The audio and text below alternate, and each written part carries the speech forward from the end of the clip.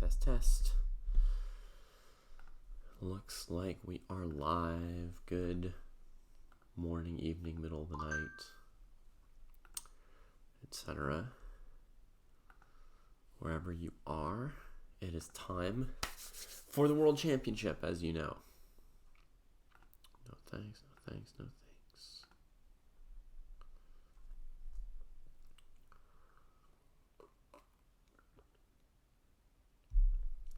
And welcome to the dojo. Sure, why not? All right, let's go here. And let me just grab something and be right back to join you all. Let's see, today Gukesh has white. So we'll put up a poll here on Twitch. Gukesh first move will be 1 e4, which he's done twice, 1 d4, other.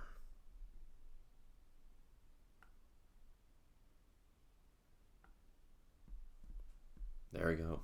Hey Lumbra, I'll be right back.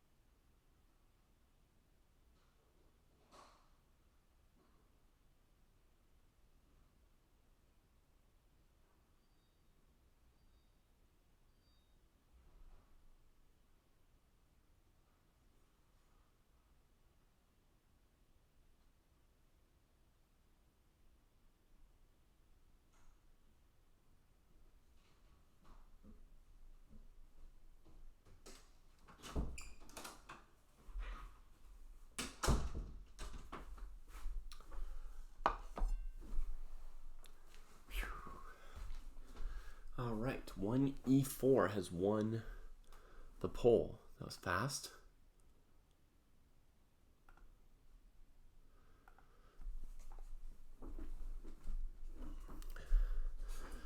Okay, so game starts in 2 minutes. What are we analyzing? Oh yeah, I've got the position from game 6 up. I always leave up the position from the last game until the next game starts.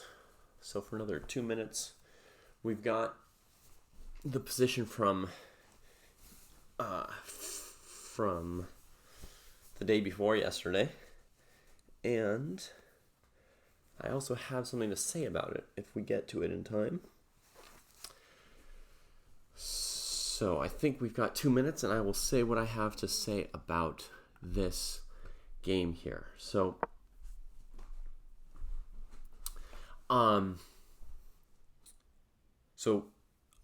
I was super wrong about this game, Ding versus Gukesh. Let's see, it was probably about like this. When I went to bed the other night and left Jesse and Kostya to finish the commentary.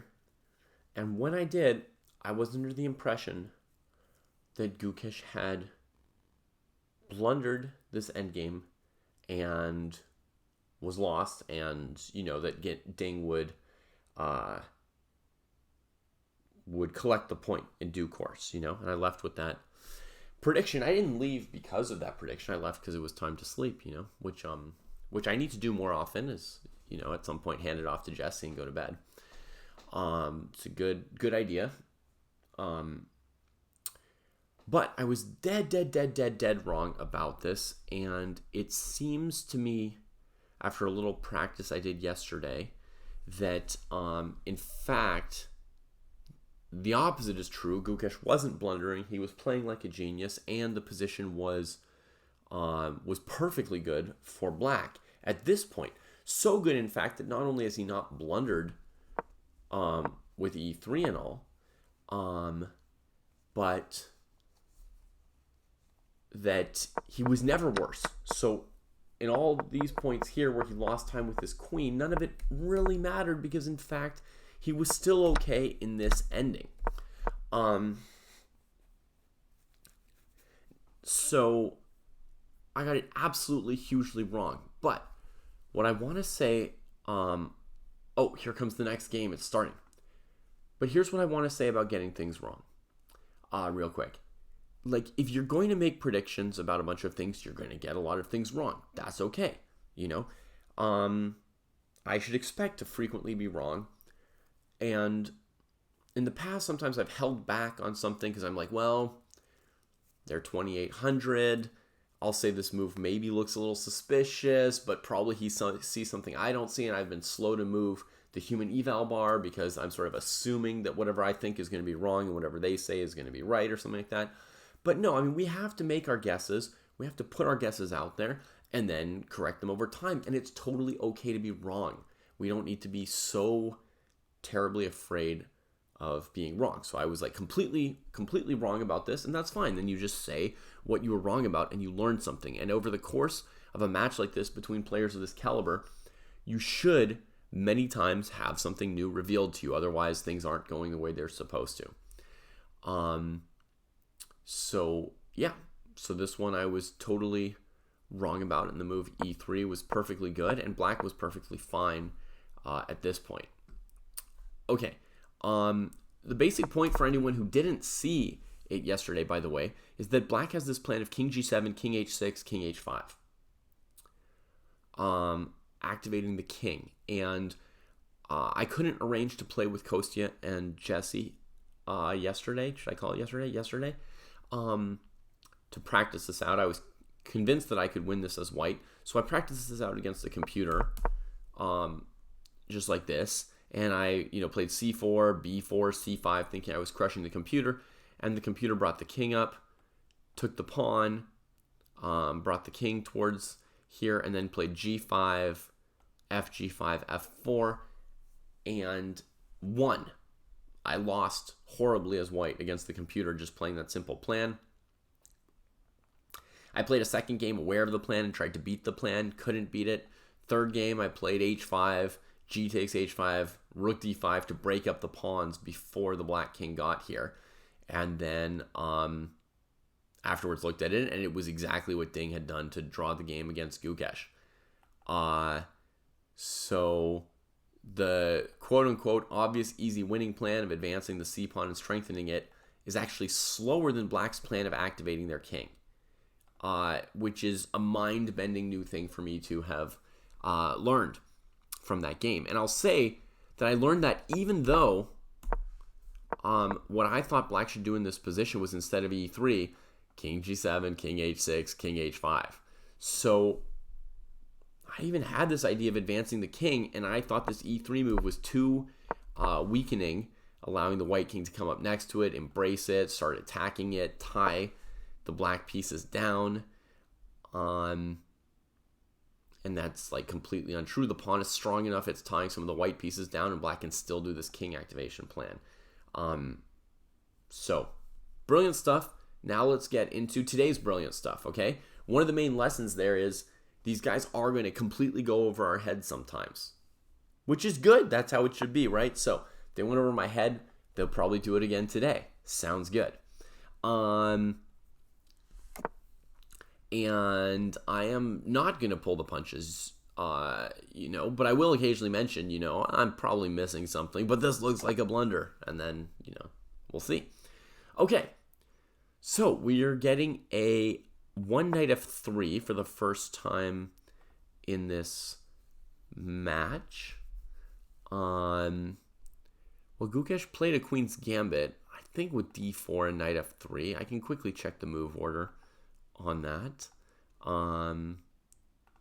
go here to game 3, which he won. It was d4 and then knight f3. I knew he brought the knight out before he played the queen's gambit, but yeah, it was with knight f3. Okay, so here's today's game. Knight f3, d5. What happened against the computer when I tried h5 is ding. Basically, me and the computer played out the actual way their game 6 went, more or less, Achilles. The third time. So that's more or less what happened. I played h5, the computer took on h5.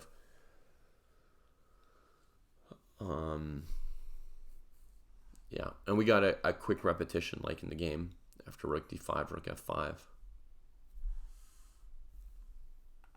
Okay, so we got our first knight f3 of the match. Both of these players are very capable of playing this kind of Catalan structure as white. But maybe Gukesh, sorry, the arrows are just off and it's driving me crazy. Chess.com, please. You got me logged out somehow? I just re-logged in minutes ago.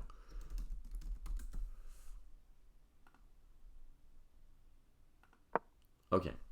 Bishop g7, c4. So, I would say perhaps a slight surprise is Liren's Grunfeld approach to the Catalan, because both he and Gukesh normally play like Queen's Gambit systems pretty classically as black against this. So he plays this. Anand played like this against Magnus and others, if I'm not mistaken, in his World Championship matches. So it's a good system for black, in fact, and he gets a symmetrical Fianchetto Grunfeld, or as Chess for Skills calling it, a Schlechter system.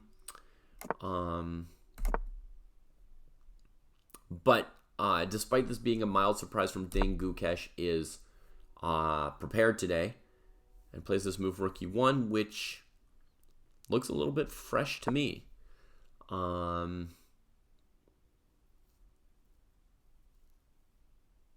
Let's see. What did Ding play in game 4?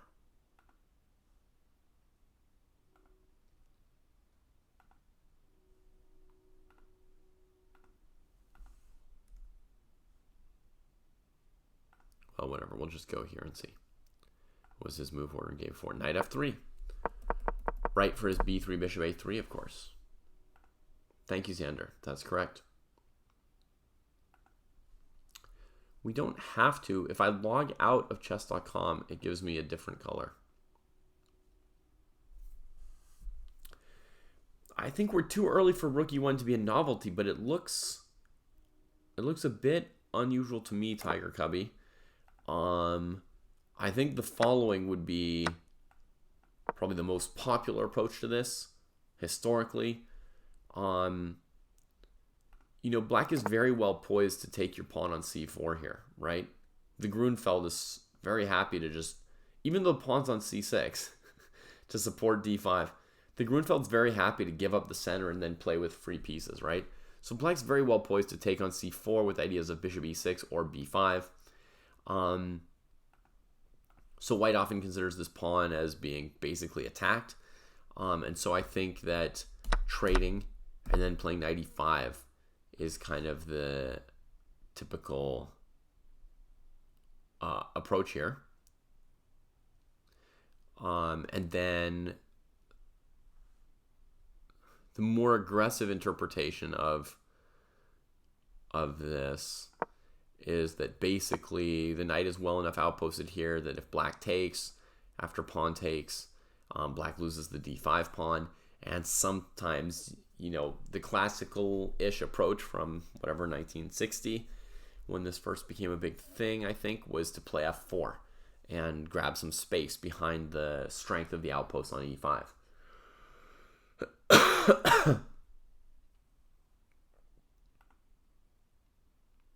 Well, Rashandeep, White, I said that, 1 minute ago. So, if you come in like 10 seconds after I say something, I'm not necessarily going to want to repeat the same thing 5 seconds later, right?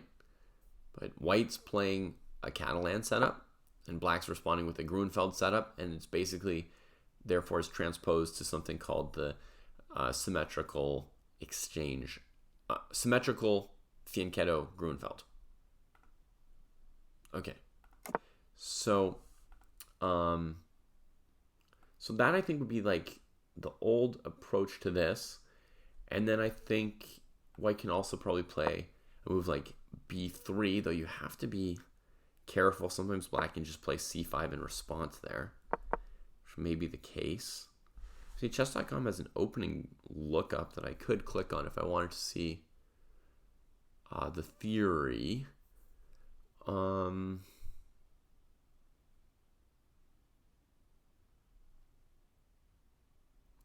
I feel like there's some line where you can play b3 without immediate c5, and then a second plan for Black that's super viable is they just go a5, bishop b2, a4, and that's also like totally fine for Black.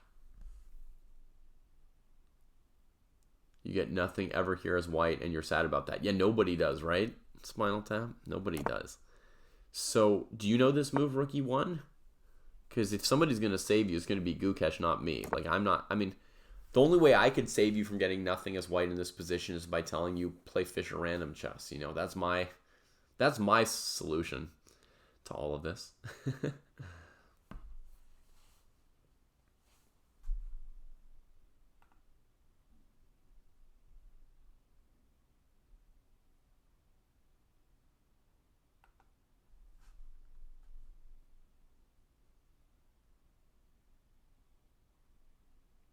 Oh, interesting chess for skill. Yeah, this 95 position, the old way of playing it was basically to play knight fd7 or something like that. I think maybe you need to play bishop e6 first. I don't remember reams of theory. And chess for skill is saying that knight e4 has perhaps been established by the computers as a new approach. Of course, if you're trying to win, that's one of the recipes for losing at a master level, right? So, yeah, I'm not surprised that you lost this as White. It can happen if you're desperate. So, Rookie 1, you have not seen. Okay. And Fat Barbie says this position can be reached with White to move. Really? How would that happen? Okay, I could imagine Black played a King's Indian defense and then plays d5 after Rookie 1.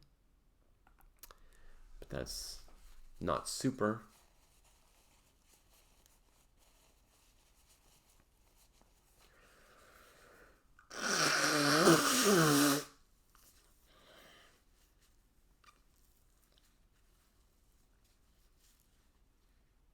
Rookie 1 is certainly preparing for Black to take on c4.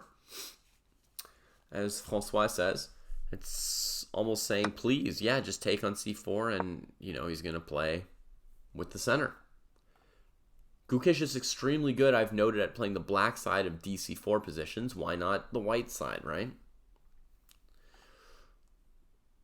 So, makes sense. Gukesh is always looking for some kind of fight, Matthew. It's just a question of what kind of fight. And Ankith is asking a question in the same direction, asking, why does Gukesh not playing for his usual aggressive and tactical positions? Well, to me, Gukesh doesn't have like a super clear style or preference for aggressive or tactical positions. I think overall he's an aggressive player, but he plays for a variety of positions, in my opinion. And basically, the opening choice is dictated by both players together. And it's not easy to get tactical or very aggressive positions against Ding Liren in general, Well, not straight out of the opening. He plays very classical positional openings as Black historically. d4, d5, and e4, e5, which just are not the openings that give white tons of attacks. Now, this match, he's been playing the French defense, which has like a little more latitude for white to get aggressive and tactical positions. And I think Gukesh played that way in the very first game of the match on Keith. That was the closest game he got to an aggressive tactical position, and he got absolutely demolished.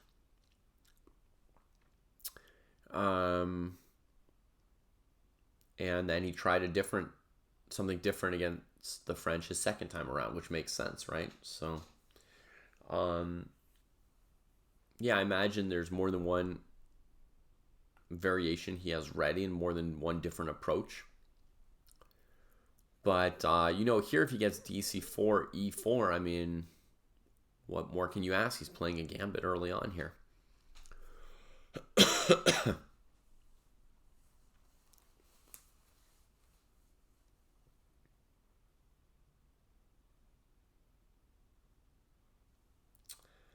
Yeah, I've since seen that Agratic kicked off today addressing it. Hi, Lazy Sat. Good day to you. I mean, I think taking on c4 would be a very reasonable move for Ding here. Maybe even the single most logical move for black to play.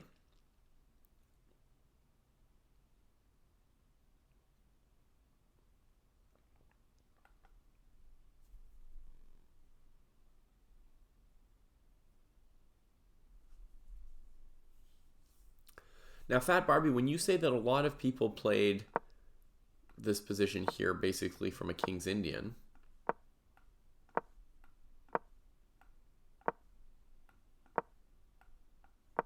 with some move order like this, I imagine.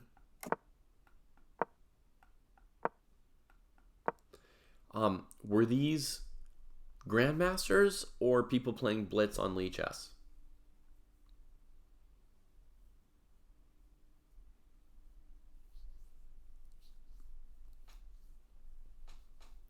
So Fat Barbie says, from Ding's perspective, if you take on c4, you're going to be entering critical prepared lines by Gukesh, who will be blitzing engine moves. Now, terrifying as that thought is, that is basically just a normal occupational hazard for Ding, Liren, and other top GMs, right? They are just used to it, that if they play chess, period, against other top GMs, they will sometimes face lots of critical prep lines and engine move blitzing. So,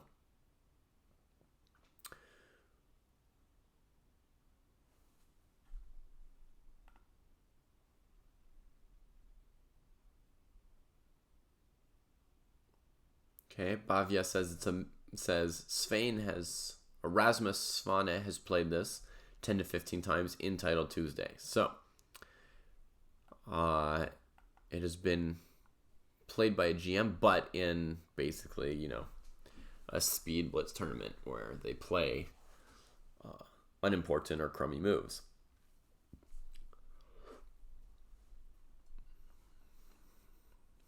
There's an Ulf Anderson game. He was a top GM.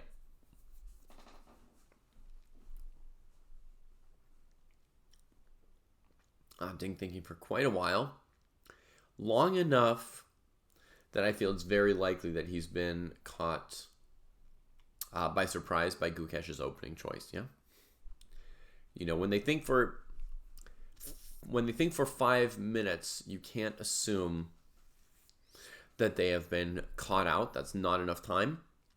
They might, more often than not, if they think 4 or 5 minutes, it's because they've got 2 or 3 different variations they know against it, and they're picking between variations they know.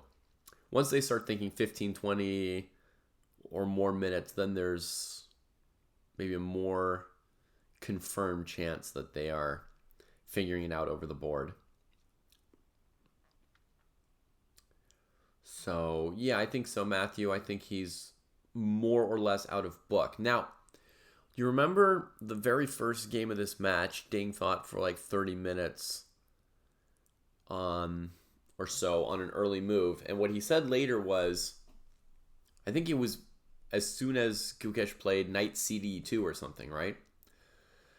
And he said he hadn't specifically prepared for it just then. There was a line, from his general knowledge and general preparation, there was a line he knew against it, but he didn't remember all the details of the line. And he was deciding, do I play this line that I sort of half remember, or do I come up with, a fully me today concept at the board?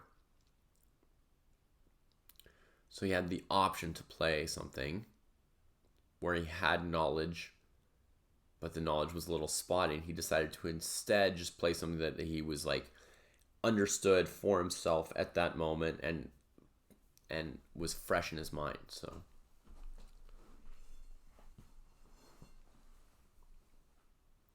yeah, you're welcome, Skibix.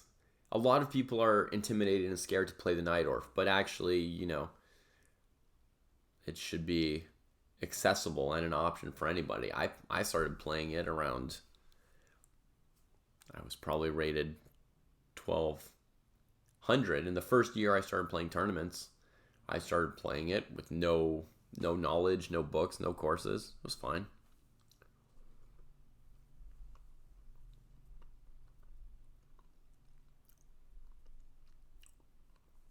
Yeah, of course, Lazy Sat Ding has had crazy sacrificial games.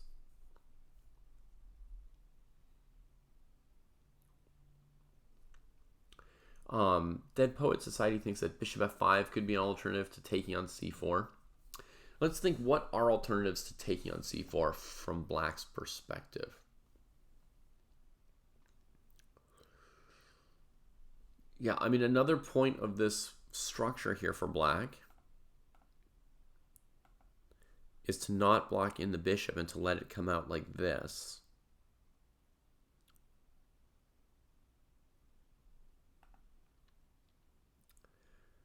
I imagine if you really wanted to, you could lock in the bishop like so.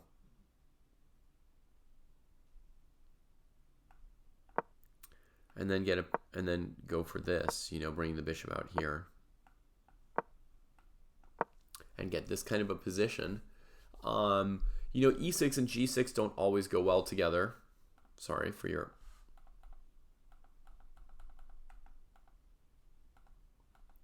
kingside dark squares. But they're not unplayable. If you are guaranteed to keep your dark squared bishop, basically, or you're planning, I will not trade this bishop, something like this could be played. Yeah.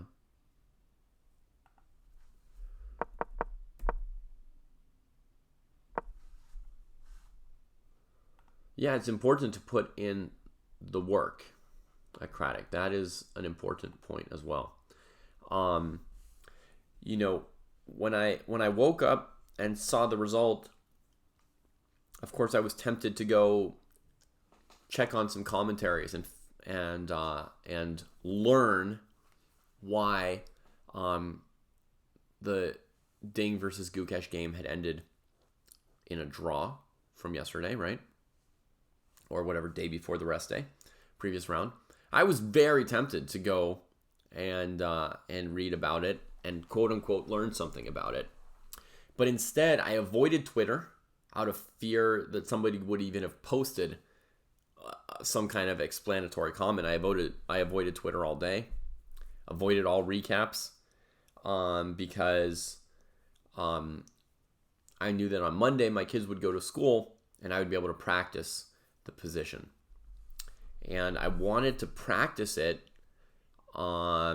fresh with my own understanding of the rook and pawn ending, not read somebody else's clue to it and then play. I wanted to play it myself and actually understand. And, the previous thing I call learning in quotes, to go just look up what someone else has figured out, in general, probably just by running an engine, right? When people are putting out explanations and recaps of a game, on the same day it was played and the game was played at a level that high, unless they're Magnus, probably anyone doing a recap that fast has consulted an engine to do it, right? Because there's no other way that they could understand it that quickly. And so, I wasn't just going to like be told what the top engine approach to the position is and then try quote unquote practicing it, So I had to practice it on my own to actually learn something that might stick. Okay.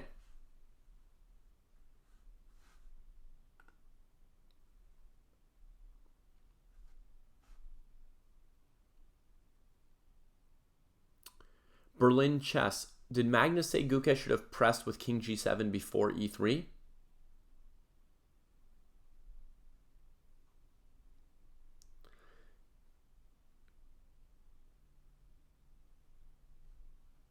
Or is he saying he should have played King G7 after H5 instead of taking on H5 and keep playing? Yeah, before E3. Okay. Well, that's interesting because that is the move that I thought Black should play, was King G7, right? And my intention in sparring out the position was to, after E3, prove how White could, basically win the position as White against Kostya or Jesse or whoever would play with me. And B, to go back before E3 and play King G7 and hold as Black. And I felt confident that I could still hold as Black with King G7. But now that I've seen how strong King G7 was after E3, I understand this comment you're telling me from Magnus, right? That Gukesh could have pressed with King G7. I understand that now because of my practice against the computer. I felt even more how strong and how fast the king activation plan is. So, yeah, everything means more when you put in the work first. That's kind of the meaning of this sidetrack. And we'll get back to guessing opening concepts for Ding here now. Yeah. The earlier idea to run up the king, exactly, Berlin Chess. But the reason why Ding played H5 and sacked the pawn, I learned from experience, is that if he doesn't play H5, the Black king will do that plan of running up even after E3, and it'll be very good. I'm doing well today, Jacob, and yeah, this game looks very fun. Yeah. Okay, and we've got some suggestions. If Ding doesn't want to take on C4, a few people in chat are saying knight E4 could be the option. Gukesh is still in prep, Jack. Yeah, for sure. You've been with us since the beginning, so you've seen he's got 1 minute off his clock to play 7 moves. That's just the time of writing down the opponent's move, writing down your move, pressing the clock. That's it. He's playing at a clip of 9 seconds per move, or 8 5/7, which is very close to that.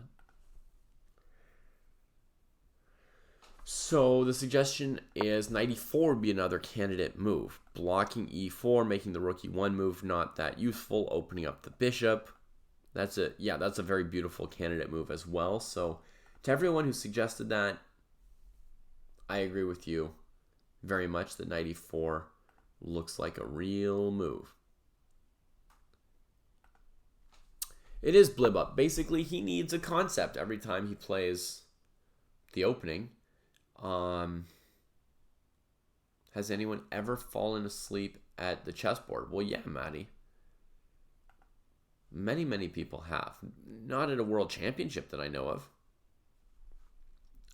Yeah, if you're wondering the history of the world championship matches, I don't think anyone's ever fallen asleep at the board during the world championship match. I've fallen asleep at the board during 2 matches. As Socratic says, there are even stories of people who died at the chessboard. Ay. Trepidus has done it. I think it's not super uncommon. Bobby Fischer did. There's a famous Bobby Fischer story, right? Where maybe it was Benko who woke him up and then he crushed him and then he regretted it, right? from a U.S. championship.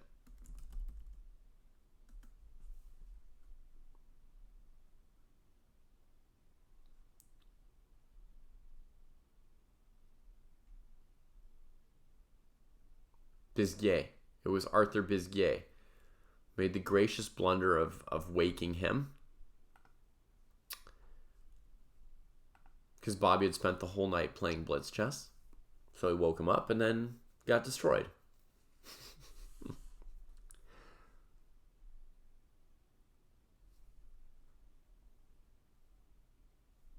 What do I think of bishop f5? Yeah, bishop f5 would be a desirable move for black that could feel a little bit risky here, right?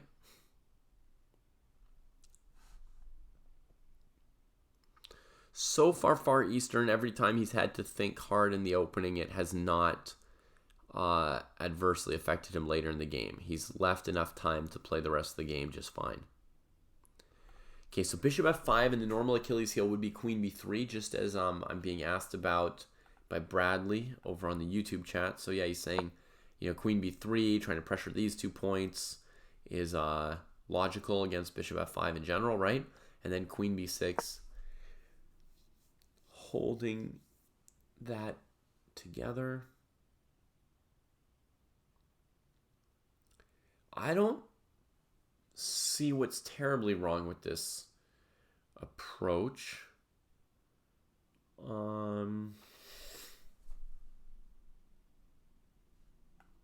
I go c5, takes, knight b4, a6 is in time to stop this move.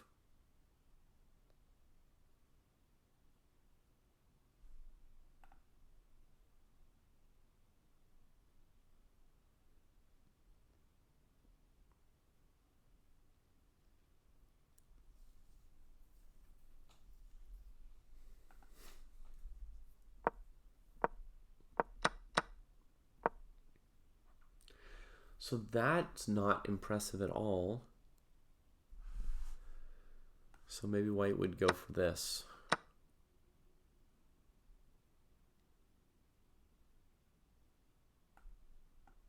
And here, if I were black, once I've got the doubled pawns, I don't want to isolate them. Here with CD. Chess.com's arrows just don't work. I wouldn't want to play CD anymore and doubled isolate them here. I would rather play knight d5, keep a little bit of a structure here. Activate the bishop and give white some center. Trepidus says knight d2 looks good, threatening e4. Oh, I don't know which knight. Yeah, JD, to me, d takes c4 is certainly the normal move here, or the top candidate move. Oh, there's just e4 immediately without knight d2. This might be a problem. This might be the problem you were asking about, Bradley. But if they're queen b3, queen b6, you can trade, and then trade on d5. Black can't take with the knight, which becomes desirable. By the way, Ding just took on c4. See? Everyone who thought Ding is scared or isn't playing key moves or whatever. Wrong. Ding is playing key moves all the time. He's playing... I wouldn't say he's playing without fear. He's playing with mastery of his own fear, right? He's willing to completely disregard his fear and play into whatever might be the scariest stuff.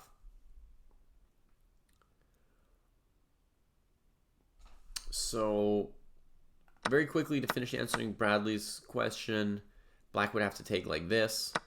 Now these are doubled isolated pawns. White controls... Jeez, come on, chess.com. Let me move the pieces on the board. White controls the blockade square quickly with knight c3, and I would think this is slightly pleasant for white, Bradley. So, yeah, that might be a small issue with bishop f5. I'm not saying, black's crushed or anything, but I wouldn't be pumped to play this as black myself. So taking c4 is the critical move. He does take. Gukesh plays e4 immediately. And I would expect Ding's next move to come very quickly, because he could have predicted e4 like I did after 5 seconds, and he spent 30 minutes on this move. So he should have predicted this and should play his next move at least quite quickly.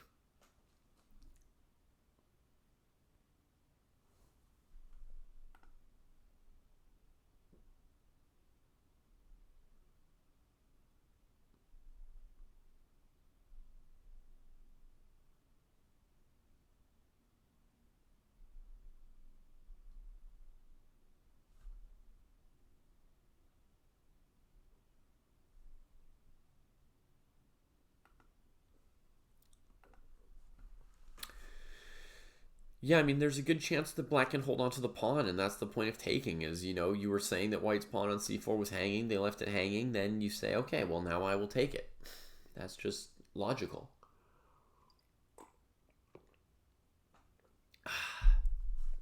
I'm excited to see this, because I really do think of Gukesh as being an expert of this kind of structure as black, the d takes c4 structure.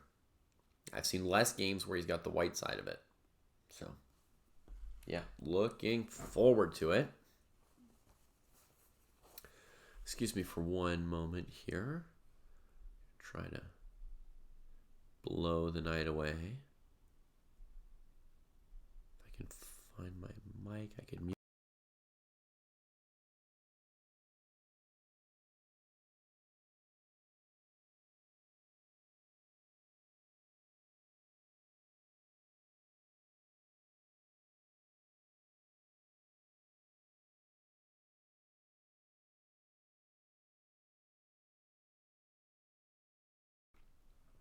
Okay, and we already have below me the correct move showing live position after 9e4. To my side here, you've got my eval of about 0.15, which I might think about adjusting for the first time of the day. Matt Chess says they're out of the mega database, so it's a super fresh position, super early. Lucas says, at what move will Gukesh play g4 is the key question here for this game. Why not b5 holding onto the pawn? I think b5 is the most likely move, Dead Poet Society.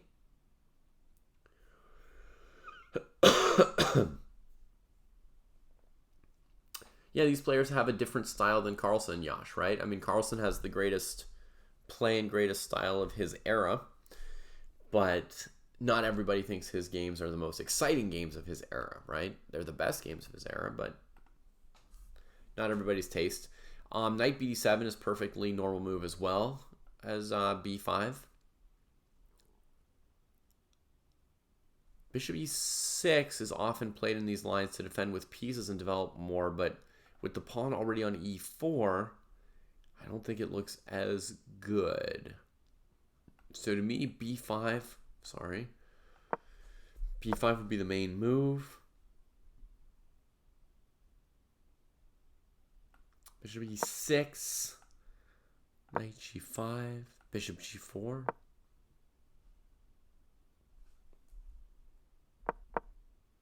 Yeah, maybe bishop e6 is fine as well. All right, he's played reasonably quickly with bishop g4. All right, so he's going for pretty free piece play and a Grunfeld feel. He's not necessarily committing to holding onto the pawn.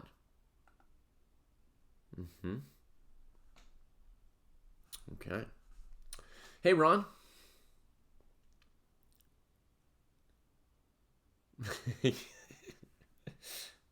He never backs down. That's right, Spinal Tap. And I think it's not because he doesn't feel fear. Like, watching him, he looks obviously hyper nervous, if not terrified at many times. But he's very, very principled, right? He tries to play the very best move he can every time. Guns for it.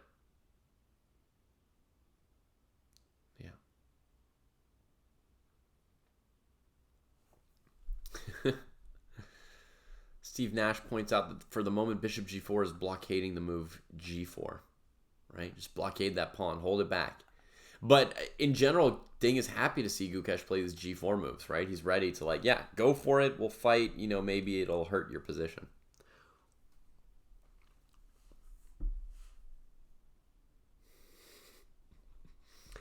Bring on your stockfish. All right, speaking of bringing it on, Gukesh was prepared for Bishop G4, and he plays the move that was my 1 second instinct against Bishop G4. You can capture this pawn with the knight, or you can recapture here. So you could play H3 next if black plays B5, and just claim the bishop pair. Right, so B5, you go H3. They could pay you some tribute tempi, or they could pay you a bishop pair of tribute, right? And then you take here. And yeah, with the D pawn hanging, that mildly restrains us from this move H3 that we might want to play because of this, right? Okay, George asking, now can black be greedy? Absolutely. Black has the option at any move here to play B5 and be greedy. And it's what we could expect black to play. Now, I thought Ding should play this bishop G4 move in, 10 seconds. He should have been ready for E4. Instead, he spent like 3 minutes, which was not perfect, but it's still in keeping with my prediction that he would play the move relatively quickly. But it is possible that now after knight BD2 that he's going to have a second think, a secondary checkup on his bishop G4, his DC4 bishop G4 concept, and decide whether he wants B5 or some developing move. Surely B5 does have some problems, but surely it's playable. But I think it's also surely playable to let the C-pawn go. I'd imagine it's okay to just develop your pieces here as black. Knight BD7 or some such move.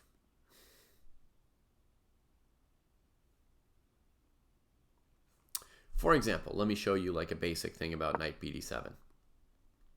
If white takes back their pawn, you could now throw in the move B5 right there. Yeah. So now knight E5 is not very good because this knight can't recapture, right? So black can take.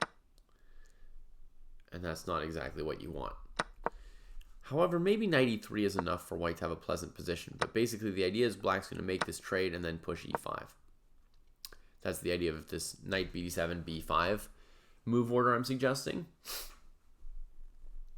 I mean, I might slightly favor white's bishop pair there. But at least, hopefully, folks can see how this feels like a concept, right? We've developed our pieces. We didn't hold on to the C-pawn. Instead, we countered the center with E5 at the first moment, and that's consistent with the bishop on G4 is to win control of these two squares. Jeez Louise, is it annoying that you can't highlight or draw arrows here. Has he played B5, folks? He's played C5. Another non-pawn grubby Grunfeld concept. I was definitely feeling Grunfeld from him when he played bishop G4. White couldn't play knight A5 in the variation. I showed Trepidus because black's queen was covering A5. This position here with B5.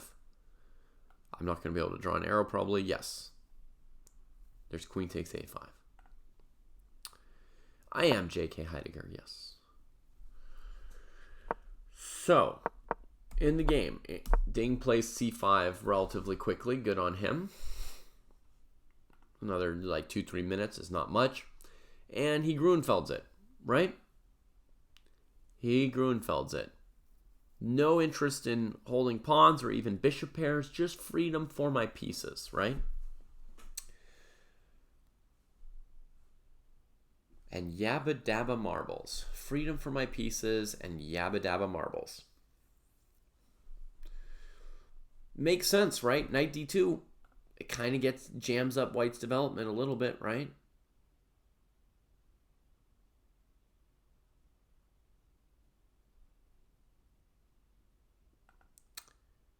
desirable move for white would be to push past this with d5. For me, as a space grubber,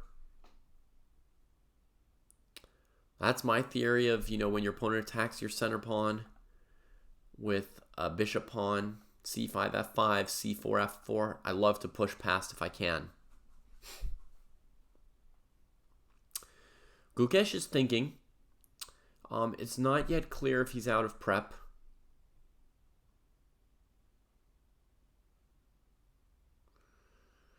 Lazy sat on the album Rattle and Hum by one of the greater rock bands of all time. There's a song called Freedom for My Pieces. And as a kid, I always thought there's some incomprehensible blah, blah, blah, blah in the song. I always thought the dude, my interpretation of the lyrics that I was not at all confident in, was that the guy was saying, I want some freedom for my people and yabba dabba marbles. That was the best I could guess what he was saying. Obviously, it seems unlikely that that's what he was saying. But that was the best I could guess. So Ding wants freedom for the pieces,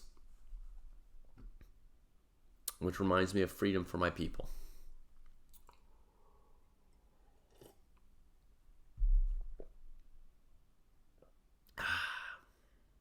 Every Grunfeld player loves c5, yeah. I mean, normally your opponent takes on d5 and you recapture on d5 with your knight, but essentially the d and c pawns get traded, right? So whether white takes on d5 or you take on c4, it's a similar structure. Yeah, coconuts are pawns, Atomic Morphe. Sometimes they're also your feelings or just your general security and safety in a chess position. When your opponent's touching your coconuts, it means the things that they're doing are actually bothering you. Sometimes your opponent has a plan and you're like, go for it, I don't care, right? Like, if white played a3 here, Ding would say, knock yourself out. Keep doing whatever you're doing on the A file. It's not touching my coconuts, right? But when you play d4 and e4 and take over the whole center, then basically you gotta respond. So anyway, etymology on coconuts. I mean, it's just something that Jesse came up with. The pawns are coconuts. Having your opponent go after your pawns is upsetting. And then actually, any really useful plan your opponent does, Jesse might be worried that they're touching his coconuts.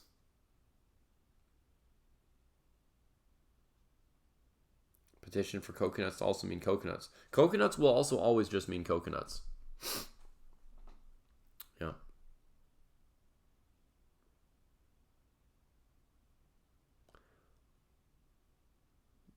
Half Man, Half Biscuit had a song called Bad Losers on Yahoo Chess. That does seem a little bit old now, but amusing.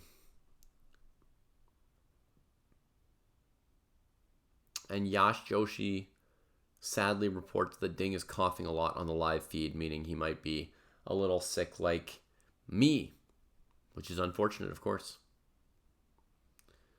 Oh, Jesse says it comes from his buddy from Mexico, the IM, who said rook in center is big.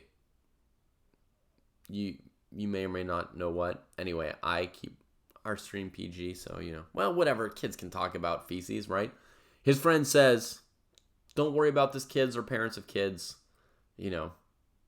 Shit is just a thing. Feces are just a thing. His friend from Mexico would say, rook in center is big shit. The rook is the only piece in chess that doesn't benefit from being in the center and prefers to be always out on the outskirts, pretty much. And so being in the center just means it gets attacked by things. So rook doesn't like that.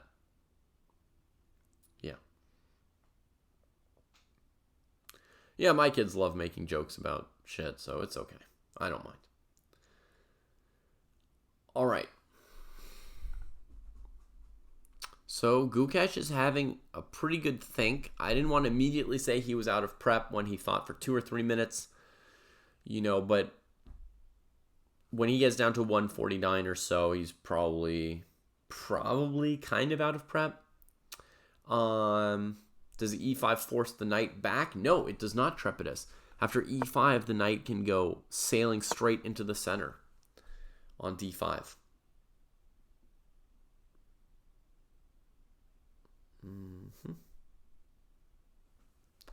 That said, you could then go like knight c4, pawn takes, queen takes with a tempo. Takes with another tempo. It's not necessarily bad, even though the knight did go into the center. But Gukesh plays my move, and relatively quickly, we cannot be sure that he's out of prep. In my opinion, with that time think, again, you're welcome to disagree, and I'm welcome to be wrong. But I think for Gukesh to spend 7 minutes on a move, it's still within the realm of he might have just been checking on some things that he knows. It's a pretty small think. Normally, here's another way of thinking about it, folks.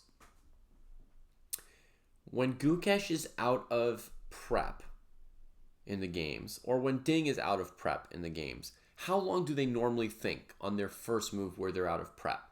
Anyone have a feeling like of what the habit or pattern is approximately?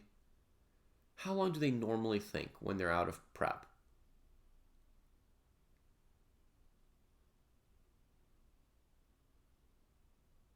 Right? Isn't it more like 20 minutes or so average when you're out of prep at this level? So this is a pretty quick move, and he spent about 7 minutes when Ding played bishop a3 a couple games ago, and during that game he spent 2 or 3 minutes on 1 or 2 other moves, 7-8 minutes, knight bd7 and all that. And I made the mistake of thinking that that he was like mildly surprised, but like the line wasn't super challenging, so he solved it quickly. But he later said in comments that he had been aware. He was not out of prep. So I personally think the odds are here 7 minutes on this move. He's not out of prep yet, but maybe starting to refresh and brush up on what's coming next.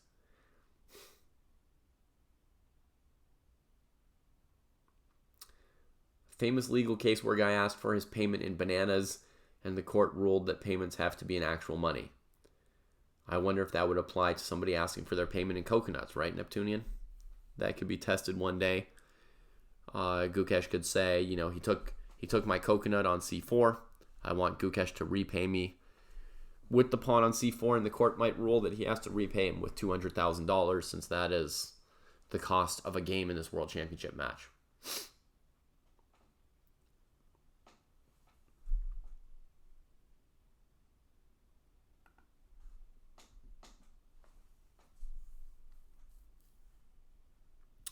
For all of us, it makes less sense to think beyond 20 minutes the way they do sometimes.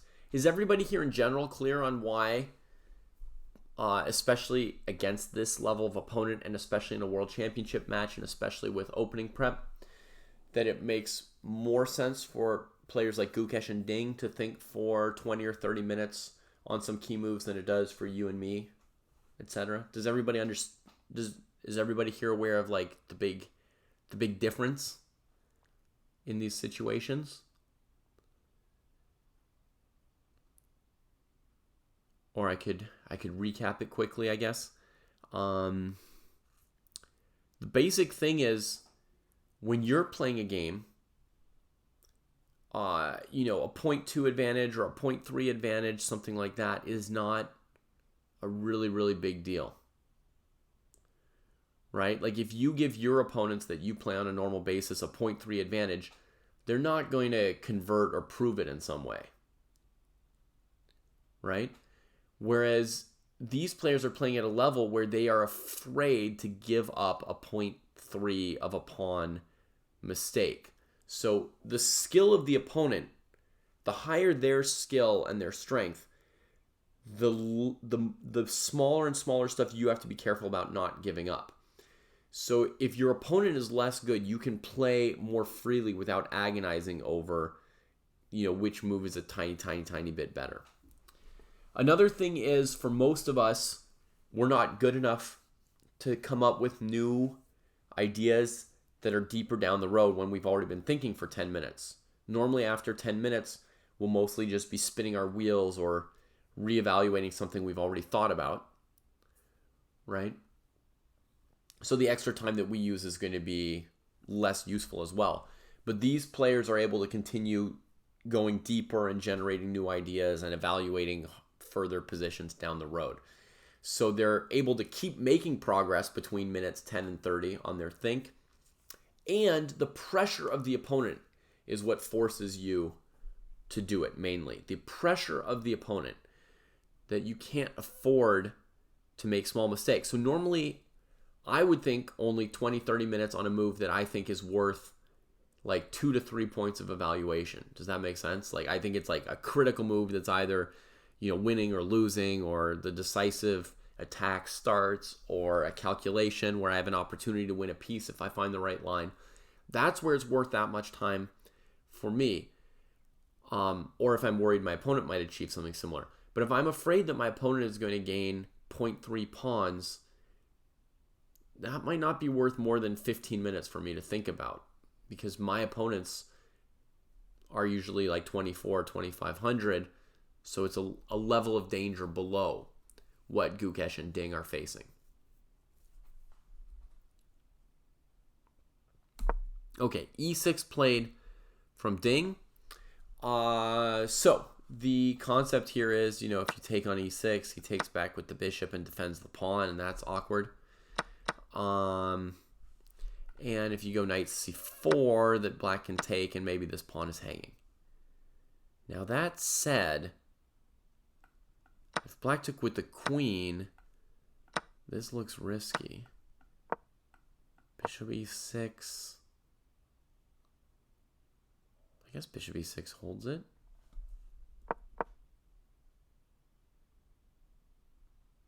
A little bit Far Eastern, They weren't like totally recommended for your level, basically, right?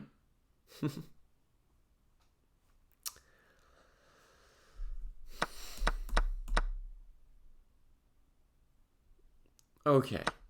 So what can Gukesh do against e6? Well, here's a concept. He could potentially play d6. Holy cannoli, would that be a move?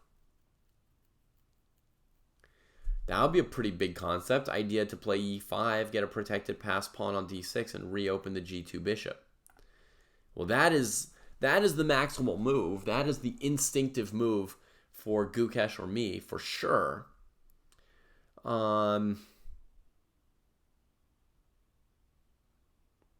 Achilles thinks it's possible that Gukesh was out of prep and was just feeling a little bit more confident and impulsive to play d5 quite quickly. If he was out of prep, let's say this, if he was out of prep, he played d5 super fast, right? And now we have to calculate d6 a little bit and also keep an eye on how quickly does Gukesh play here.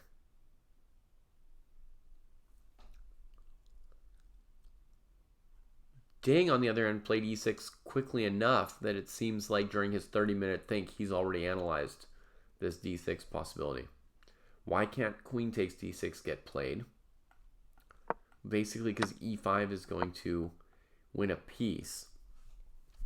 At this point, you could say it's a piece for 3 pawns because black's already got 2 c-pawns. But there's nothing about this position that suggests that the pawns would be anywhere near as good as a piece here, right? I wouldn't even really call it messy. I would call it, oh, Ding's made a move. Wait, no. No, we're waiting on Gukesh to move. Sorry, somebody said Ding just plays knight b7. I thought that meant he'd moved. So I would say d6, queen d6 just flat out loses. That would be my take. White takes the piece. you maybe recapture. White gets back the pawn on c4 pretty quickly, probably. This bishop's well placed. It's just lost. You can't do it. So against d6, Trepidus thinks maybe knight bd7 could be played.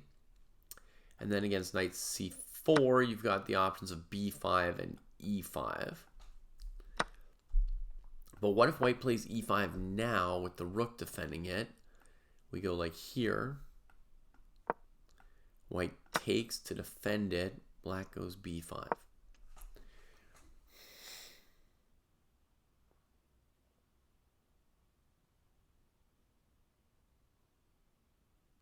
And it looks like the e5 pawn is hanging. Audio is cutting for you guys? That's weird.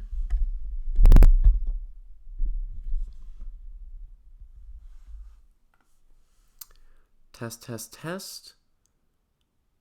Either just got fixed or you closing the player and opening the stream again helped. That's weird. Thanks, and please warn me if that seems to be a consistent issue.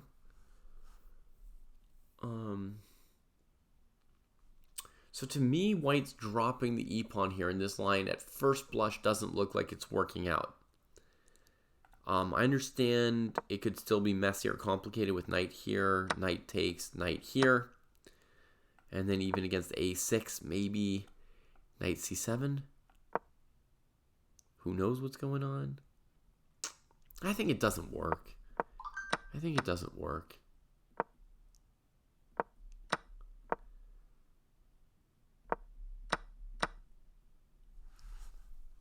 Maybe white could play h3. Takes, supporting this pawn, but not recapturing c4.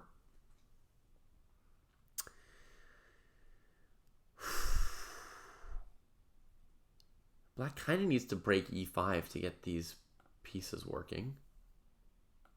Yeah, chess.com, I really wanted an arrow there. Thank you.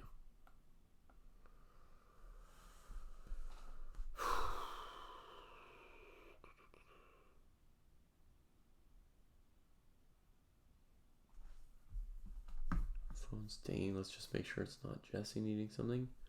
Exciting news. I've been invited to a party at 2 a.m. Wow. Right on. Yeah, so like the super logical move would be f6 to make sure these pieces get out. Oh, again. Okay, they're playing moves. So he's played h3. Bishop f3, bishop f3. All right. So the potential issue with this from Gukesh is that the d5 pawn is undefended, right? Yeah, Ding had to give up the bishop pair here, right? His bishop was trapped by pawns. He'd send it out here to be lost on purpose. But he's trying to break Gukesh's center, meanwhile. H3 costs a tempo, right? So he's also going to hope to be a little bit quicker on development than this bishop on c1.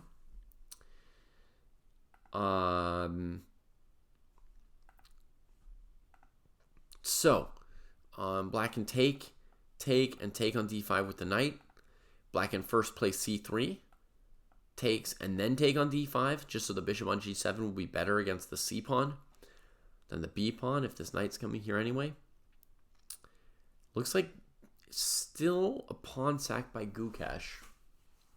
And by the way, folks, I haven't moved my eval bar yet. I haven't gotten to any positions yet where I absolutely knew the evaluation to be really confident about. I also feel like so far neither player has made any particular mistakes, so I feel like the advantage is probably in this 0.1 to 0.15 range. I think that's reasonable. I mean, does Ding have to take the pawn? Still not clear 100% whether Gukesh is in or out of prep. I have to say it's in that like gray zone where he may be like fuzzily within some prep.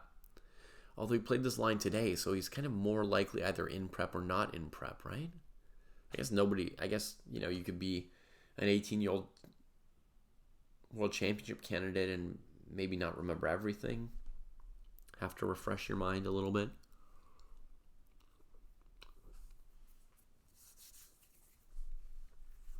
Okay, so we've got a basic point being brought up in chat, and it's the basic position for us to put on the board to look at as well, right? The knight's undefended here, and if it moves, b7 is dead, and there's no piece that can defend it. So, this is basically not an option for black. This would be a clear advantage for white here. Your knight would move, white would take on b7, your rook would be trapped. No, it's lost. This is actually lost, so he can't do that. That's not even a move. But it gives us a first look into the position. So then next, let's look at c3, takes. Note that in addition to e5, white has the move e5, actually.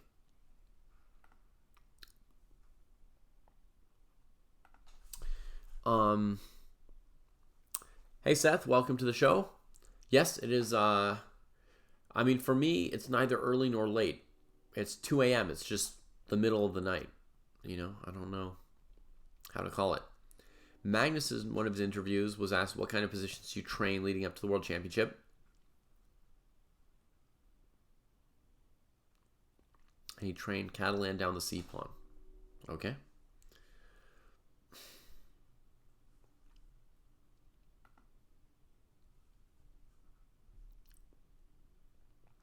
So Azure, they had a symmetrical... Oh. Looks like Jesse may be here.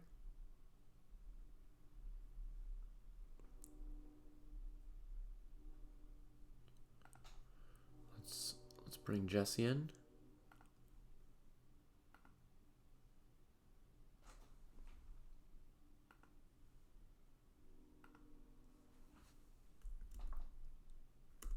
One second, folks. We're going to adjust the cameras here a little bit and bring in Jesse.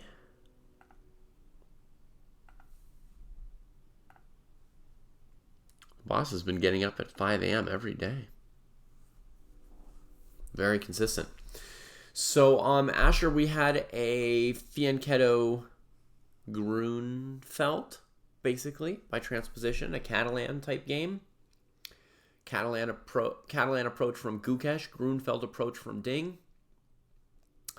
Gukesh had an unusual move very, very early in the game, prepped, that Ding didn't seem to have reviewed recently, and so we got into unusual thinking territory pretty quickly. And that's right where we are right now. Okay, so let's just calculate a tiny bit here, right? I'm almost inclined to try e5 before ed5. So bear with me as I try it. e5, we could get knight e8 or knight d7 here mainly. Maybe even knight h5. Let me just double check knight h5. It leads to a very unusual position. White's going to be missing his light squared bishop, but black's going to be missing his pawn structure. Knight c6, knight f3. I guess f6 to fight for space over here before white plays bishop g5. And now white could, I guess, go bishop h6. Queen e8 looks equal. Or actually very comfortable for black. Queen g4, queen g6, queen e6, queen f7. Oh, queen h4 may still be playable. Yeah. Queen h4 would, I guess, still be playable there.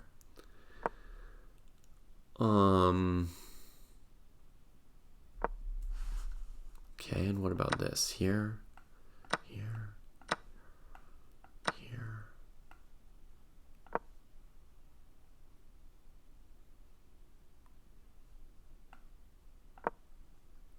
I think this would be a little risky for black, this position here, folks.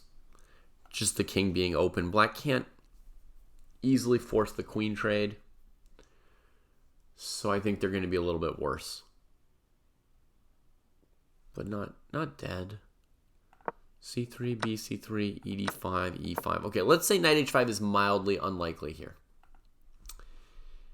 And let's throw in Knight d7, bishop takes d5, knight e5, bishop here.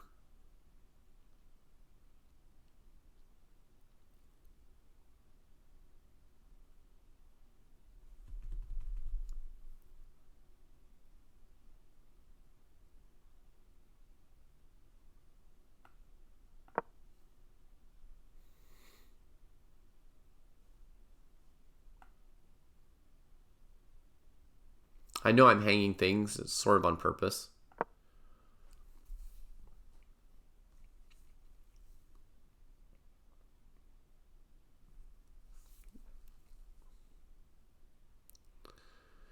This is playable for both sides. I would slightly prefer white. Try throwing in this move, but then I think maybe white can take here.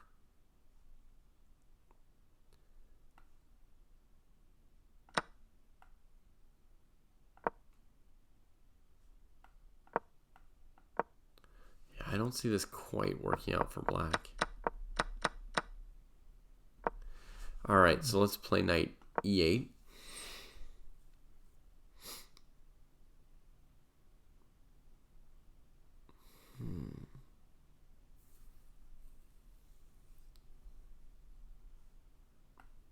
Ooh, I found a move.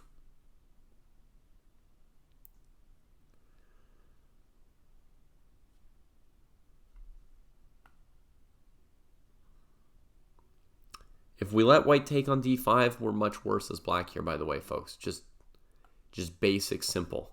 Like knight c6, queen d5, advantage. Okay? We don't need to go further than that. Significant advantage. So, knight c4, knight c7. I'm just defending my pawn as I can.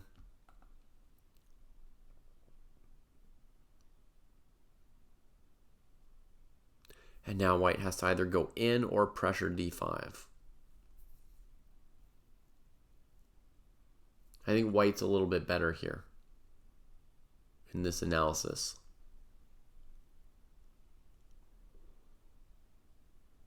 But that's still kind of instinctive rather than confident. Hey, Jesse.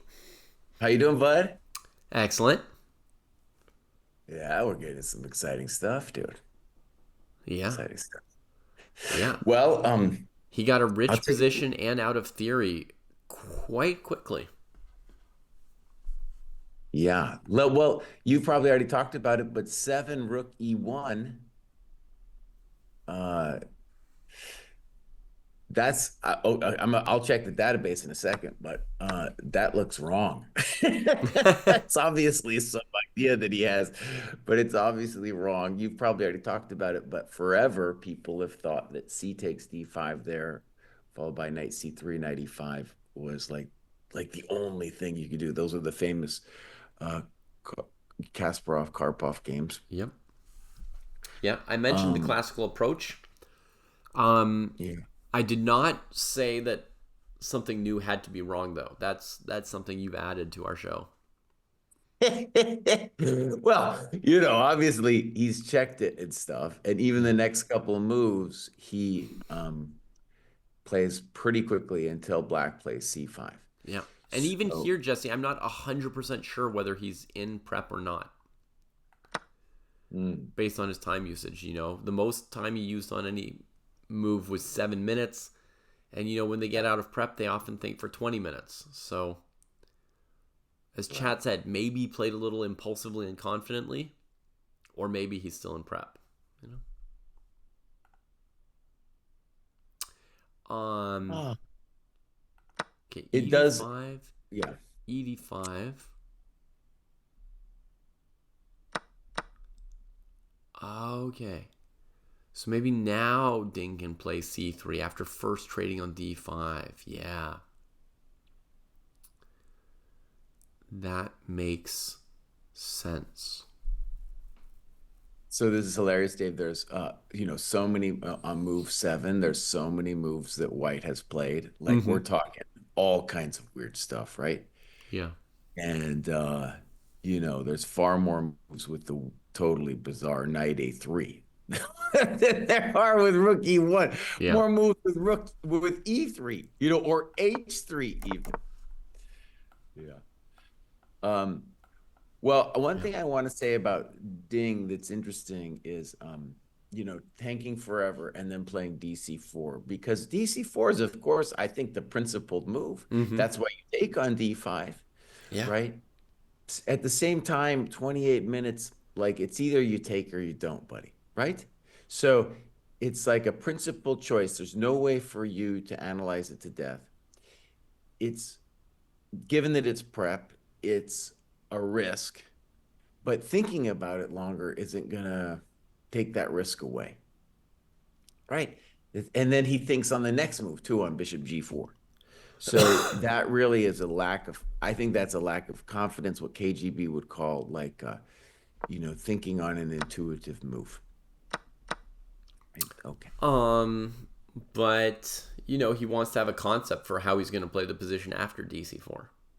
But you know what I'm saying, buddy? Because he doesn't. He didn't. He was like e4. I'll think about it some more again. Well, I think he was lacking in confidence because he spent about 3 minutes double checking. But I think he had this whole idea in mind already during the 30-minute think, based on overall how quickly he's played after this. I think that he played c5 in like 2 or 3 minutes. I think that was already in mind, and he played e6 in 2 or 3 minutes. So I think he had this concept in mind already back then.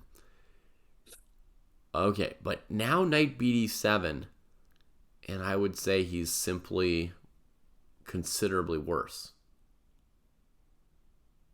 David, also, I'm sure you've addressed this. Sorry for, I come late. Yeah. You come in when you come in. That's good.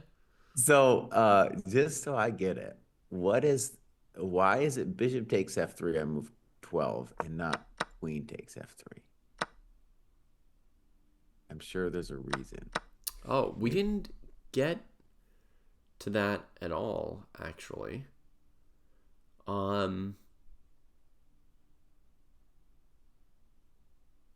don't know. Maybe because then rook e8 or something. I don't know. Okay. Yeah. I don't know either. But I want to first update my eval bar here because I have an opinion about this position. Okay. Kostya's number for the moment, and I'm going to say 0.4. I really like this position for white. So I'll give you an database update. So after d takes c4, it's been seen one time by two chumps, complete chumps, and the guy on move 8 played e4, which I mean, excuse me, he played a4. He played a4 instead of e4. I was looking at Yeah, he didn't even want to give his pawn. Yeah. Gukesh was happy to give his pawn. Yeah. Okay. Ooh, exciting stuff. All right. So knight c4 and then b5. Mm-hmm. I don't know anything yet. Sure. So with this b5 move, it makes some sense. And,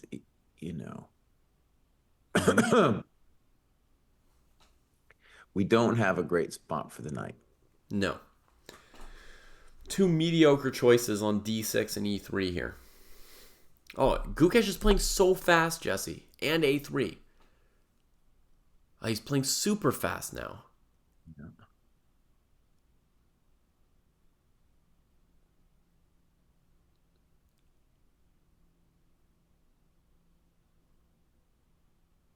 I can imagine him. So this would be the kind of thing imagine with the team that, you check it with the computer and stuff, but then you would also try to really play it out a bunch. Yep. Like over the board. Yeah. That's how I would, if I was the trainer, that's how I would want to do it. Spar it and see what happens.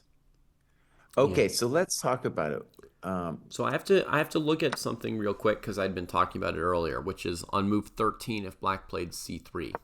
Just have to quickly have a look at that move. The idea is that after pawn takes c3, knight d5, the knight might have somewhere to go.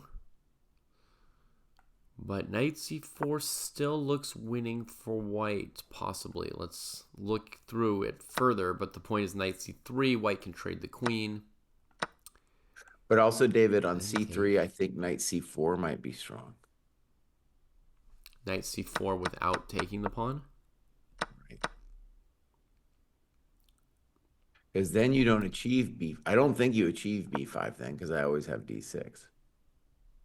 So you play just gambit style like this, and you get everything. You get d6 for white.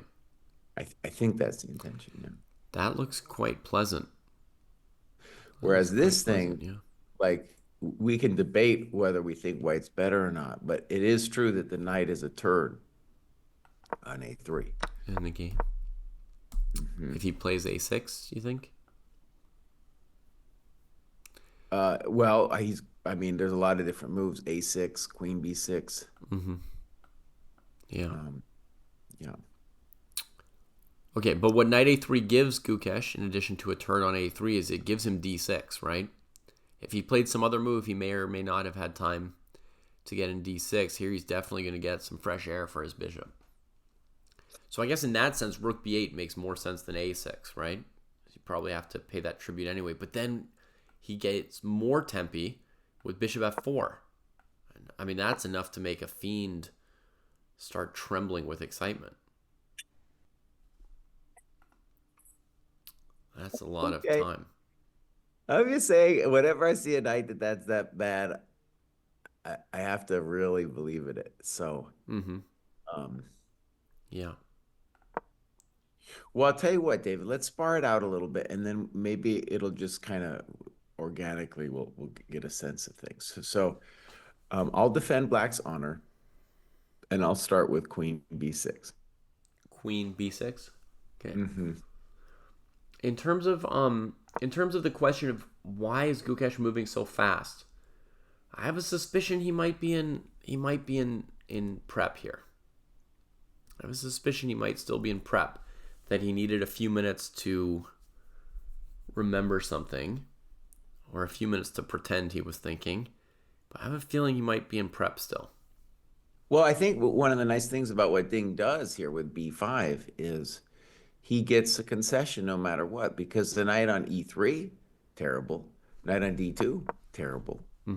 a3 is, I think, also terrible. So if I was black, I'd be like, I don't know which of those he's going to go to, but he's going to give me a turdy knight no matter how it goes.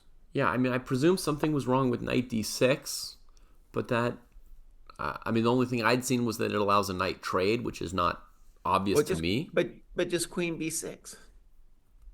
Just queen b6? Yeah. Oh, and bishop f4 g5? Sure. And hope that everything works out.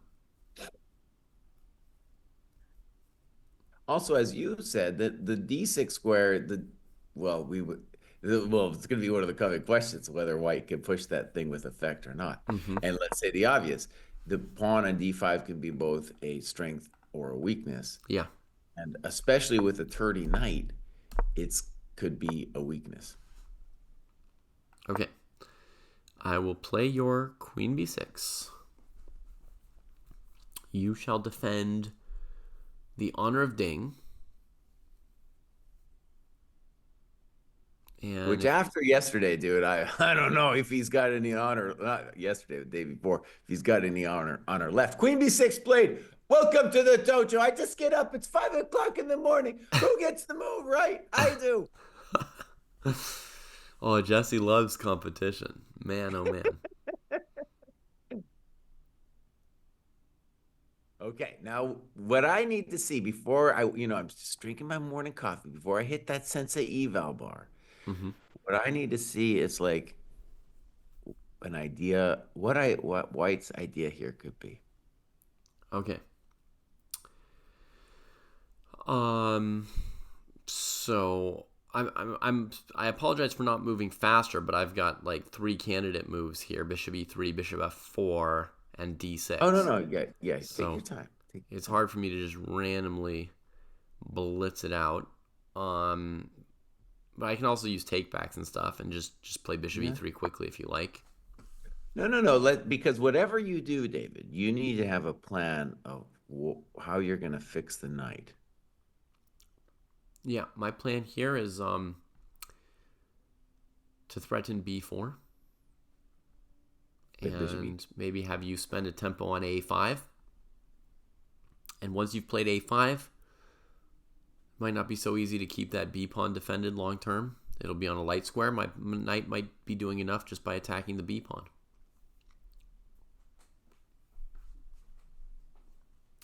Okay, so bishop e3 is our first candidate. Yeah, and I'll play rook c1, and you'll have to keep Okay, c5 and so b5 let's both just, defended. I'm going to take a look now for black and try to spar this, but I want to say about bishop e3. What it looks like is it looks a little superficial in that you're trying to touch my coconut, and you're leaving e5 unattended, and you're not fixing your knight. Also, b4 isn't a threat yet because I can always play queen a6 and touch your knight. Wow. Right. I still think it's I'd be pretty Bishop happy to play f4. Okay, good. I called it. I knew that was the move. Okay. The bishop doesn't belong on e3. So, okay, if I was going to try to get inside just what white might want to claim here is not a super hasty d6, David. No, we got to fix the knight first. And so I think if it were my move now as white, I would strongly consider knight b1. There's questions about knight b1, all kinds of knight h5, or who knows. But just positionally, I would be looking at knight b1. Knight c2 also comes to mind. Yeah. And you were talking about b4, David, and maybe I could really dream about at some point knight c2 followed by b4. Yeah. We have to watch out for the angry bishop on g7 too. Yeah. So also rook b1 at some point here. You got to be prepared what we're doing with this pawn and the rook. Another thing you have to keep your eye on, Jesse, is g4. Some people in chat warned us of this, like by move 3. They said, "What move is Gukesh going to play g4 on?"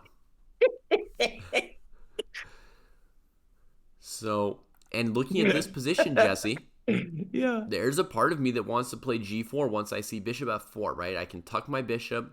I can kick that knight to hell with g5. So I would say this is definitely a g4able position.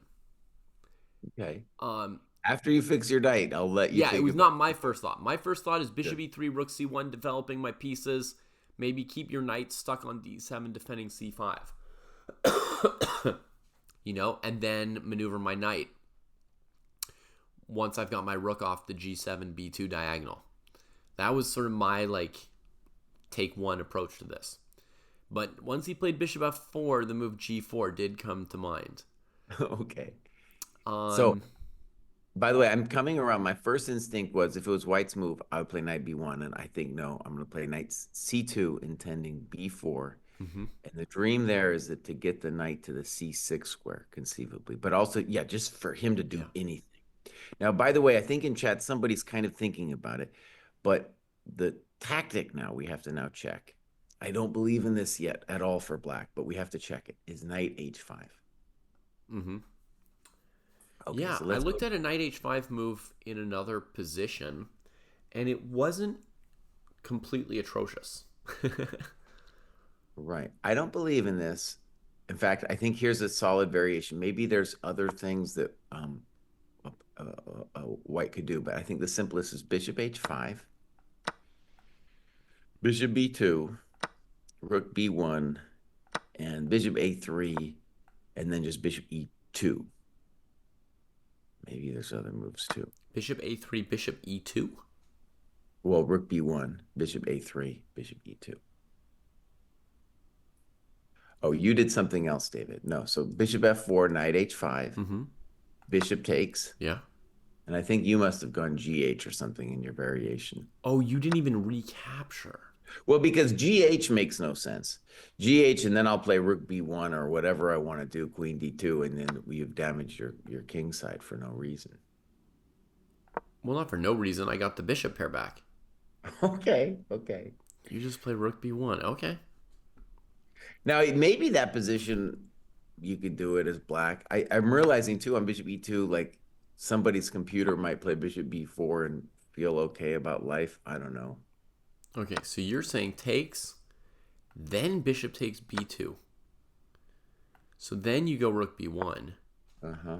By the way, when you take on A3, you fix my problem piece. So one of the reasons this obscene is we wouldn't really want to take the problem piece, but it is grabbing a pawn, so therefore maybe we should just check it. Well, any other move for black, and they're down a piece now, right? So you've kind of committed, yeah, dog, to this lunatic approach. Bishop off on A3.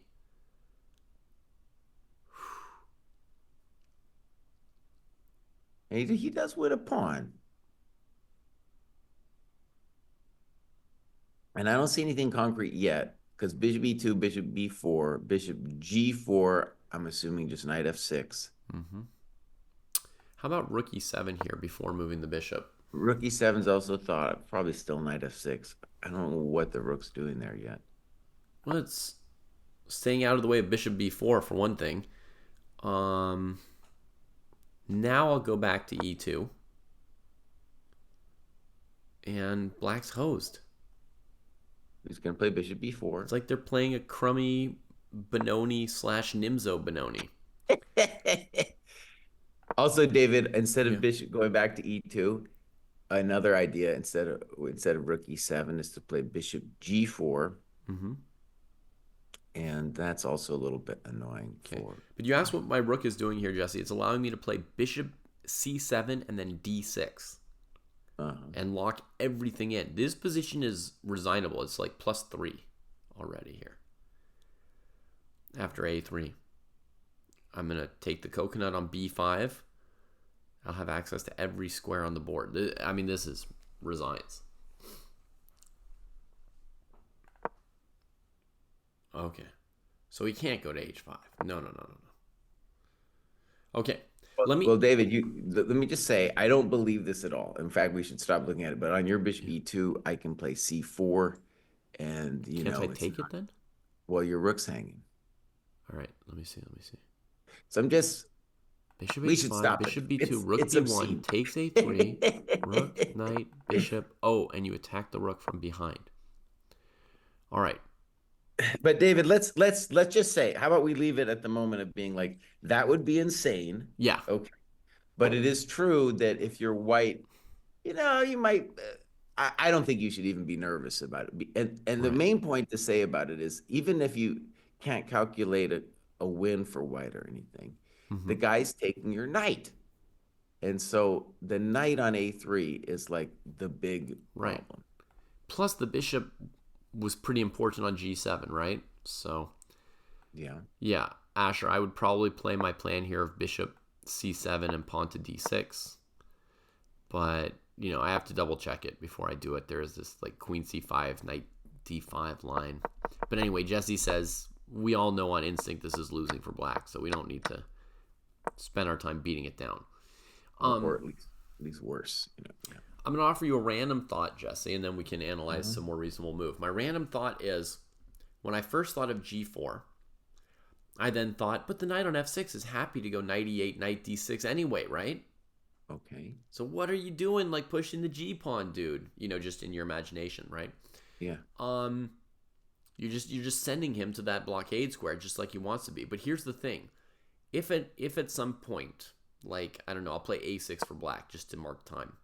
If at some point black plays knight E8, that in some position could be the green light for white to push D6 themselves and keep the knight stuck on E8. Okay, no, yeah. So just a pattern to keep in mind, right? That when the knight heads to D6, provoked or unprovoked by G4, white might have D6 in response.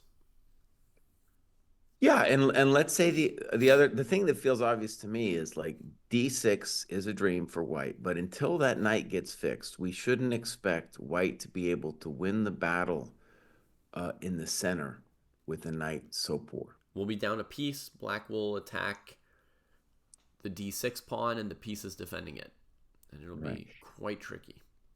So here's a couple ideas that I want to just throw out there for moves. Mm-hmm. Because black has a wide variety of moves here. So rook AE8, rook FE8, rook AD8, even rook C8, C4, and A5. A5 looks weird, but I think A5 makes some sense too. Mm-hmm. Now, one thing I want to say is with this, when we play C4, even when we play C4, we are telling the knight on A3, hey, buddy, do you want to dream about coming to C6 via B4 or D4? Right? That's what we're telling the knight when we play C4. Oh, David still got his cold, man. He's been killing himself. He's been killing himself for this show. We appreciate it, buddy. Yeah, it's all right. Not dead yet. C4, yeah, of all the moves you mentioned, seemed like the most committal / risky, because bringing that knight to life. Chat also wondering, is Ding risking some major time pressure here? It's becoming a thought. It's becoming a thought. Also because I don't think his position's good. Jesse, do you have an evaluation for us for this position yet? I'm still looking at it. I believe in black because the knight's so bad. Okay. Not that I think black's better, but I think black is, I would call this unclear. Okay. For me at the moment. Okay. All right. So I think that black has a difficult position, and Ding has used a lot of time in the opening before, but he's never had like a bad position. So it was always like it always panned out because then he had a good enough position that he could play quite quickly, right? It would be an entirely different thing to have the amount of time he's had in previous games and have an objectively difficult position, which we don't know for sure if he has here, right? But if in 2 or 3 moves, it turns out like, oh yeah, black is sort of suffering here. There are certain positions that even for Ding would be difficult to play under time pressure. So, in other positions where everything will just become clear to him, and, we've seen that he can play a complicated middle game, 5-10 moves in 5 minutes. If it's clear to him. So.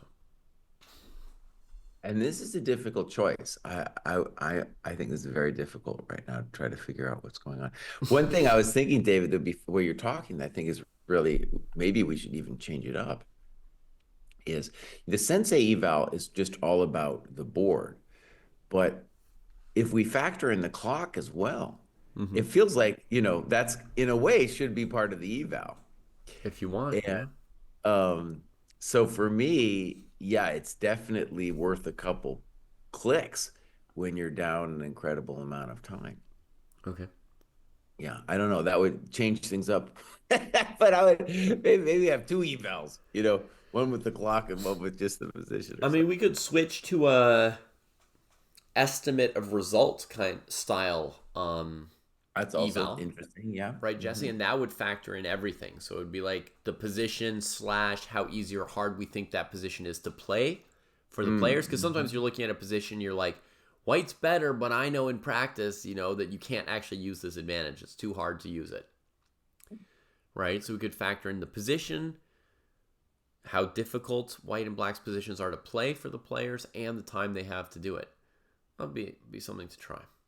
Okay, actually, Jake has or I think it's Jake. No, Hesapestus is asking a critical question that I don't believe in, but we need to check it as well, and that is knight E8. Why not knight E8 is the question, and I have an intuition, Jesse, that white would play D6 once the knight moves. Good. That's my I think that's the basic question. Does D6 get us? Right. But an argument could be to say, hey, your knight, since your knight's not playing, I'm going to be able to get at your D pawn. So rook AD8. Right. So I think the threat to A8 is enough. Hesophasis that we don't need to calculate bishop B2 here. I was going to play rook D8, same as Jesse. We got a move in the game, by the way. Rook FE8, one of Jesse's candidate moves. Yeah. But we'll spend another moment on your why not knight E8 question. Why not? Now, after rook to D8. D8.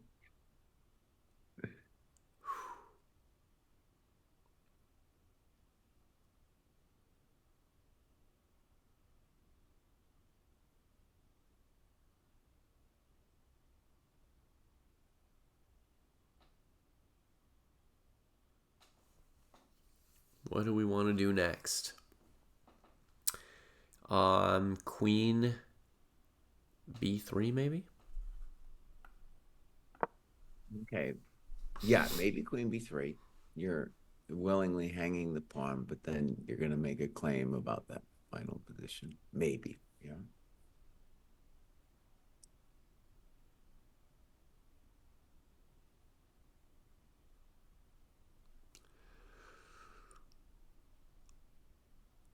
I think also just queen D2 and rook AD1. And so the point has Hephaestus, because we want to go back to the game.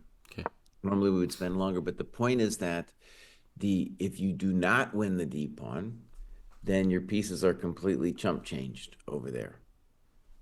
Right? Yeah. Okay, so rook FE8. If black has to move this knight back to F6 and then try and reorganize things, it's going to have been costly, and white will get away with this D6 pretty nicely. So with rook FE8, I want to just say this. Of course, it was a candidate move. Makes sense. But I'm not in it yet. I don't know what the primary motivations are yet. Jesse, Gukesh is almost blitzing him. I mean, that was a pretty fast queen D2. Interesting. And then rook AD8. Okay, good. So this lets me know what Gukesh's intention is here. Yeah. Okay, so let's just talk about it as an intention. I think this is what we're saying. If you take on E8, then I'll play Hesephaestus's knight takes, and that will then, in Hesephaestus's variation, we have the rook on F8 just being completely out of the game. Nasty rook. And the E file not challenged. But now we'll take back with the knight, and also our rook on D8 is going to make you think twice about playing D6. Yeah. Right. Also, it's just nice that their queen is on D2, because there might be a variety of tactics for us on the D file. Yeah. For example, one simple idea I like for black is to play knight F8 at some point soon, and then I don't know if it's want to call it a threat, but the knight E6 could become a thing. Just because your queen is pinned on the D file. Knight B8 C6 is a similar thing. If you could sink that knight on D4, I think that does count as a bit of a threat, because you're cutting off the D pawn from all white's heavy pieces. So I think you're fair to say that knight maneuver would be a bit of a threat. I got another obvious thing I want to say. White has an extra piece, minor piece. Well, okay. Let me take that back. The bishop on F3 is the unopposed bishop. And so, unfortunately for white, the other two minors can't touch that piece. Once you go D6, only the knight 2 can dream of holding that pawn. So in terms of minors holding on to helping that D pawn, which is the soul of white's game here, it's hard to do. It's hard to do. So right now, we might finally get a think. Queen D2 feels natural enough to me, but we need a move here from Gukesh to show what to do with Mr. Knight. And knight C2 would be, by all means, my first instinct.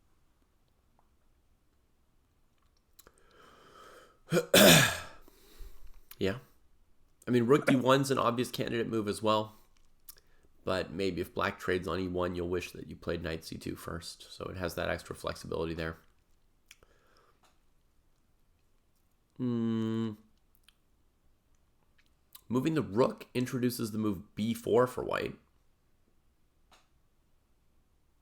You guys have got to fix the knight. You cannot be leaving that knight there. You gotta play it. You gotta go. Okay, but we will say rook b1. Also, you could think about b4.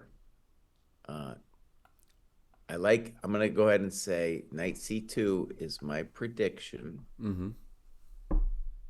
And then one of the reasons I was talking about a5 earlier is on knight c2. The major point of b4 is just the dream that I get my knight some squares. Because on c2, the knight doesn't actually have squares yet. Yeah.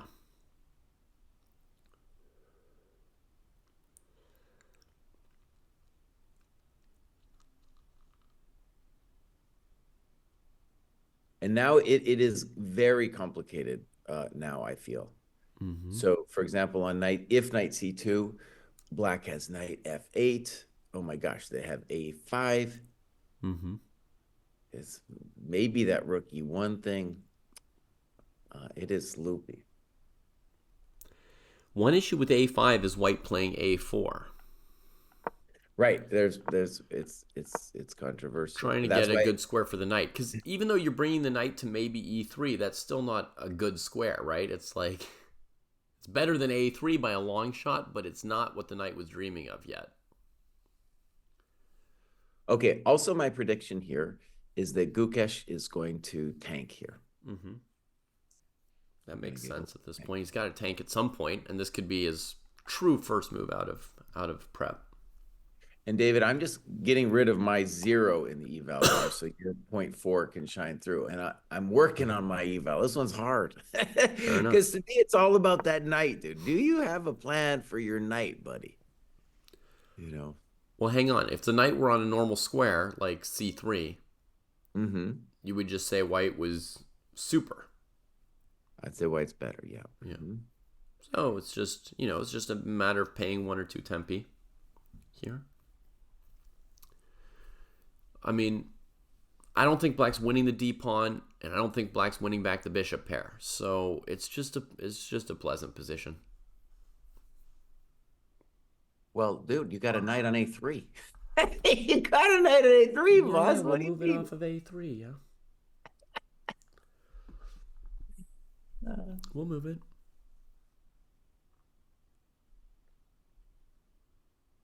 Okay, I think it's now concrete. I think this is where Gukesh, shines as a calculator. When you say this is where Gukesh, then normally the sentence ends with plays g4.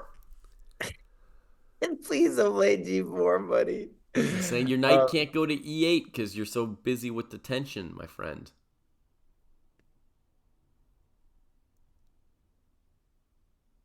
All right, David, let's just play this out a second. So knight c2.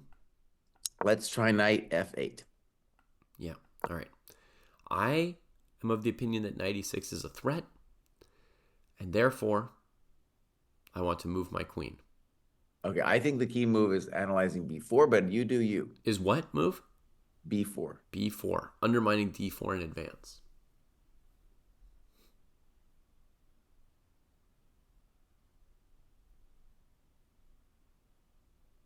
I don't know where you'd put the queen either. I don't know where you're going. Yeah. No obvious squares at the moment to go to. Nowhere to go.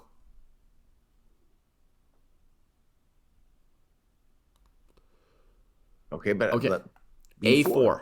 A4. A4. Interesting, maybe. That's my move. I'm allowing everything. Okay, knight e6. Bishop e5.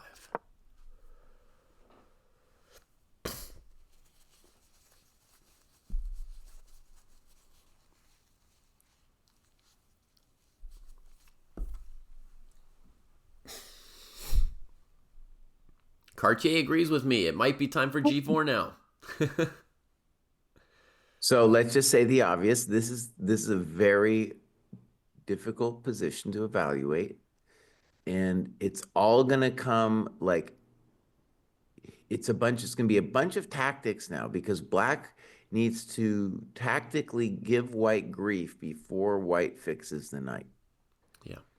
And one nice thing about this variation, which I have no idea if this is correct, a4 doesn't feel right to me, but that what is happening here is that the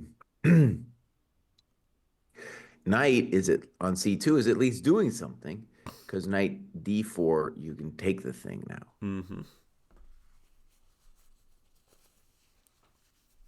Yeah. This was my intention, folks, that just knight d4 couldn't be played yet because I would take it. I win a pawn and the game. And yeah, my next move potentially, in some cases, could be queen c3. That's like a square I'm trying to get for my queen with this bishop e5 move. My evaluation is just the board, Brun. Okay, David, let me just make some, here's another, okay, a4 I don't like because it's not directly addressing the knight, which I feel b4 is, but okay, we're going to give it a try. How about a4 and I just snip it? Oh, so we're not playing knight e6 now. We might play 96. I think it's a very rich position, hard to come up with clear thoughts. You take on a4. I guess I'll play knight e3.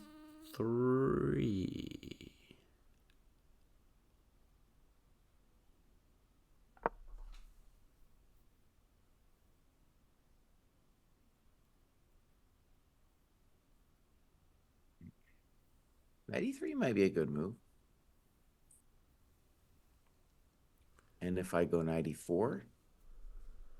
Knight e4.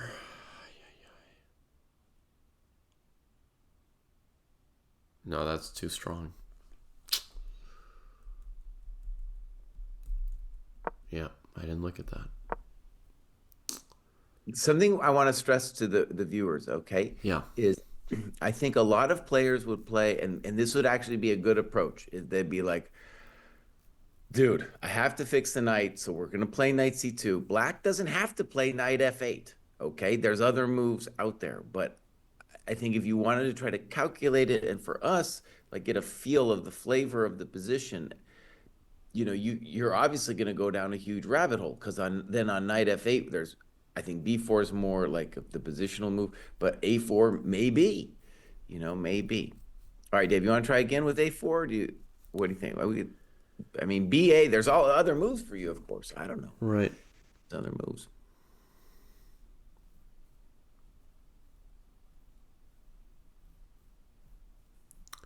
Yeah, if I were to do something else here, I think it would be maybe rook takes e8, knight takes e8, rook takes a4.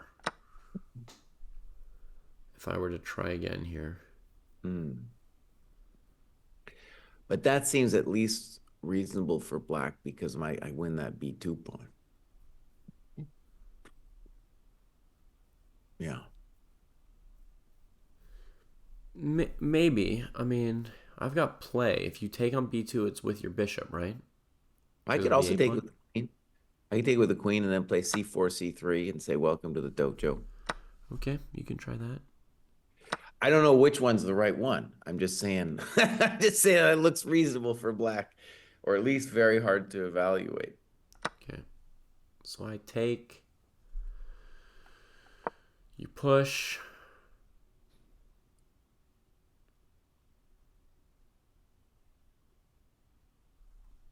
I guess it might be time for me to push my pawn too, right?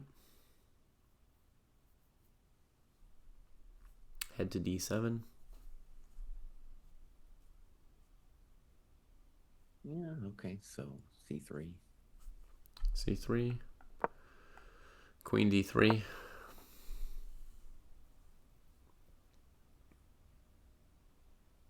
And now, am I winning the pawn with queen?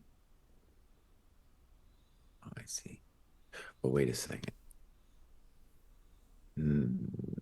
No, Dave, that was too fast, right? Because on D6, I don't play C3, and I play Queen B6, and your pawn is gone. Pawn is gone. Let's see. Maybe you could play Rook A8. There is still maybe something. Yeah, okay.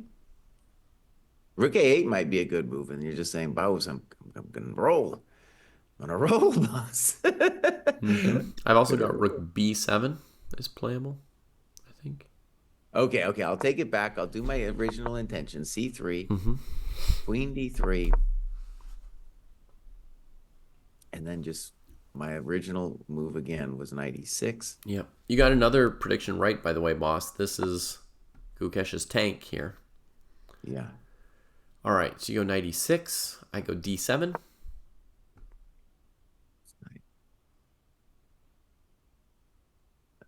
I was gonna play knight F6, but now I'm a little nervous. Yeah, what else are you going to do, boss? I go Rook A8. That's all, a little scary, sure.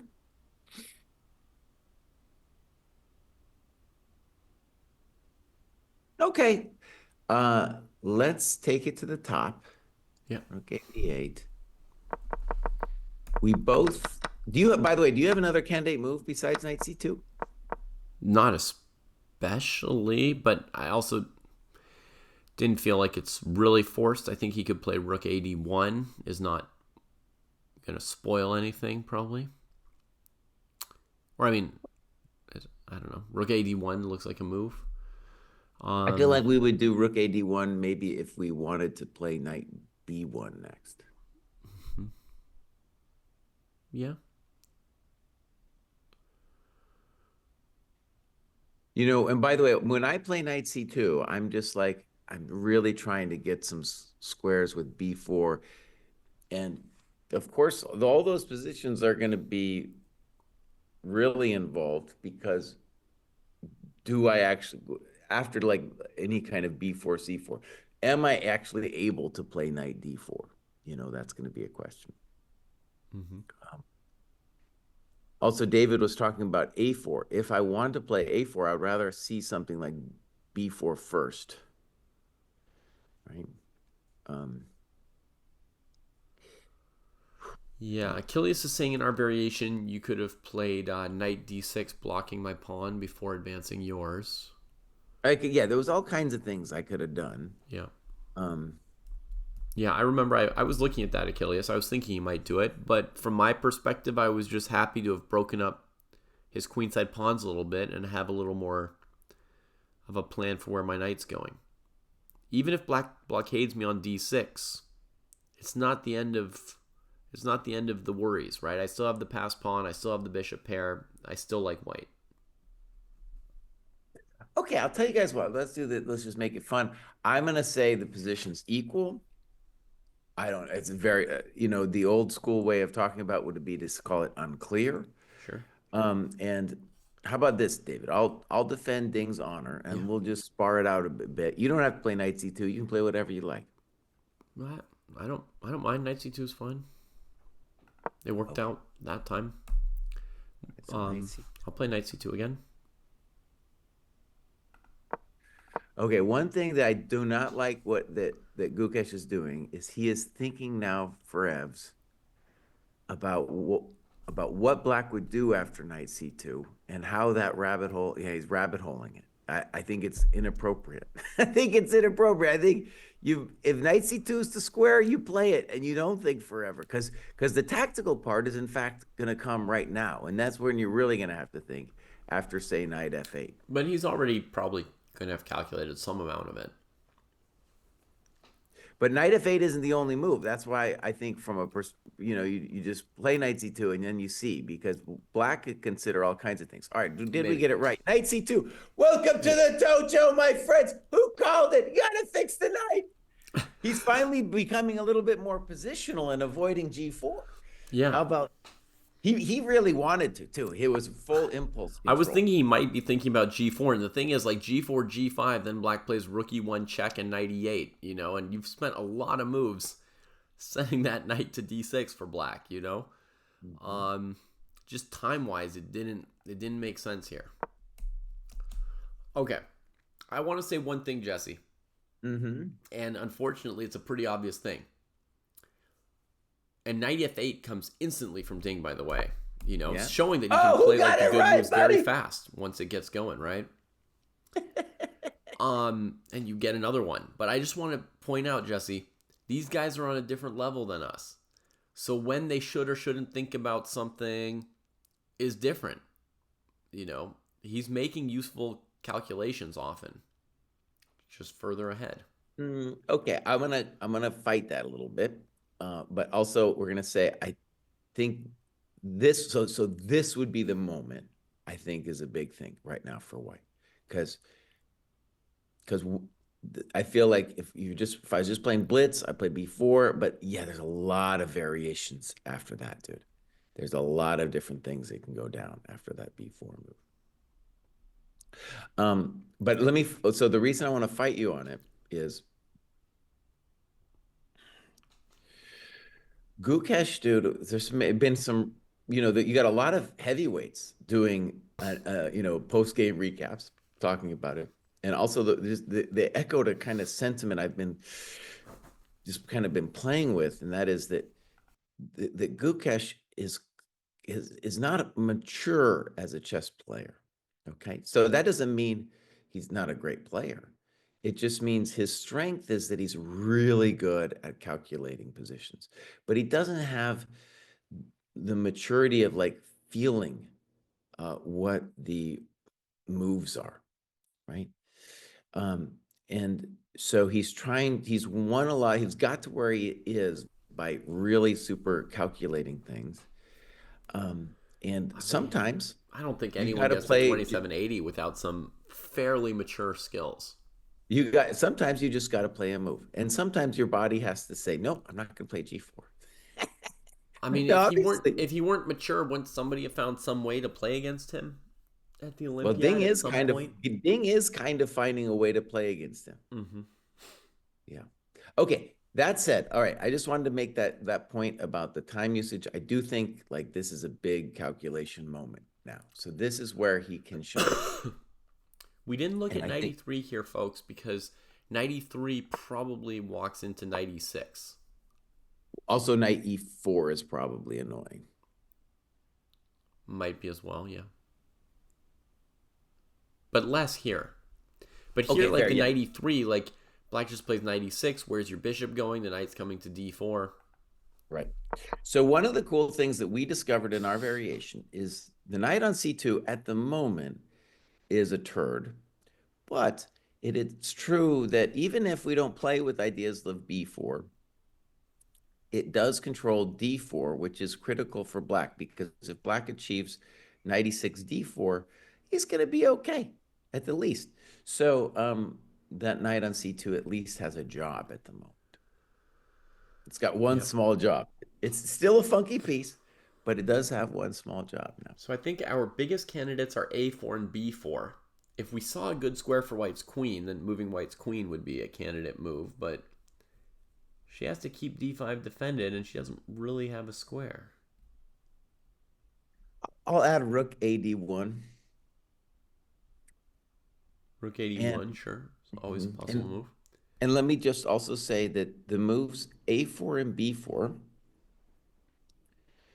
I don't like a4, but b4, I'm trying to get a square for the knight. The positional objection is that is Black's side of the board, and that we don't want to be giving Black any squares over there. I don't think it's overwhelmingly Black's side of the board because they got a short distance knight on f8. So I think you're maybe referring to Black having the pawn majority with the c pawn. Yeah. But Black's knights are not on the queen side. White's rook is still on a1. So if you play like those a4 lines that we played, right? After ba4, I trade on e8 so my rook doesn't get distracted. I take on a4, I've got a rook on the queen side, right? And I've got a lot of pieces there. So it didn't feel to me like it was your side of the board. Right. So for example, when you play b4, I'm giving you a connected passer with c4 just Yeah. to, put it out there to show like, oh, maybe maybe that's his side of the board. But I do want to say that the counter argument to that is white wants to open the position for the bishops, and b4 and a4 both do that. And we b4, right? It is like very concrete. Like if we imagine b4 c4, are we getting our knight to d4 or not? Right. It's kind of like that simple. Right. So like knight d4. If black plays knight d5, does like rook takes e8 work out for us now? Another argument actually for rook ad1, David, would be to say, look, I even if I want to play b4, I still want to put the rook on d1. It's just where it goes. And then I'm going to wait to see what you do. But the main question will be knight e6. But the good news for us is rook ad1, knight e6, bishop e5. And unless knight c7 works, which I kind of doubt, then, we're kind of just holding the position nicely. What would it mean for knight c7 to work? Oh, if we were somehow losing our pawn, but I don't think we are. We can just push it, right? Right.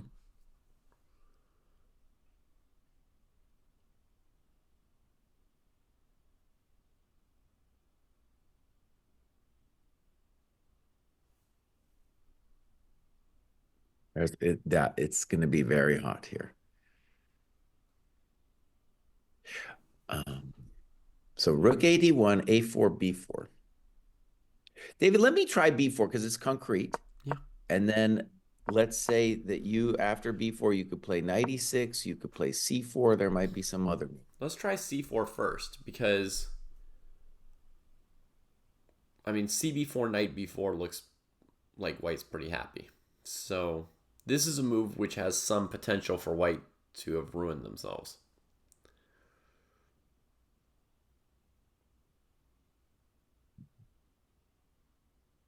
What's your intention after c4? Oh, I'm thinking about it. Okay. Okay, so this is why I'm saying it's so complicated. Because if you play b4, you want to think about what you're going to do on c4, and you have to think about what you're going to do on knight e6. And the only reason, let me stress this again, that to play b4 is to claim that we have access to the d4 square with our knight. It might not be true, though. Yeah. Hey, Jesse, for what it's worth, against knight e6, I think you've got a pretty good move. It was suggested by me a long time ago. Bishop e3. Okay, yeah. Yeah. And that seems to be working out pretty well for white. Because that construction of your c-pawn that's defended by the knight, that's defended by the rook, I mean, I'm not a fan. That looks shaky. That looks really shaky. And, black doesn't have sufficient control d4 to play knight d4 yet. So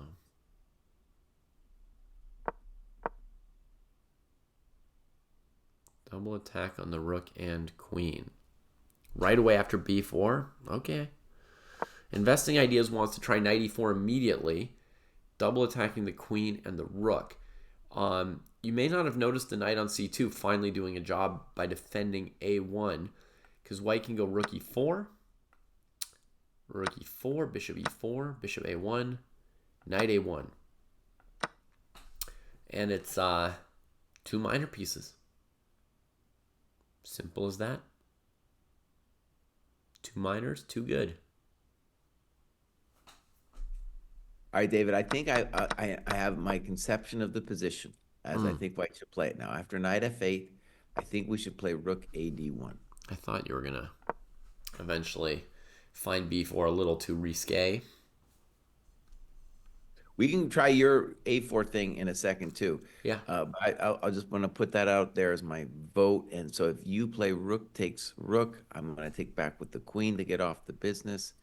If knight e6, I think both bishop e5 and bishop e3 are interesting. I'll hold b4 in my pocket, as they say. And rook, the rook just wants to be on d1. Yeah. I also came up with a slightly interesting idea, Jesse, which I think will be better after your rook AD1, but I'm just going to go back so it's white's move, and I'm going to show it. Rook takes, knight takes, queen e3. Okay. This is a square for the queen, right? And it's saying if black goes knight d6, which it seems like I've walked into, I go all the way into e7, and actually it's awkward for black. Boss, what are you going to do on bishop takes b2? Well, nothing. That's why I have to set it up. I'm just giving you the concept of we can do this. I had this concept of doing the rook trade and then moving my queen to e3 and then e7. Okay. Okay? Now, your rook d1 makes it better, right? Because like if we go rook d1 and black plays a6 or a5, I don't care. Let's say a5 makes more sense. Rook e8, knight e8, queen e3, bishop b2.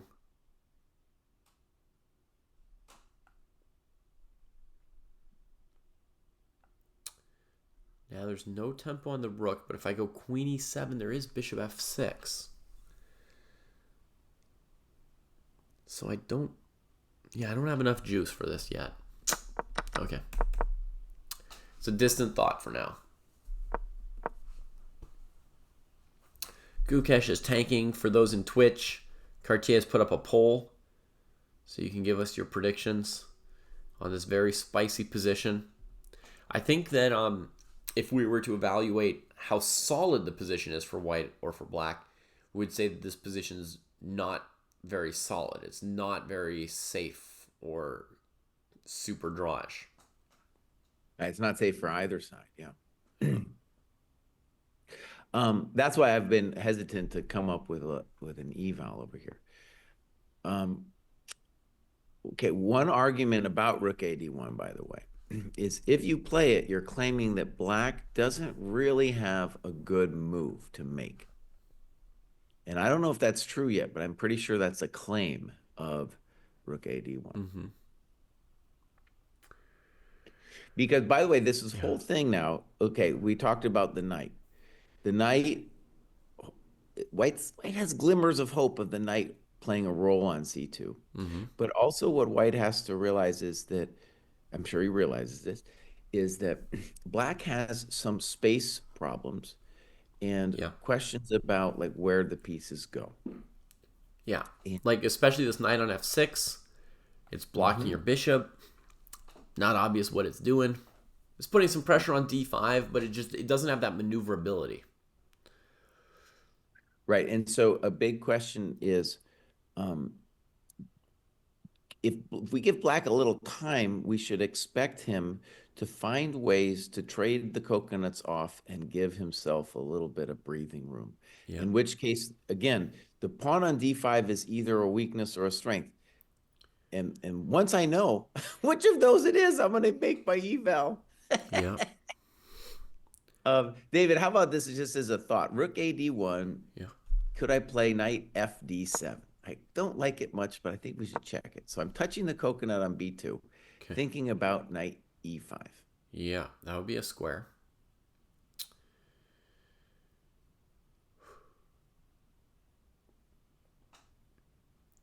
Okay. So maybe it's logical against this move for me to go bishop g5.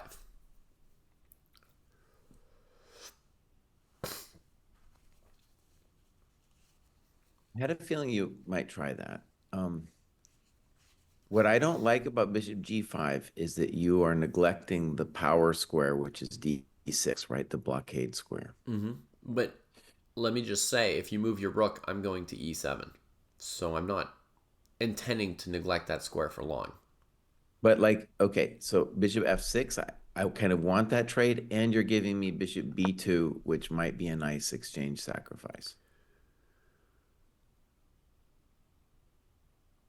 But in particular, before we look at the wilds of bishop b2, what we got? Because I want to trade. I want to make a trade or two. That's fine with me. Okay.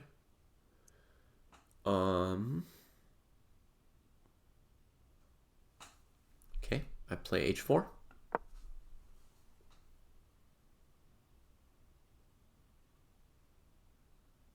Knight e5.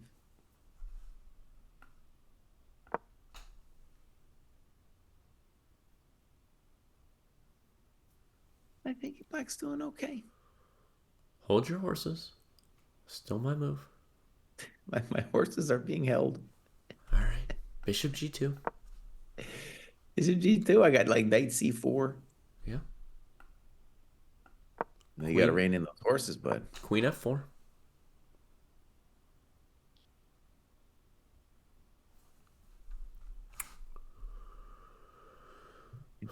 Bishop takes bishop. I don't know. Yeah. Pawn takes. Well, Mama said to take your pawn, so I'm going to take your pawn. Okay.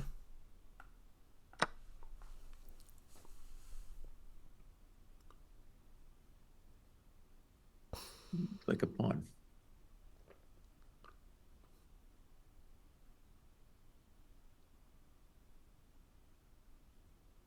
Well, Dave, we got to say black's doing fine. That's what you are contractually obligated to say.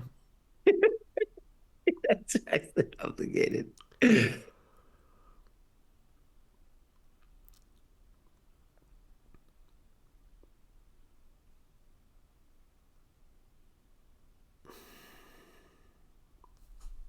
All right. I guess I got to go D6. D6 hanging the rook? Yeah. And giving me the E6 square? Yeah. When does it stop, David? Right when I say it does. I don't know what you're doing, buddy. Knight takes D1. Yeah. Rook takes, knight E6, queen E5.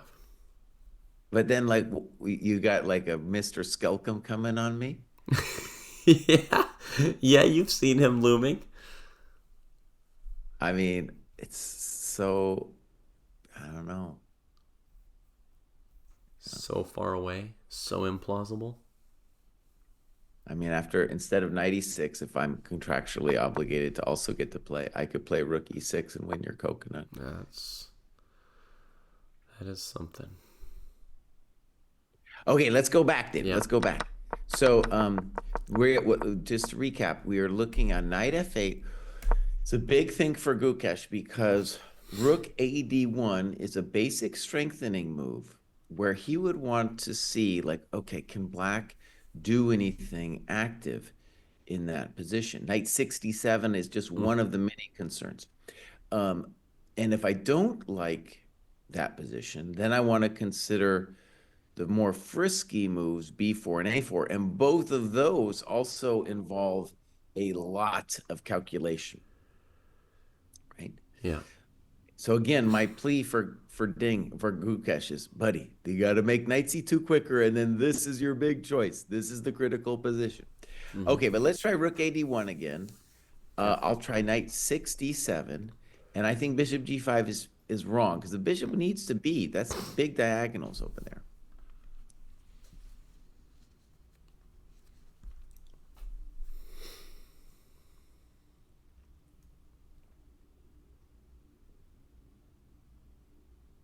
David, I'm going to submit to you that B4 would then be a thing. Well, this is first question.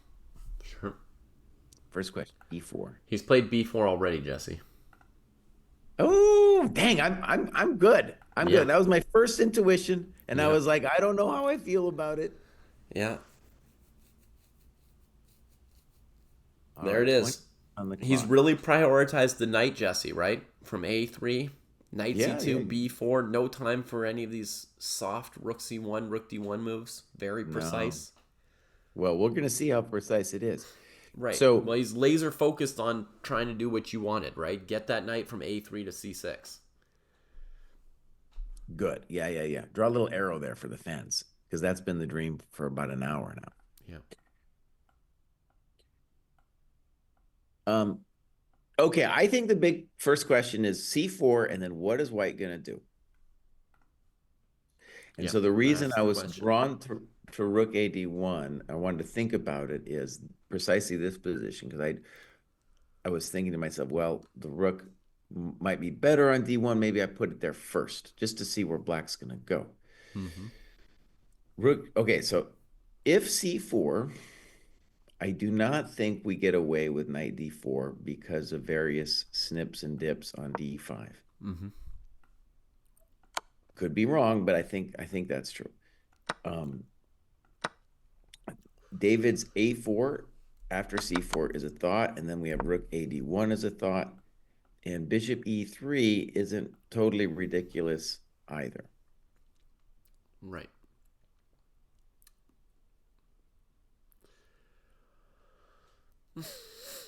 I feel like our d pawn could use a little over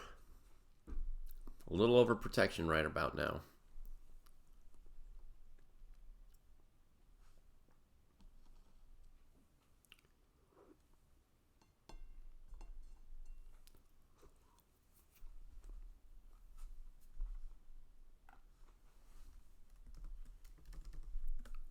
Oh yeah, this is going to be hot.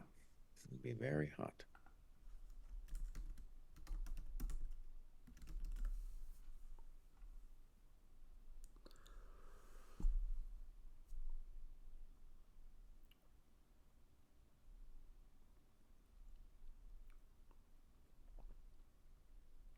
All right, David, I think b4, c4, rook ad1 is still on the table. 1 second, I'm finding the face stream to check out. Oh yeah, Jesse, get your face stream going Ding on, is Ding is in a reflective mode here, and Gukesh has the arms crossed when he sometimes relaxes a little bit on his opponent's turn, leaning back with arms crossed. That's the relaxed version of Gukesh, to the extent that there is one.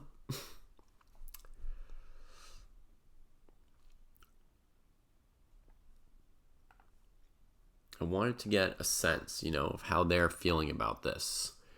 Was Ding going to have to think on this next move? Was he going to keep playing quickly? Catch up on the clock? And one thing I wanted to say about an hour ago is it's surprising that we haven't had big time pressure. And the reason for that is because most of the games have kind of been decided in the 20s. We're on move 25. Most of the games have already been decided at that point.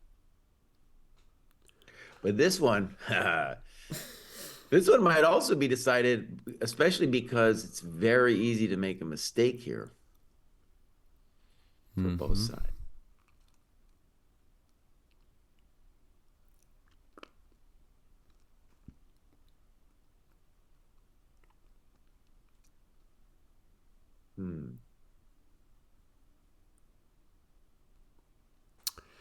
Yeah, I mean, both rook d1 and a4 look pretty plausible after this c4 we're kind of assuming for Ding. I mean, should we look at some move other than c4 really quick? We should. And I'll just say that knight e6 is a thought, but I don't know what black does after bishop e5. Okay. Or e3, right? I mean, or maybe e3 too. Yeah. Both those moves. Yeah. I'm like, what's next? I don't super believe in knight e6 here. Knight 6 to d7 might be a move again. Yeah. But it does take all the pressure off of d5. So it's all about playing knight e5. Let's have a quick look. Knight d7. What do we think of b4? It's very thematic, and it's what White wanted to play. So he played what he wanted to play. What are you doing with? Oh yeah. Okay, good. What do you mean? I thought. Never mind. Okay. Boom. If he can open up the c-file, Tiger Cubby, it's going to help his knight on c2 and even his rooks to, use the c6 square.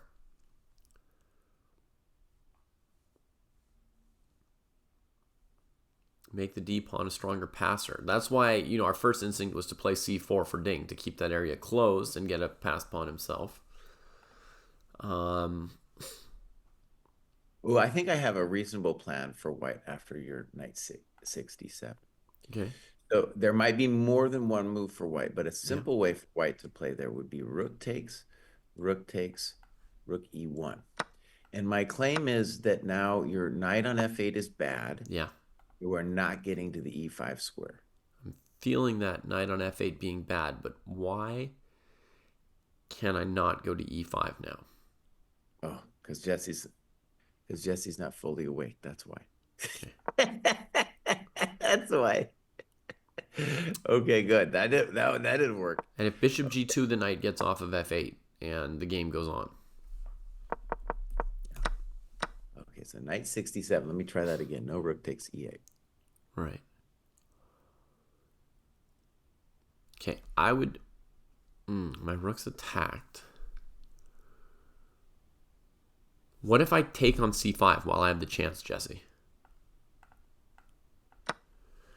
Totally fair question. Okay, maybe you take by queen because of the c3 square.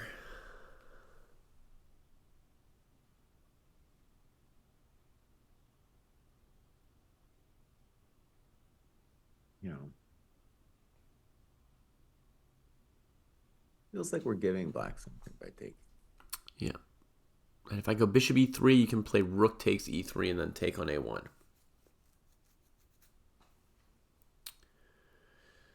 Well, how about just positionally, David? So after knight 67,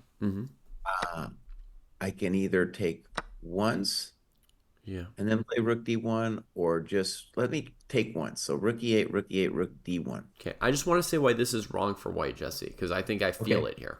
Okay. After queen c5. The reason I feel this is wrong for white is I feel like black's getting in, bishop c3 and b4, and the knight on c2 is not making it to c6. It is black, not white, who is feeling like in charge of these squares on the c file.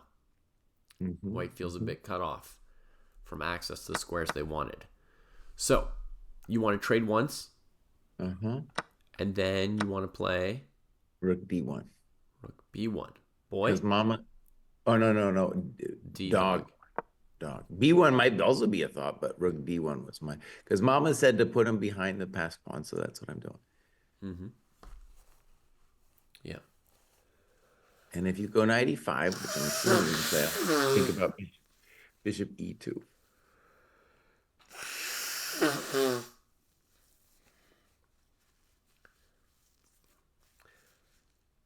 Hubskirt, your question of who's better at pure calculation, Ding in 2019 or Gukesh now, it's very hard to say.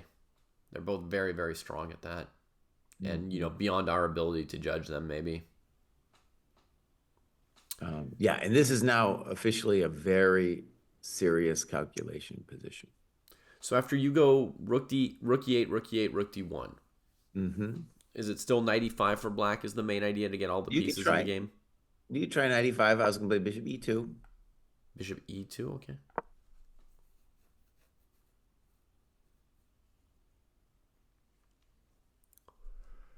And if I just bring the next knight to d7? Fair question.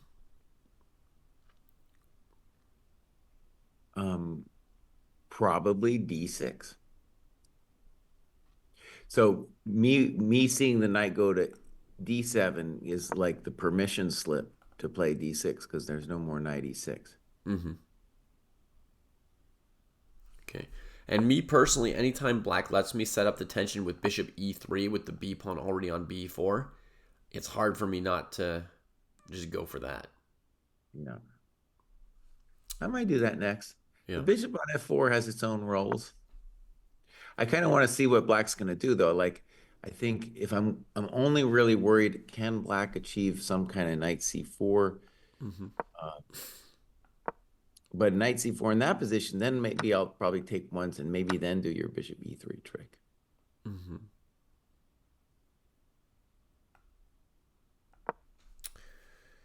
That way, but we got to say that position looks better for white, right?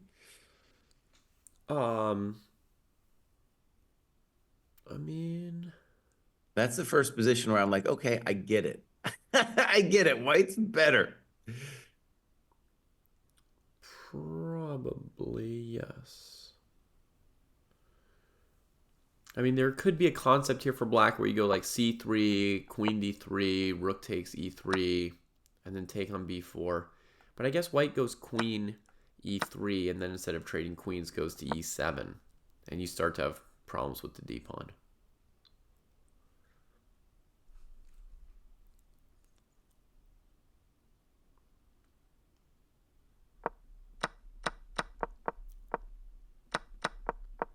Okay.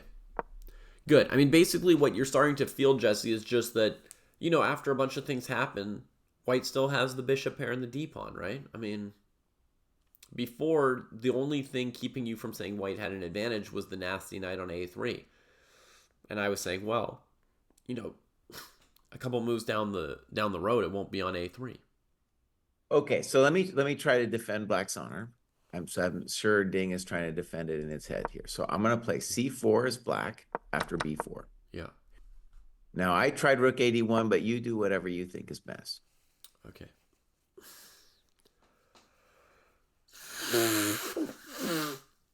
The fact that Ding was thinking for a while made me think there might be alternatives to C4, right? That's why we sidetracked for a little bit, folks. But C4 was sort of our obvious move. All right.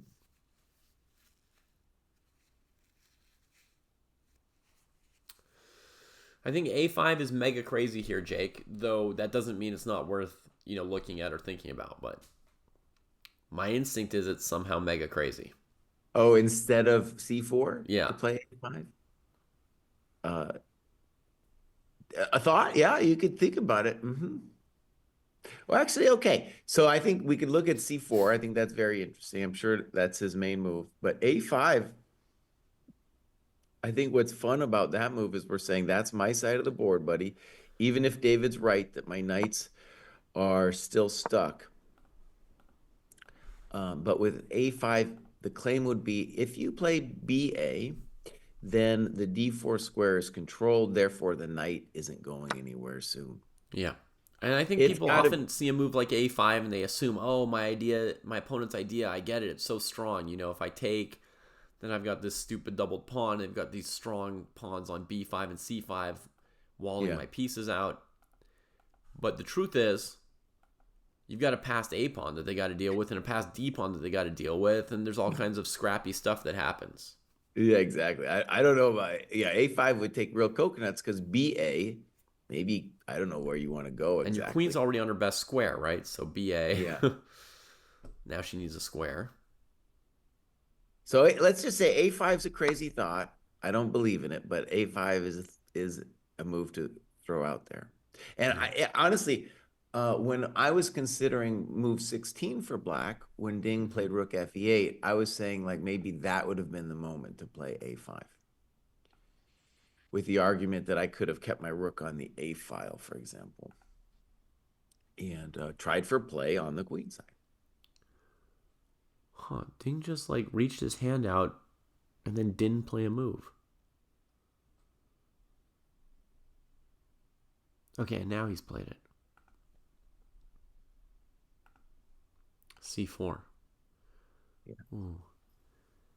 14 and a half minutes was a lot at this stage in the game. And also, very telling, Jesse, he seemed to reach his hand for the move twice, retracting it, reaching for it, retracting it, and then finally playing it. Right. Oh, man. He does not seem happy with this situation. But, okay, the move comes in that you expected. You've predicted the last 8 moves for both sides. Pretty much every move since you got up. And hey, I would have made it faster. Yeah.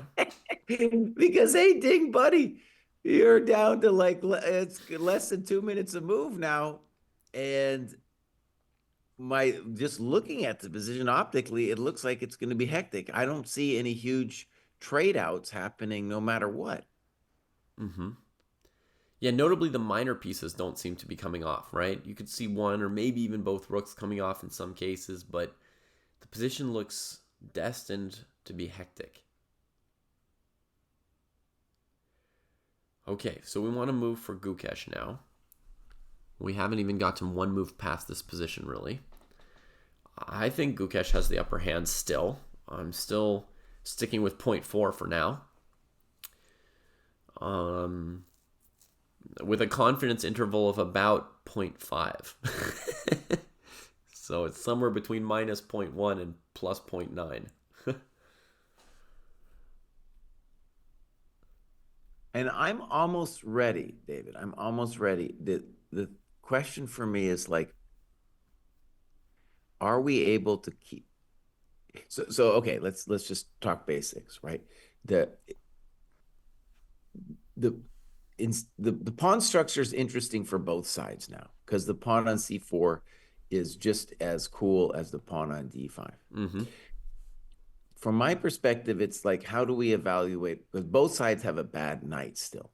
Mm-hmm. The knight on c2 and the knight on f8. Also, the knight on f6 kind of wants to do a little dance, right?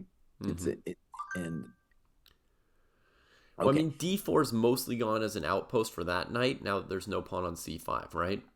So one nice thing about the b4 move order for Gukesh was also that it was like the moment that knight headed towards d4, he played b4, and so the knight f8 move is not as good now, right? Bishop e3, simple. Simple. Taking control of d4, right? We'd calculated, folks, that knight d4 didn't seem to work because black could take the pawn on d5. So he plays bishop e3. Keeps tension, keeps rooks on the board. And controls the d4 square for his bishop and or knight. And depending where black goes, he might be able to play either a4 or even d6 here.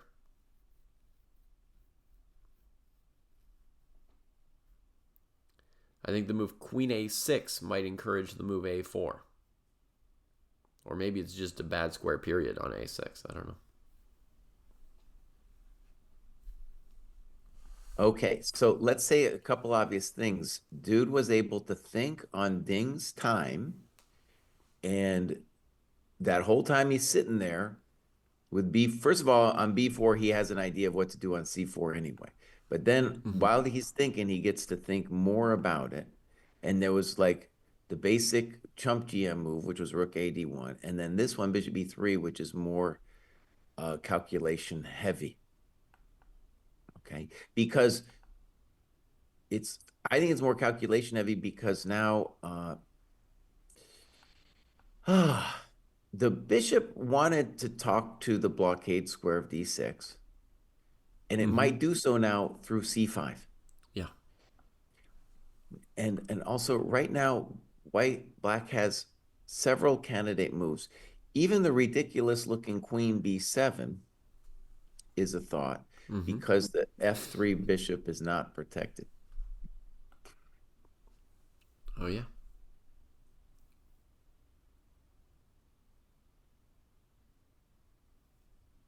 So, all right, this is actually the first time in the match where we've gone many, many moves, and I'm like, I don't know. I don't know who I like yet. Queen A6. I think that's the most testing move. He played it. Okay. And we were talking about past A pawns before, and I think A4 is a little much to me just because BA and I got another pass pawn. Okay. So Queen A6, I like it, and I wouldn't like, so for example, if I were to play Bishop E3, I would want an answer to this Queen A6 move. Right. Because the Queen on A6 is a cool square all of a sudden, because at some point, I'm gonna play Queen A4. I'm talking to the A pawn. I might play Queen A3 someday. And all of those squares can help me with my C pawn business. Yeah. White also has to be sure that, the knight on f6 doesn't move at some point and you have to move the rook on a1. So we definitely need to use d4 for the pieces here.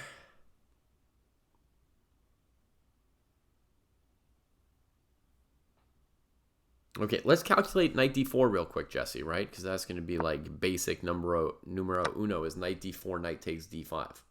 Yeah, why isn't that instantly over after that? Looks like we can't play knight d4, right? Yeah. So the candidate moves could be bishop c5. That's like the basic one. Now, let's say I just want to say one more obvious thing. We're going to get some real tension now with the fact that the rook on a1 is loose because the bishop on g7. Yeah. And it's hard. White might want to find a way to keep him there. Oh God, this is intense. Oh man, this one's hot, dude. Woo! Yeah. Okay. The Benoni was always hot, just not very good. All right, David, I have a dumb idea. I just want to put it out there. Okay, here we go. Here's Krai's dumb idea number one. Yeah. I don't like it. Oh, God. I'm just going to mention it, even though it's just dumb. Yeah. So bishop d4 Yeah. with the claim that you can't take on d5. Okay. Rook e1. All right, rook e1. Maybe you can take on a2. Maybe you can take on d5 too. I don't I'm know. going to take something in a moment after rook takes e1.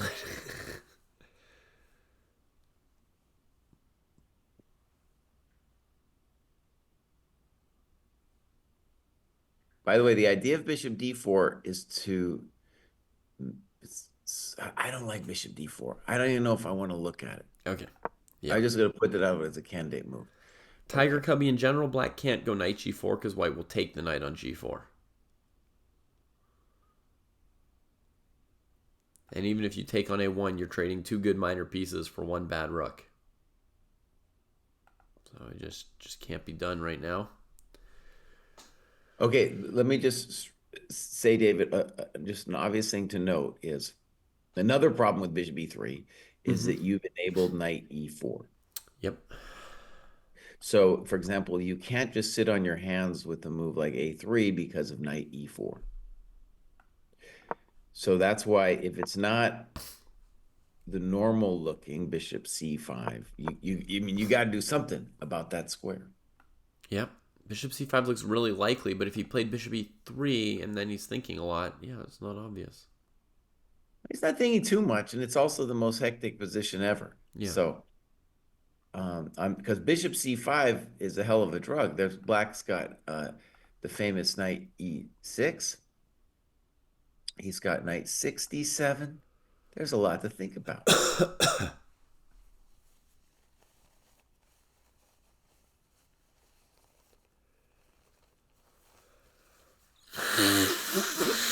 And David, I think white, okay, we're going to presume he has an idea here, but first of all, that idea could prove to be like,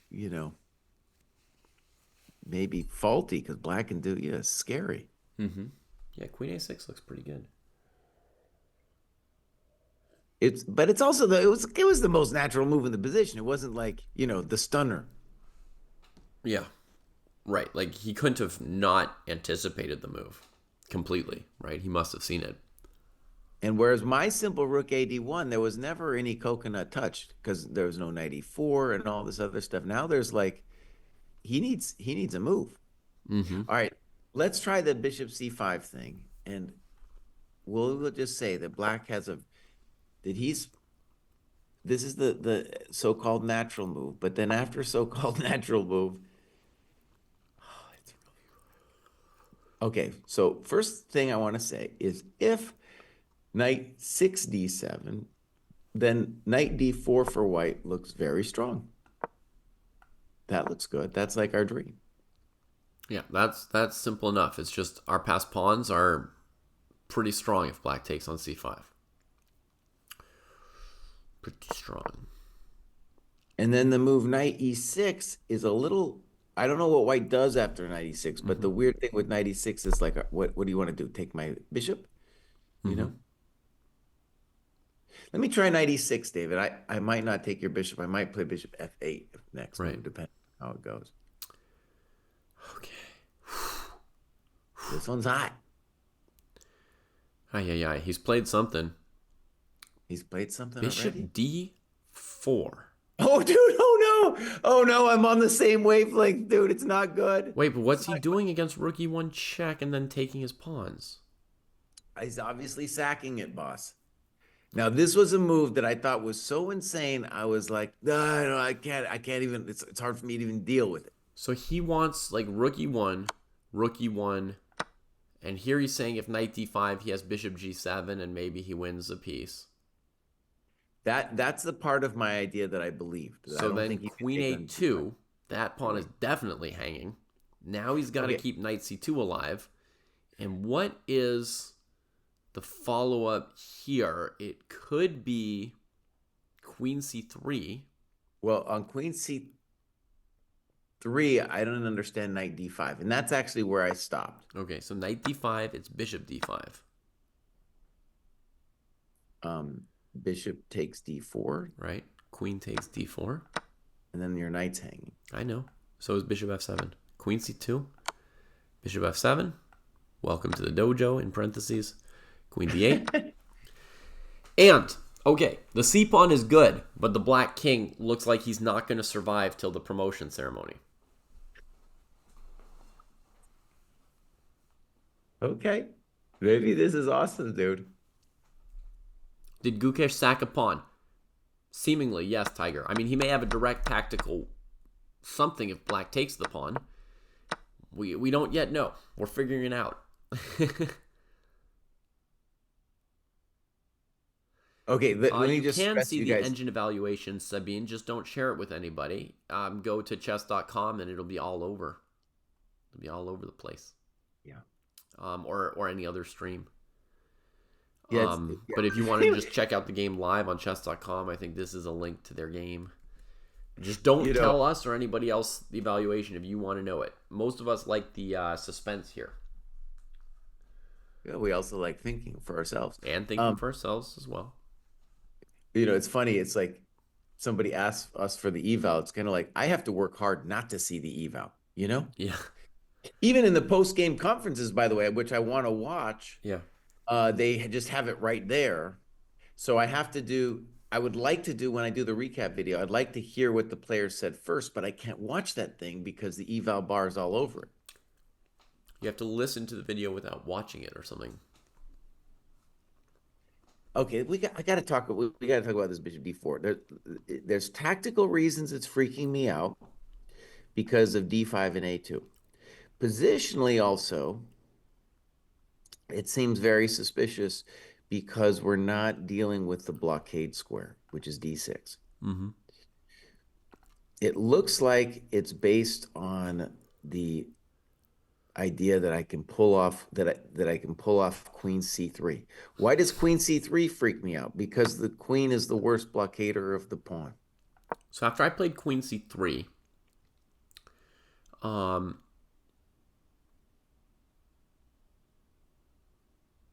wait, Jesse. Instead of queen c3, we've got another suggestion from chat. If queen a2, rook a1, queen b3, rook a3. a1's also a thought.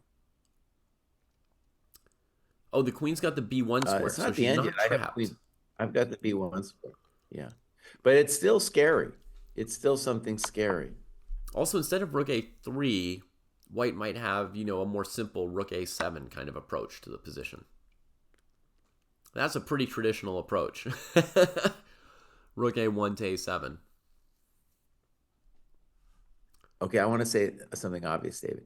This move is based on the idea that I will play queen c3 and that pin will hurt you so bad that it's worth neglecting, let's call it the positional elements in the position. The positional elements being like the d6 square and putting the rook on d1 and all of the other normal things. Mm-hmm. Also fixing the knight. My knight, maybe someday it'll go to e3. We'll see. Mm-hmm. But in fact, you could even imagine if black does nothing, that the setup would be like queen c3 and then knight e3. And then the claim is you can't play knight e4 at that point. Mm-hmm. And then my knight is really like, on a good square. Mm-hmm. And let me just, queen c3, that it's insane because you can get smacked from like so many weird knight d5s and stuff. Would make a chump like me really nervous. Mm-hmm. Yeah. Okay, also against my queen c3 move in that line we looked at before, I think knight d5 I calculated correctly probably, and it just loses. But there is this move queen b3 for black, with the idea of bishop f6, queen takes c3. And black would be basically better in the endgame. So, David, let me say the obvious thing. White isn't like queen c3 doesn't even threaten anything once you do it. It's kind of maybe a cool What? square and everything, but It it doesn't threatens threaten. bishop takes f6. No, my queen's on a6. Oh, you're not looking at queen takes a2 anymore. Okay.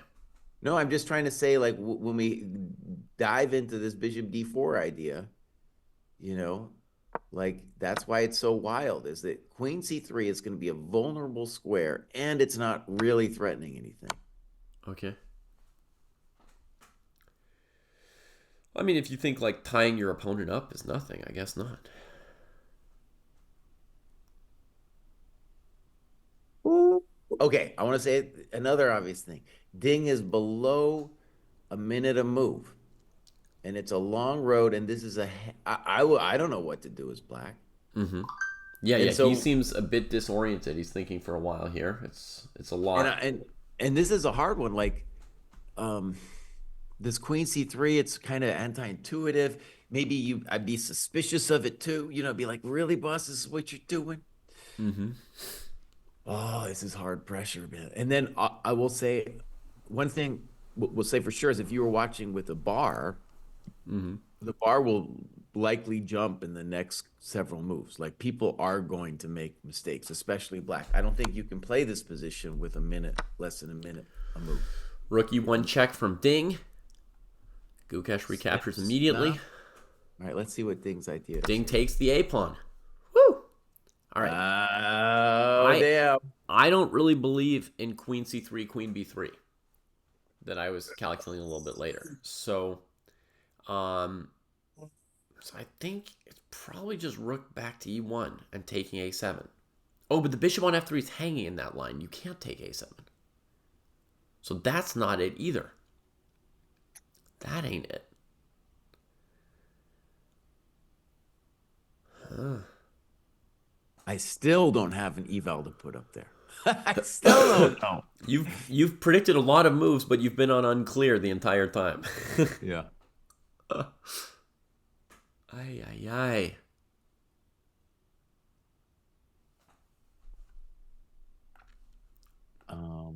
Okay, David. I So want what are we? Gukesh to do something that's just genius. That's what I want, Jesse. Oh, okay, but let's talk about what was wrong. What is wrong with Queen C3 here? Just surprise and dazzle us with some genius. So Queen C3, I think this Queen B3 move for black.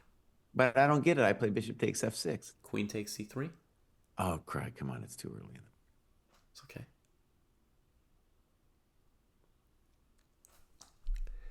I'll show chat again, but I already showed them once. Queen C3. And black is borderline winning this endgame.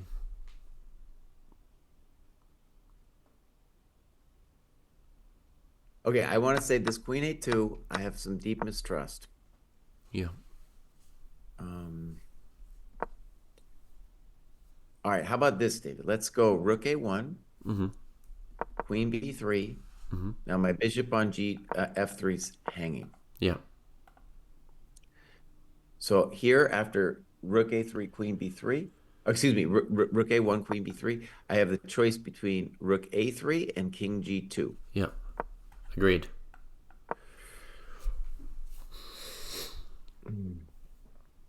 Which also says that he could play King G2 first. That's what I'm saying. I have that choice. Like even before Rook A1, right? Oh, I hadn't thought about that. With the Rook on E1. Similar, because the Queen on A2, I mean, she can't really extricate in any super special way. So if you go King G2, you maybe just take away this Queen B3 move. Well, maybe not take it away. I guess you got Rook E3 and Queen goes back to B1 again. Yeah, I don't know. Maybe then you've got Queen C3 finally. Black probably doesn't have time to defend A7, Sean. There's a good chance that the A7 pawn is just going to be there for the taking, but the players are still going to posture for piece position. But I'm not sure that's true. I think I can play, let's say, as an example, Rook A1, Queen B3, and just King G2 is a thought. I could play Rook D7 there. just as an example. King G2, Rook D7. But even that, white can play Rook takes A7, right? You didn't defend the pawn. You just Yeah, but then you dislocated your bishop. right. Also, David, I think you have to. I think King G2 is. I thought it was clever for half a second, but I don't think it's clever because at the minimum, Black has Queen D3, Yeah, and then that. as suggested by our friend Spinal Tap. That's something I just don't want to see. I don't think. Yeah. Even that's complicated after Queen takes Pawn takes Knight E3 though, because the coconut on D3 is not very stable. Yeah, I mean the key is that Black probably has Knight D5 then. Probably right. Yeah. Good move. Okay. And then, yeah, if we take on G7, there's Knight E3 check, and if we take on D5, there's Bishop D4. So if we were going to go down this road, I think after Queen B3, we'll play Rook A3, Queen B1, King G2. Yeah. Yeah. And we'll claim that the pawn on A7's toast, your queen's dislocated. I can always do it, unless you do something fancy now, I always have a draw with Rook A1, Rook A3. Yeah, it's hard. Yeah, it's not a huge risk for white.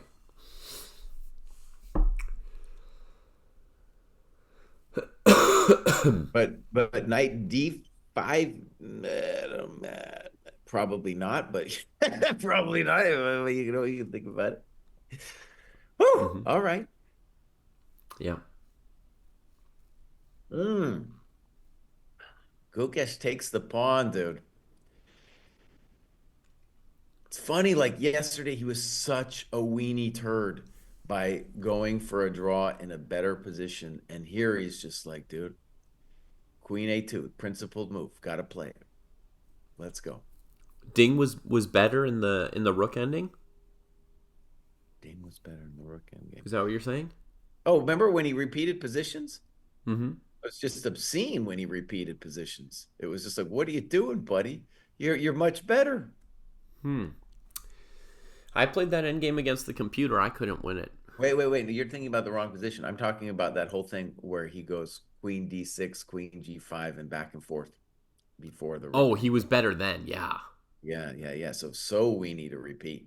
Yeah. Okay, I see. I thought you meant the rook ending at the end. Also, Dave, we have to address your rage quit, dude. It wasn't like a rage quit. Like the rage and the quitting were separate. Right? It was time for me to go to bed. I was also upset that I thought Gukesh was losing. But he was in fact fine. Right. Yeah. Right. But I didn't know that at the time. It was above my head. Right. Yeah.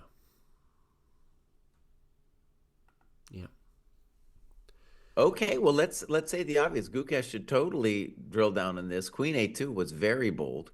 Mm-hmm. And that's a very tricky position we're looking at there. Oh, holy shit, he just played a move. Rook A1, Queen B3, and then we're anticipating Rook A3 here. Yeah. We were saying King G2, Queen D3 is probably something we don't want. Yeah. And we have not yet double-checked that knight takes D5 in that position, which I think we definitely should have done. So I'm just going to put it on the board. Right. We're just going to make the moves here. Knight D5. Bishop takes G7. Right. Now, if the knight moves without check, he's played Rook A3, by the way, as we were predicting. A3, Queen B1. So Queen B1 will be forced, and King G2, etc. And actually, it's a very nice thing for Ding to get a couple moves off until move 40. Towards move 40, yeah. But still, I mean, he's got a minute to move. It's a tall order here. Okay, so Bishop G7. So the rook on D8 is undefended. So the knight can't go somewhere random. It gives check on E3 or F4. White just takes it, and white's winning. So let's go King G7. Bishop takes D5.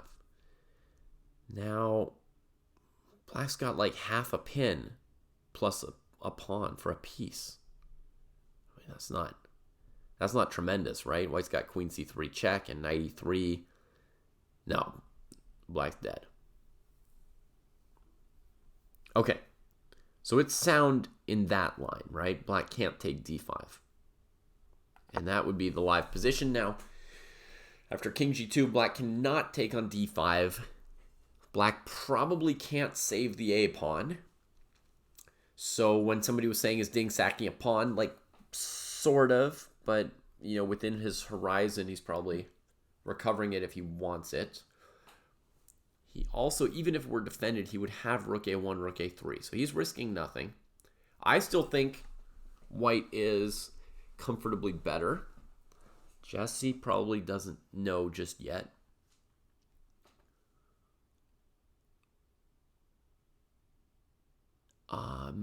Who would a dark squared bishop trade favor, Jesse? Like if he played knight e8 now.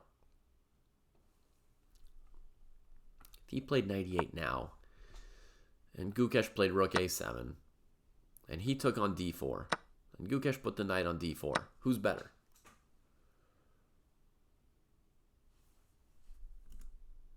Oh, I'm just talking to a chair. I'm just talking to a chair. All right, I'll answer my own question. White must be better. White must be better.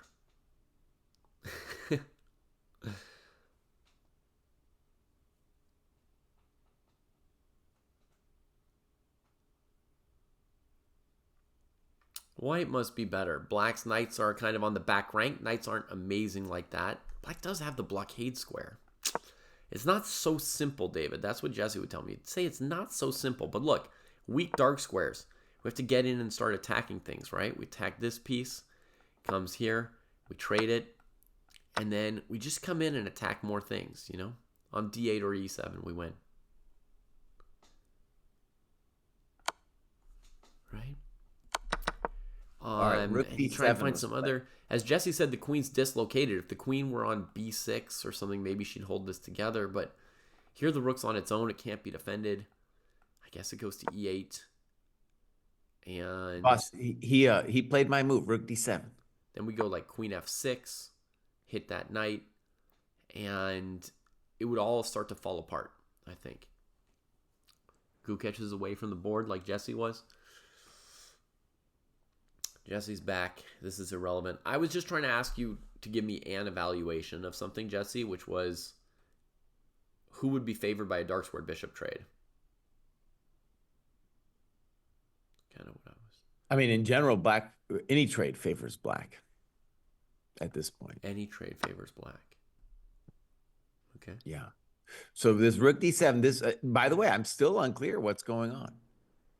I'm still unclear. I was planning a whole sequence here, folks, where I go after the dark squares after a trade while the queen's dislocated. Knight e6, threatening mate on g7. Knight takes e6, pawn takes e6, rook takes e6, check. We know what Ding would do in this position if you were white. He would play rook a1, rook a3, and take the draw. Yeah, come on. That's not fair to him. You know, he's had some very bold moments. Yesterday, dude. After yesterday, it's so fair. Okay. I can't even begin how fair that is. All right. Should white take on a7 with the bishop here, Jesse? Is that your instinct now? Oh, gosh, this one's hard. I think the issue with bishop a7 might be c3 from black. Just popping a little tactics onto the board. c3, though, I can play queen d3. Nothing dramatic is Queen happening. d3. You're saying it's nothing. No drama. No engine, no drama. The big question is, what about that knight on f8?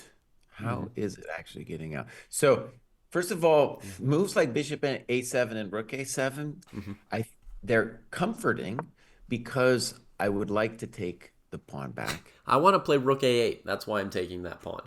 Fair, okay. That's why I'm taking it with the bishop, because I think rook a8 would hurt like hell. I'm starting to feel on bishop a7 that if black doesn't have anything, and I don't see anything after bishop a7, that at the minimum we got to say white is better. Thank you. It's taken a long time. I'm moving my evaluation up right now, Jesse, while you're still getting acclimated. Look at this. I'm doubling my eval. I think this is getting Doubling. really critical. Uh-huh. Really critical.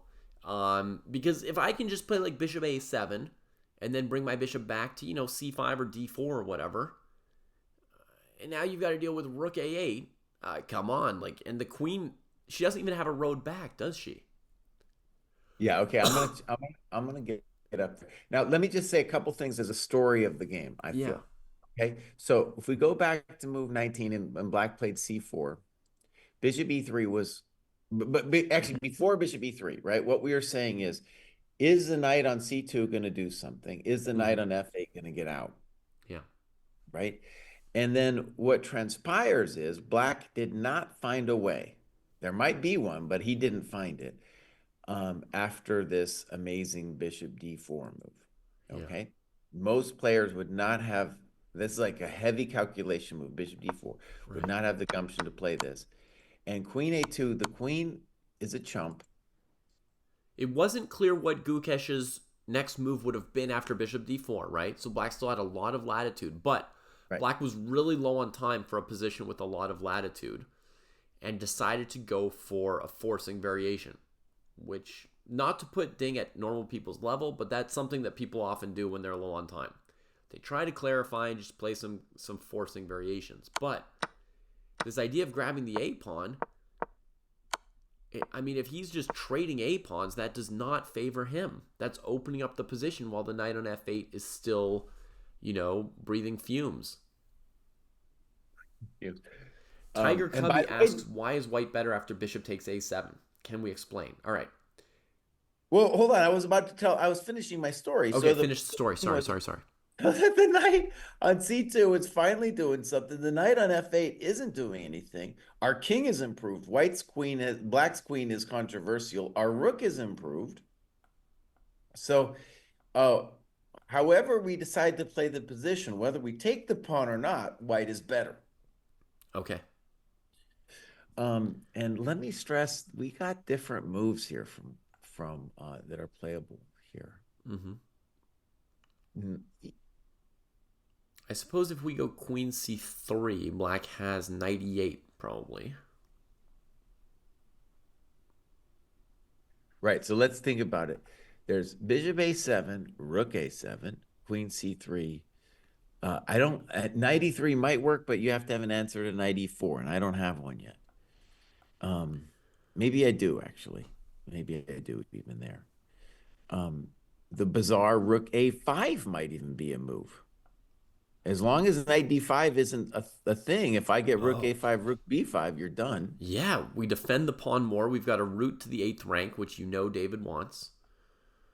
And we split black's pawns, right? Leave them with the crummy A pawn, subvert the C pawn. Yeah, it's a big choice here for Gukesh, honestly. It's a very tasty choice. So, okay, I am changing my eval, and I'm going to say it's +1. I thought you were going to shoot up. Yeah.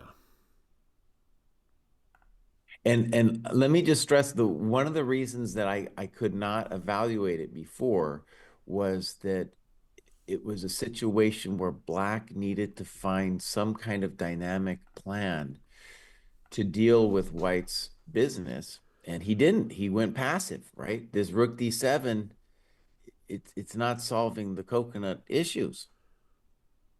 Mm-hmm. And the only way that black is going to not be worse is for some way to make that knight d5 thing work.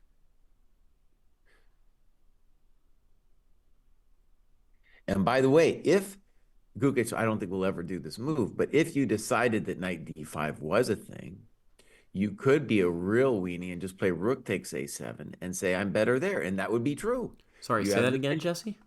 So if you decided you were really afraid of knight d5, right? Yeah. Which I don't think we're going to get into it. But right. If you were really afraid of knight d5, you could play the weenie rook takes a7 and claim you're even better in that position. Yeah, this is the simplest and smallest advantage, I think.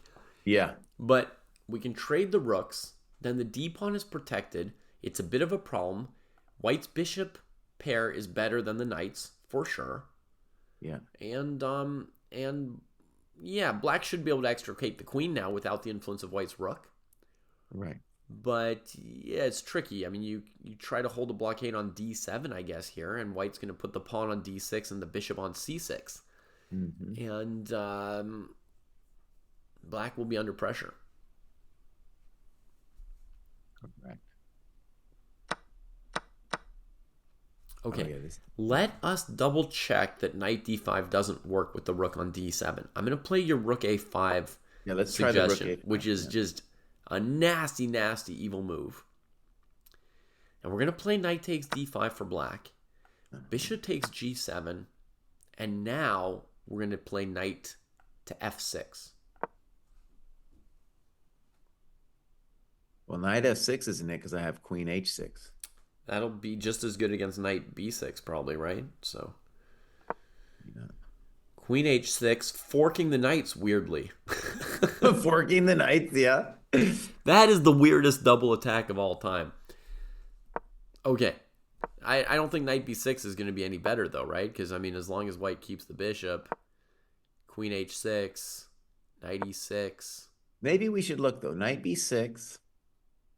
On knight b6, actually, I want to play queen c3 just to keep my life simple. To keep the other knight, you're going to make it simpler. Keep your life simple. Yeah. Queen c3, knight e6, bishop f6, and we can stop.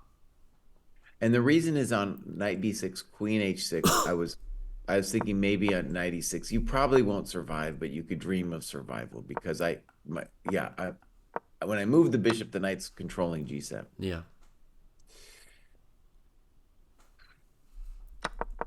But this is the kind of thing, it's still, it's easy for us to sit here and say it's winning, and it probably is, but yeah, okay. Oh, wait, the knight could go anywhere it wants. Yeah. Because the rook's defended by the knight. If he can't take on d5 if rook a5, if there's no knight d5, I think that's game. Okay, let's try it again. Bishop takes here. Let's find another square for this knight.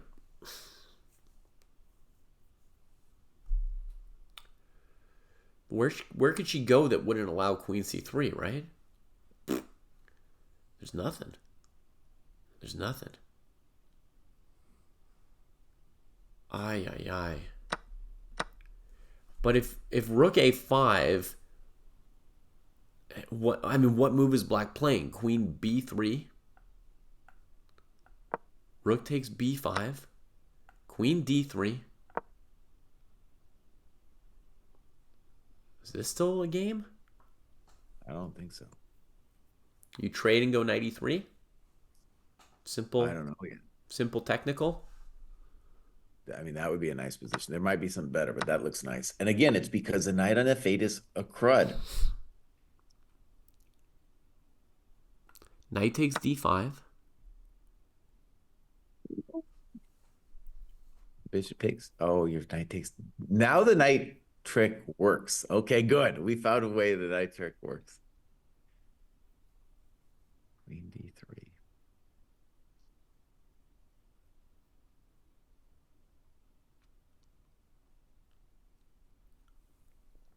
That busts white. Without the d-pawn, there's nothing too proud about our endgame. Okay. So queen d3. Now you don't talk so loud. Now you don't seem so proud.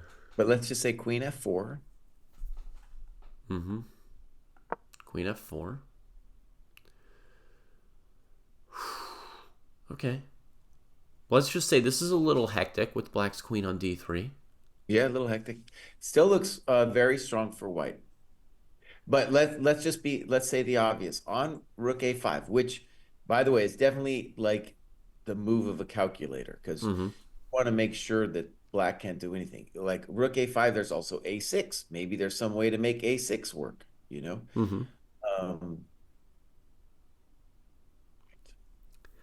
This could definitely be a draw at chess neck. I'm sorry about it, but it takes a really big advantage to beat a top player. You have to You have to get everything. And also, David, let me just say that rook a5 looks cool and everything, and maybe it's the right move. But bishop a7, we didn't find anything wrong with bishop a7, I don't Nope. I think. mean, that's a very, very simple option, bishop a7. And I've been thinking that maybe black would move the knight on f6 in response to open up the bishop on g7. But what does it do? And then, because I'm coming back to like c5, and then I'm looking at rook a8 and d6. Yeah, unfortunately, the knight on f6 doesn't have any good moves here, right? Like, if I'm moving it, it's going, what, to e8? And then you play bishop c5 and ignore, my counterplay, so to speak, on b2 and c3. You prepare rook to a8, which is going to hurt like a hurting. And then what's cool about our knight is you're going to play c3 someday, and I'm just going to step up to like d3, and I'm going to say, oh, they told me in school that a knight's a good blockader of the pawn. Was there a chess school in New Mexico? I thought you had to do it all on your own. Oh, I never went to school. But you know what I'm saying? I read some books. I read a couple books. So the point of bishop a7, my friends, is less about, it's nice to win the pawn, but it's more about like, let's put the bishop next on c5 and our big fat rook on a8. Yeah. And the fact that black put his rook on d7 is kind of like the call for us to be like, oh, maybe it's a8 that our rook wants to be on. Right. So somebody's saying, why not knight e6 here? Well, we would just retreat the bishop. And white's plan is rook a8, Yeah. There you go.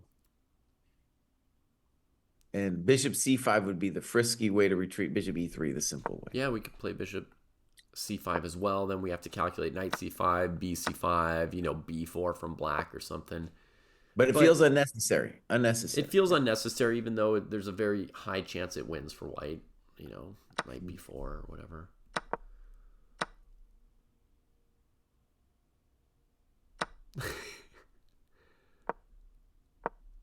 I mean, bishop a7 is...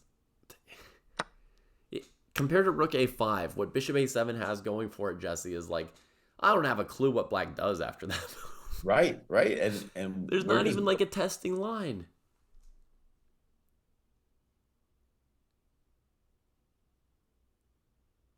Ay.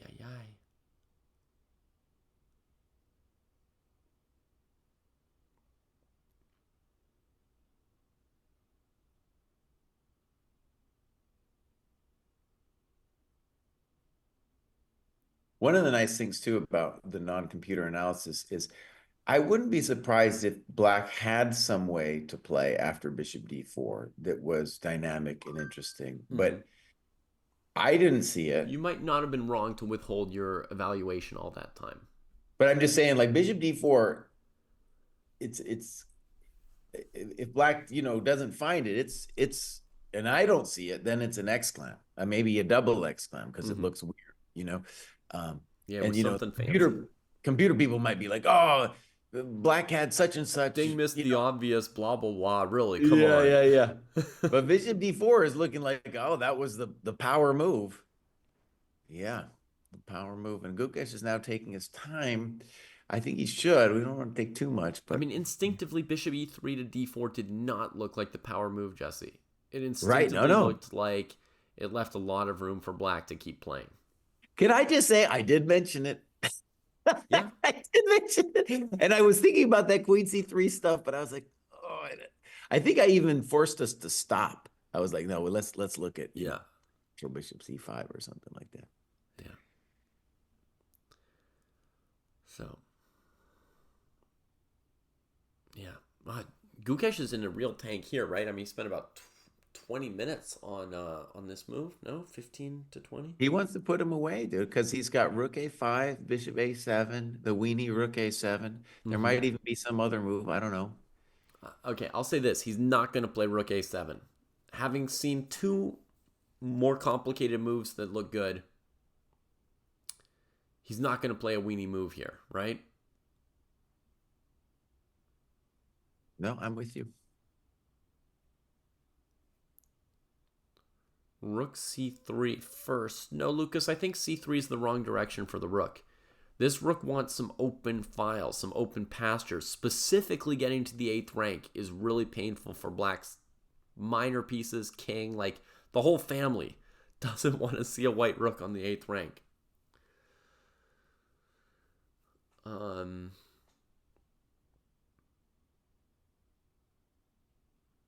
he's not going to play the weenie move. He's more likely to blunder than to play the weenie move. Well, what's interesting about the weenie move is just to try to evaluate that position, because you could come to the conclusion that that's actually a winning endgame for white. Yeah, it gives you a baseline that of where white's at.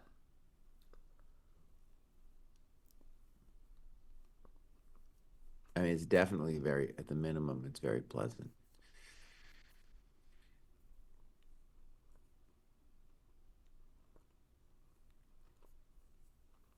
Yeah. So Ding is at 1 minute a move, and then Gukesh is almost at the 1 minute.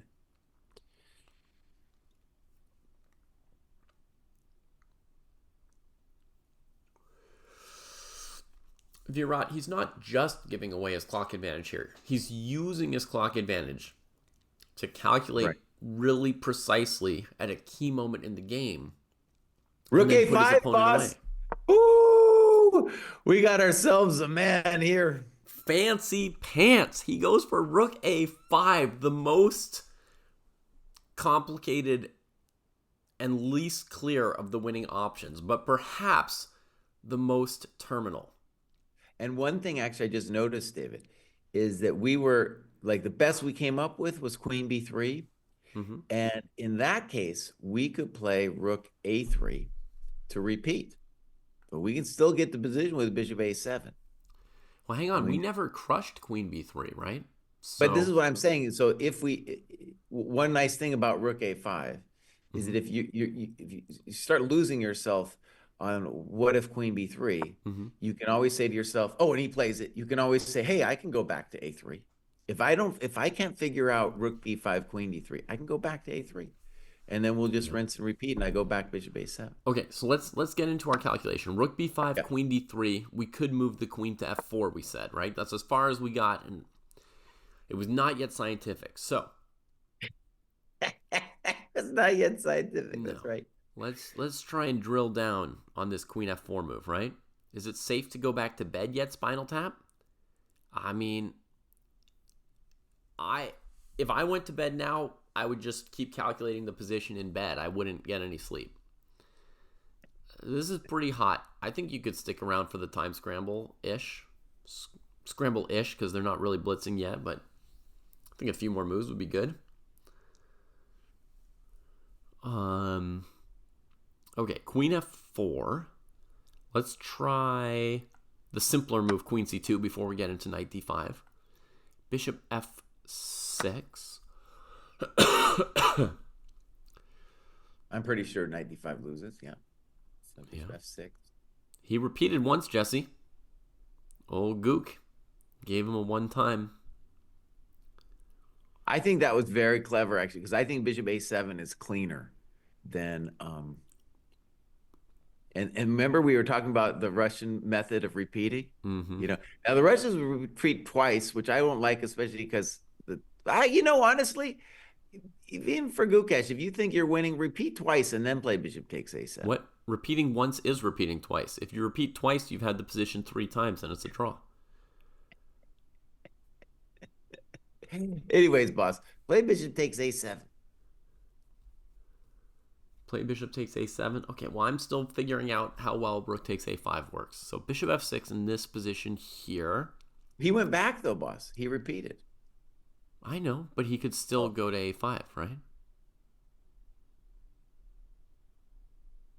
No, I think he did. He saw that was too complicated, and now he's going to play Bishop A7. He spent 20 minutes. I think he saw a whole lot more than that it was complicated. I think he saw everything. You see what I'm saying, though? Like, if I agree, Coffee Acorn. You reminded me. I'd thought of Queen F5 earlier for this position.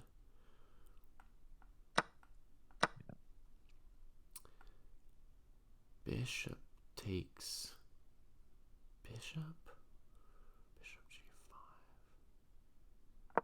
Maybe I go Bishop G5 now.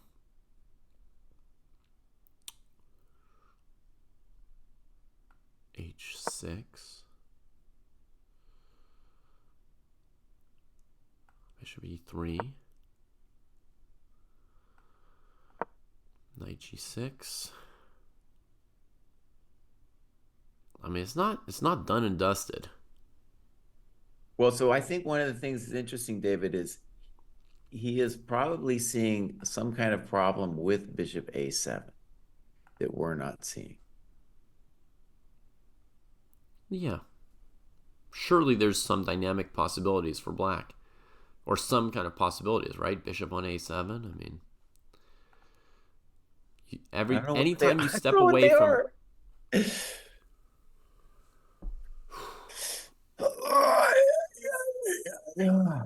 Why did I play H6 for black in this line, Coffee Acorn? Well, for one thing, I don't think the bishop's bad on G5. It's preventing rook to D8. For white, I want to play rook B8. For black, I need an escape square for the king. So, yeah. I mean, you see, the next move I wanted to play was knight G6 to improve the bad knight on F8. But if I go knight G6 without H6, white just goes rook B8, and I'm dead. Like, done. Done. Dead done. So that's where H6 came from. Bishop E3, knight G6. Here I'm toying with the idea of knight E5 for black. You know, just staying in the game. Staying in the game. White's clearly better, right? Better pawn structure, bishop pair, but it's still being scrabbly. Okay, David, let me just make sure we're on the same page. You're looking at the rook B5 thing still. I was still looking at rook A5, in case he went back there. Can we put bishop A7 on the board? I think that's what's going to happen. Yeah, we can put bishop A7 on the board. You want to see if you can find out what's wrong with it? Or just that he's got a concern. Put it that way, he's got a concern. One thought I was thinking, Dave, is maybe knight E6. Knight E6? Right. I think I had that move before. Yeah, I did. And we kind of dismissed it because we were like, well, bishop E3, and then what do? We got rook A8 coming, yada, yada. Mm-hmm. Yeah, we played bishop E3 or bishop C5 and said, now what? For black. And then I was thinking maybe knight C7 maybe is a mild C7, concern. Yeah. I don't know. I don't feel great about knight C7, but yeah. Trying to help him out. Instinctively, we push D6. Okay, there's rook A7. There's a lot of other moves. I know. But you were, yeah. I don't know. I just want to play D6. It does look miserable. You have to move the knight again, right? Because I'll just take on C7 and then get a new queen. Well, and then you stop. You don't want to even look at that anymore because rook A8's coming. It's glorious. It's absolutely glorious. So that's not it. Okay. So bishop A7, knight E6, bishop E3. I don't know where he's going. It looks great for white. Mm-hmm. Yeah.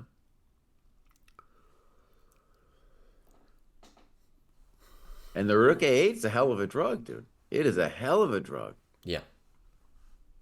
Yeah, I mean, Gary used to be excited about having a knight on F5. Remember, once my knight's on F5, I'm unstoppable, teenage Gary. Uh-huh. But, like, the rook on A8 is better. Once the rook's on A8, it's really crispy.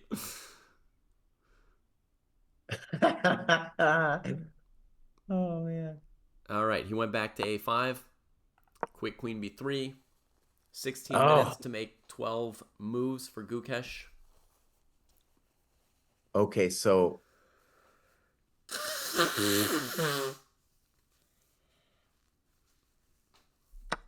And he's taking the B pawn. Okay, I did not approve of this. Queen D3. We predicted this. Queen D3 instantly. And we thought, okay, we just want to say this felt better for white, but it didn't feel like the absolute crusher. Maybe it is. We're going to see. So ChessNext asking, Gukesh must not be too confident in his ideas if he is letting time drop this low. Correct. So there can be two reasons for letting the time drop this low. Sometimes you're seeing something so overwhelming that if you double check it, Queen F4 played as well. That's following our line. Oh, we're good. Something so overwhelming that you're like, well, let me just double, triple check it because I won't even need 30 seconds on my clock to win this position. It'll be so winning. Other times you can't find anything and you are unconfident. So it can be either. I think in this case, he was looking for a knockout, but he didn't come up with a total knockout, I think. I think he's got a +1 kind of endgame still.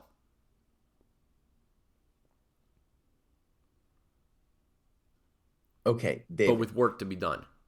When I was looking at this, my first thought was that knight d5 doesn't work, but maybe it does. Yeah, we didn't really calculate it yet, so let's try it. Knight d5. Let's give it its due. I was thinking rook d5, but then black just takes the knight on c2 after rook d5. Then bishop g7 looks like a win. Or we can trade on d7 first. No, we can't. We have to do g7 first. And if king takes, queen d4 check. Boom. Good. Okay, so that's an important variation. And if rook takes, bishop takes, king g7, queen f8, or queen f7, followed by f8. The knight drops. Okay, good. So that's an important variation. So rook d5, and if black has to take on d5, we take with the bishop, and now f7's hanging, so there's no time to take the knight. And if bishop d4, the knight escapes to d4, and we're also up a piece. Okay, so there's no knight d5. Our instinct was right to not even calculate it. No, you got to calculate that stuff, folks. Normally you start by calculating that stuff. So here's the line I have from before, Jesse, was queen c2 here, where Ding's thinking. Bishop takes f6. Yeah. And now queen f5. And there's other more hectic options for black, right? But this is just a, get me out of here, I'm getting thrashed. And here I didn't have a knockout for white, Jesse. I played queen takes queen, pawn takes queen. I decided to keep my bishop pair with bishop g5. Also because bishop g7 improves black's king, right? Okay, but wait, David. You could play queen takes, pawn takes, bishop takes, king takes, rook c5. Yeah. And then you claim you're winning that position. I mean, you could claim it, but it's not so easy, is it? Knight g6, rook c4, knight e5, rook d4. Or rook c5. I don't know which one. Or rook c5. And then obviously the claim there has to be well, I'm up a pawn, and it's a big deal that you're shattered. That you're shattered, sure. Okay. Right. Queen f4 on the board. Okay, maybe I'll just bring my king to e5 instead of the knight. I don't know. Okay, anyway, my instinct's not to trade that bishop, Jesse. I played bishop g5 before. And then I played h6 for black, bishop e3, knight g6. That was my original line. What do you think of that position? I think that's unclear because he's got that pawn on c3. The pawn's going to go to c3. Okay. So I think you're right. I think your variation with queen f5 is like el big questione. And we had kind of touched on this when we looked at rook a5, and I didn't like it because it's too complicated. Okay. Bishop f6, queen c2 is forcing bishop f6. Queen f5 makes a lot of sense. It's maybe not the best. It might be something else. But that would be the question. Yeah, I mean, black can also play queen d3, c3. All kinds of movements, right? But we've just been scared of rook b8 for so long. It seems like if we could trade something, we'd be glad to.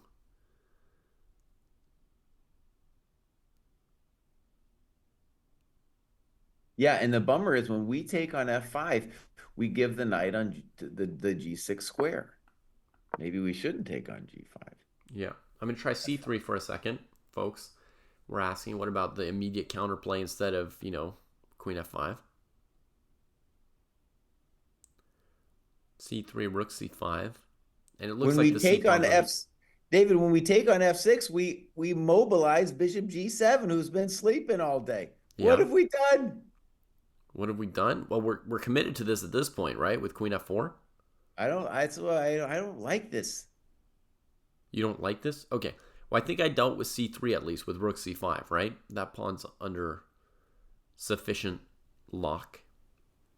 Well, also the reason we should deal with queen f5 is you're in time pressure. That's the move you want to make. You want to, you want to put this baby to sleep here. Okay. So should we go back to queen f5? Yeah, I think queen f5 is the right question. Okay. I got to take it. I don't have a choice. My bishop's hanging. You could play bishop g5 or whatever.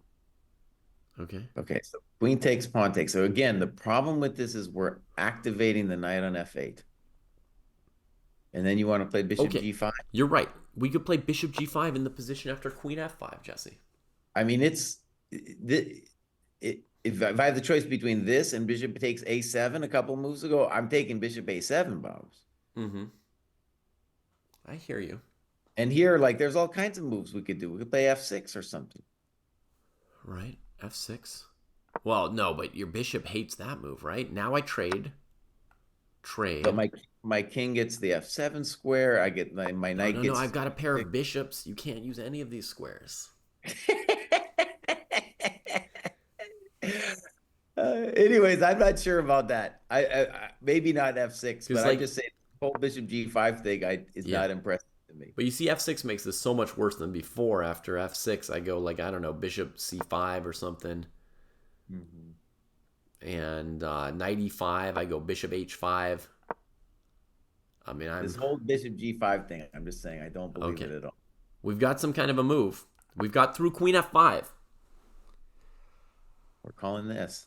Yeah.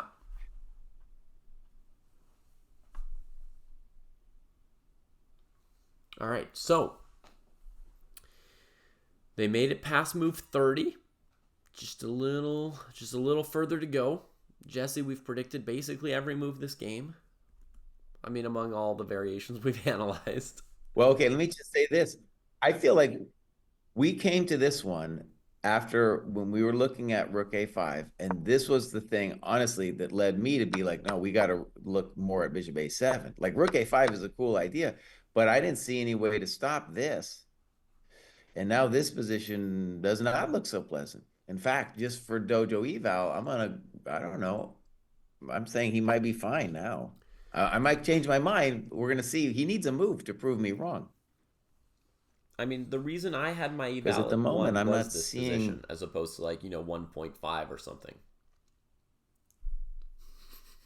Mm-hmm.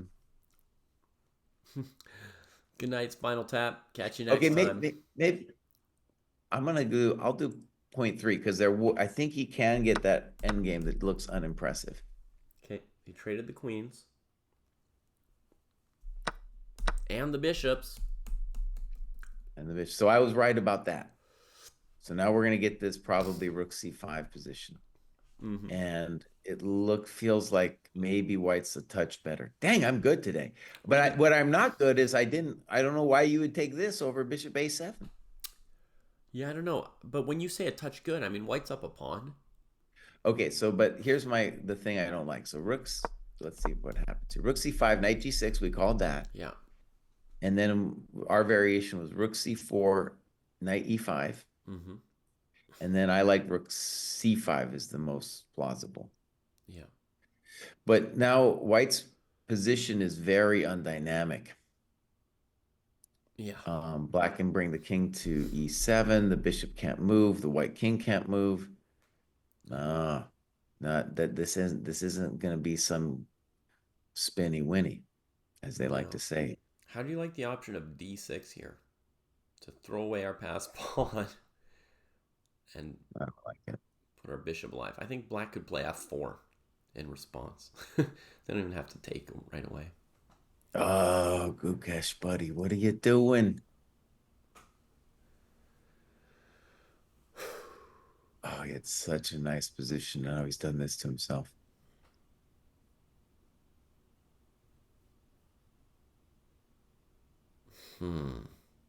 I really liked the idea of bishop g5, not trading that second bishop, Jesse. That wasn't anything, but that was nothing. Okay, rook c4, knight e5. We're good. We saw this hours ago. Yeah. I think they did too. They were just deciding whether or not to go to it when they had their massive thinks. Okay, let me put it this way. Let's imagine like rook c5. If black had to take on f3, then I can kind of sort of imagine that to being a good winning attempt position for white. But he doesn't have to take on f3. On f3. But he don't. Unlike rook c5, there's king f6. There's probably some other moves too. And then what does white do? I guess white then has to move away the bishop if we get rook c5, king f6, because you can't let black play knight f3, king e5, can you? Okay, so rook d4 was played. Well, maybe you can. You play d6 check, king d6, rook takes f5. So first of all, David, you get props for rook d4. I think you called that.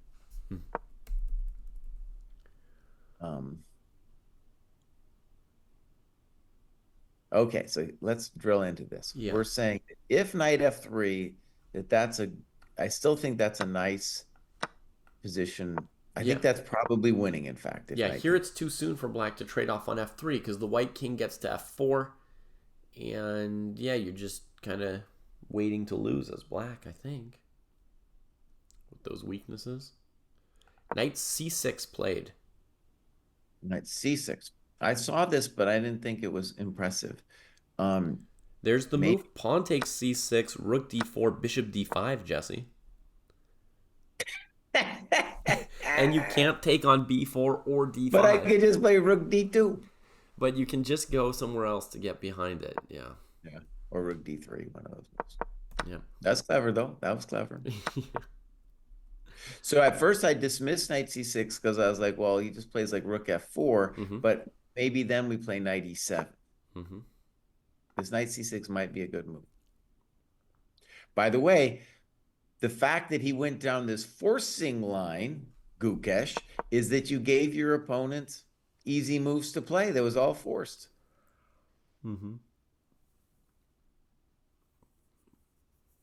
Okay, so let's see. Okay, what if he goes rook d2 here, Jesse? And you take the pawn on b4? Then d6. No, that ain't good. But you're not even threatening anything. I'll play king f6. Oh, black is fine there. Yeah, I agree with you. So a5 looks pretty good too. Here, it might be knight c6 might force us to go to that rook c5 variation. Yeah. It was also my first instinct.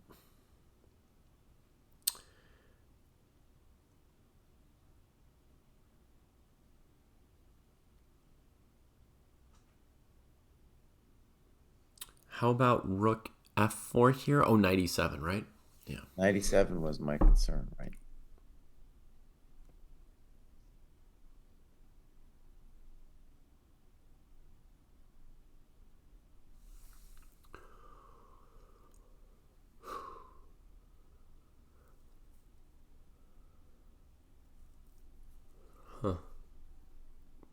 I don't see anything too great here.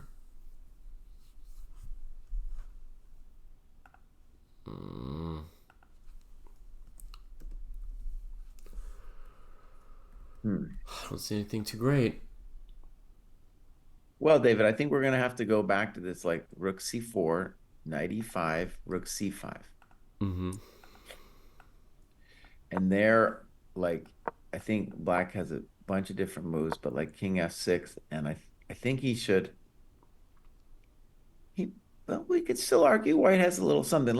Can we put that on the board, David? King and the king f6, and just like maybe then bishop e2. Yeah. And we'll say, look, I got that weakness. I got a minor that might eventually be a better minor piece. At the moment, he's not a better minor piece, but it may be someday. I mean, a pawn on f4 is going to help white's cause quite a bit. Yeah. Take away some good squares from the king and the knight. So I think that's what we're going to see. Is we're going to see rook c4, knight e5, rook c5. So and white could have had that first, and then he black did something has else, Jesse. Something I rejected, by the way. e5. Okay, let's give it a moment. All right, here was my problem with this. It was king f6, I think. By the way, knight d5 is not an easy game to win, but we'll look at king f6. Right, but knight d5, rook f5, I mean, white has some joy. Has some joy. I thought king f6 was really a problem for white. Okay, let's say rook h4.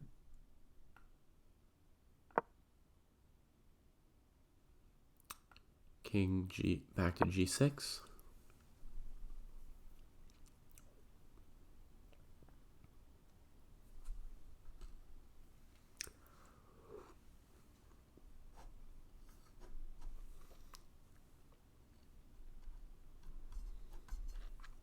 b5. Mm-hmm. Okay, wait, let's just get inside his head. b5 has some kind of intention to make rook a4 work. Mm-hmm. But I don't get it. Yeah. When we take on d5 and you recapture, the rook touches b5. Right. Yep. And that was the first thing I looked at was king f6, rook a4. But then after knight takes d5, I was like, what am I doing? And the answer was I didn't know. I didn't know what I was doing. Okay, here's an idea, David. King f6, rook d4. Oh my goodness, Jesse. What? There was a reason he couldn't play rook c5, I think. We're being told in chat by Maciek. That in the rook c4, knight e5, rook c5 position, black would have knight d3. And then knight e1 check after you save the rook. Oh no! Oh no! Isn't that a horror? Oh, dude. You don't want to mess with the knights, bro. You don't want to mess with the knights. Okay, good. Who was that? Somebody got it. Yeah, Maciek. Gajika. I got an idea for white, buddy. King f6, rook d4. I'm just trying to keep the game going mostly, to be fair. But my point is on rook d4. If you play king e5, I'm going to claim I'm better after rook h4. Is that true? We can debate it. There's things to debate there, but that would be the claim. Mm-hmm. Okay. Yeah, certainly you can keep playing if you get the h-pawn.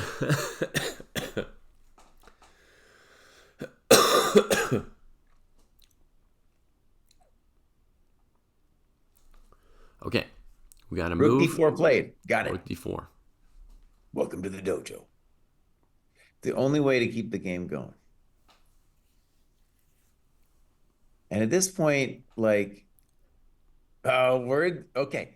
He's gonna get to time pressure, but this is a hard decision because there's a bunch of different ways to set the position up for black. Oh yeah. Jesse, that other line, it's like fascinating. The rook c5 line with knight d3 also, by the way. Knight d3. White can play king f1. Oh, interesting. Yeah. Yeah, and if you take you're rook, hanging your b pawn though. You're hanging your b pawn. Exactly. If you take the rook, you're probably busted. But if you take the b pawn, you're probably fine. Yeah. But, there's still a little work to do. White plays king c2 and the knight's a bit offsides. Okay, so dude plays h6. Mm-hmm. Do I understand this move? Probably not. Well, it gives him the idea of maybe king e5, rook h4, rook d6. Okay, good. Mm-hmm. Good spot. Thing is, it's going to take white a while to fix that king, bishop, and f pawn, right? I mean,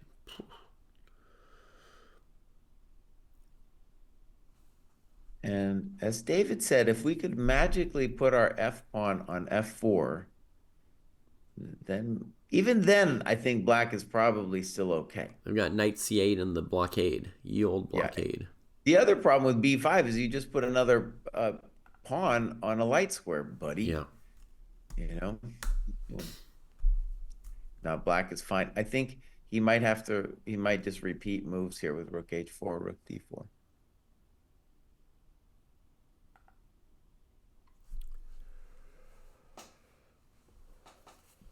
Oh, Gukesh, buddy.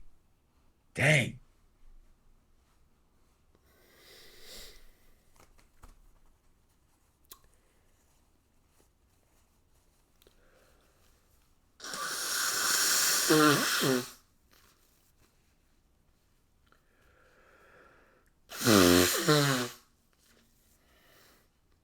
Not only that, David, but I like the weenie bishop a7 better than this one. Mm-hmm.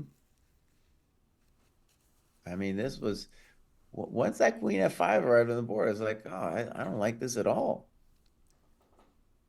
Yeah. Yeah, I mean, you tell me that bishop g5 was nothing, but it looked much better than this to me. To just keep the bishop pair. Also, David, I think, we could criticize b5 on some positional grounds, okay? Because b5 is simply with the thought that, hey, then I can play rook d4 and you don't have your knight c6. But you're putting the pawn on the wrong color, buddy. Yeah. It's the wrong color. So you shouldn't, you're losing your mind a little bit. Yeah. I don't think he's winning this game, Jesse. Sad to say.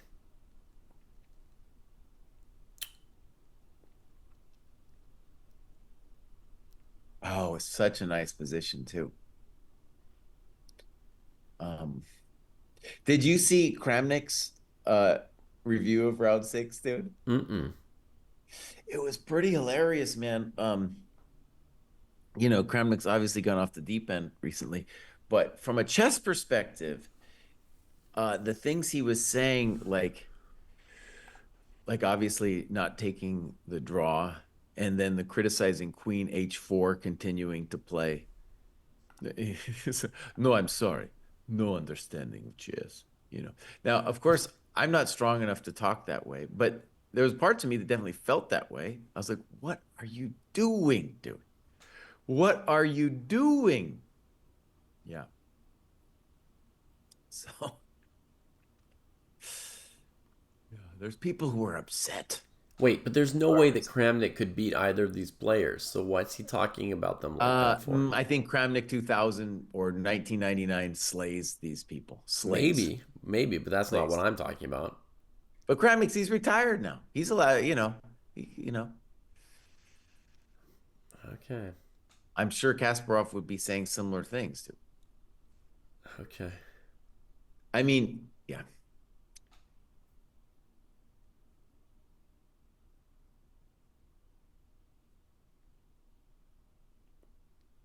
The title of his video was the what do you call it? The so-called sort of recap of the sort of WC. Rude. Oh, dude, he's so rude, dude. He's so rude. Sort of recap of the sort of WC. No, I don't want to criticize anybody, but please, but please.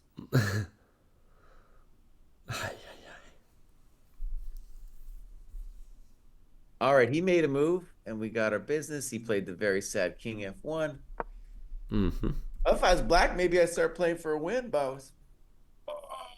With what candidate passed pawn are you going to win the game? I don't know, buddy. But after king e5, rook h4, rook d6, you should start. White should start thinking about rook a4. And 2000 Kramnik wouldn't go +4 against anybody. He would go +1 against everybody. No. You was late. Come on. I mean, yeah, obviously, it's hard to talk about the guy in a positive light now because he's lost his mind. But But once he Fischer was also lost +1, he his. would just make draws, no matter how good his position is. I think you have a false memory of how this goes.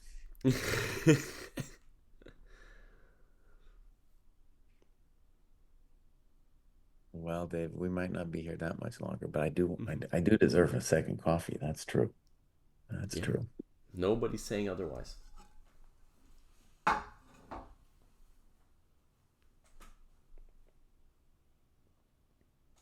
Maybe when I come back, we should look at that Bishop A7 and just try to imagine, like,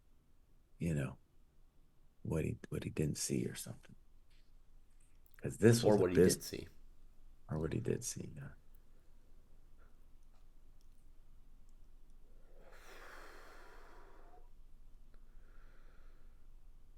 Okay, at least let's also say with King F1, there's at least a dream, right? I want to move my bishop back maybe and then play F4. Yep. Couple dreams. Couple of dreams. And now, David, I was thinking, I don't know if I have a thought. Yeah, okay, here's a thought, David. Just to keep the game going. So if you go King E5, Rook H4, let's say your famous Rook D6, then I'll play my famous Rook A4. Okay. Yeah. And then if you play the famous Rook D7, I'm going to play the famous Rook A6 and claim that I keep the game going. Brilliant stuff, Jesse.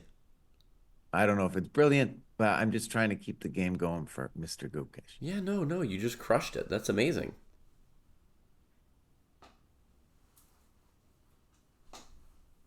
So even though this is all disappointing and so on, the game might have it's not necessarily over yet. It looks like,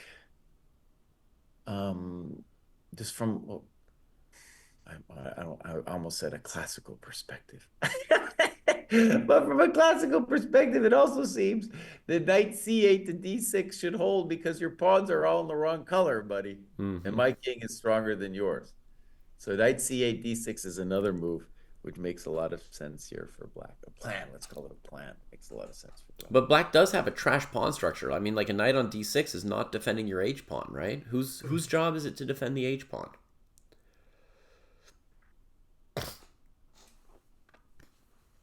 No, well, king and knight, very strong in center, but who defends pawn?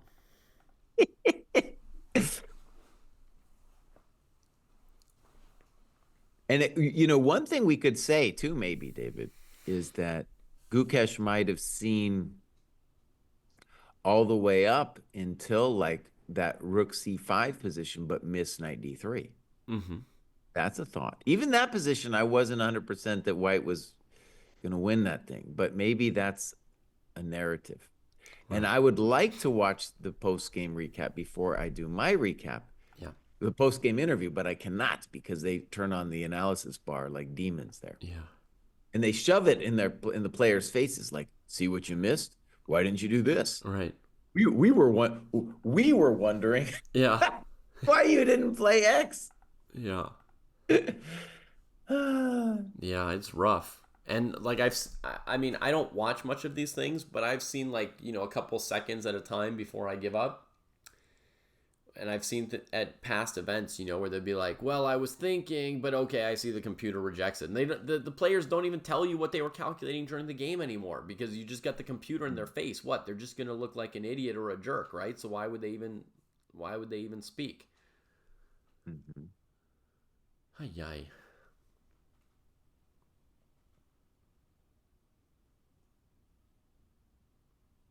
Okay, David, let me do a concrete variation. So Mason's asking what I would do against that variation, but let's not do king e5 yet. Let me try knight c8, Baus. Well, it's white's move. Oh, no, he played rook h4. Oh, king e5, rook h4. Oh, and I called that one? Now you've got to play rook d6, right? I mean... It would seem so. What else do you want? Um, well, I don't know. Actually, you could play knight. You could think about knight d5. Okay. Not necessarily losing at all because your rook on h6 is kind of sidelined. But we have activated the bishop on f3 by taking the pawn. Yeah. So Now there's that's at nothing least wrong with the position. We got a passed H pawn and a rook and bishop. Yeah, not a draw yet. Rook H4. So the players just got an extra half hour. We've right. almost never played the second time control in this match, right, Jesse? So Well, we got there yesterday, but yeah. yeah, but I mean like rarely, right? Yeah. Not so many times. So I'm just gonna remind folks, they got 30 minutes and now they have a 30-second increment, and that's it. So, you do another 15-minute think or something like this, and pretty soon you'll find yourself playing Endgame Sensei. Just 30-second increment and do what you can with it. All right, let me try rook a4. Probably what happened. No, knight takes d5 was played. Okay. Wow. So I think we say rook Wow. h6 and white is, but hold on, it's a little concrete still. Okay. So rook h6. Let me try knight c3. Okay. Let me just mention there's this move f4, trying to offload a bad pawn, and then I think white wins with rook h5 check. Yeah, I don't think we want f4. If you move the king, we trade everything, and the h pawn wins. If you play f5, I play rook takes f5 check.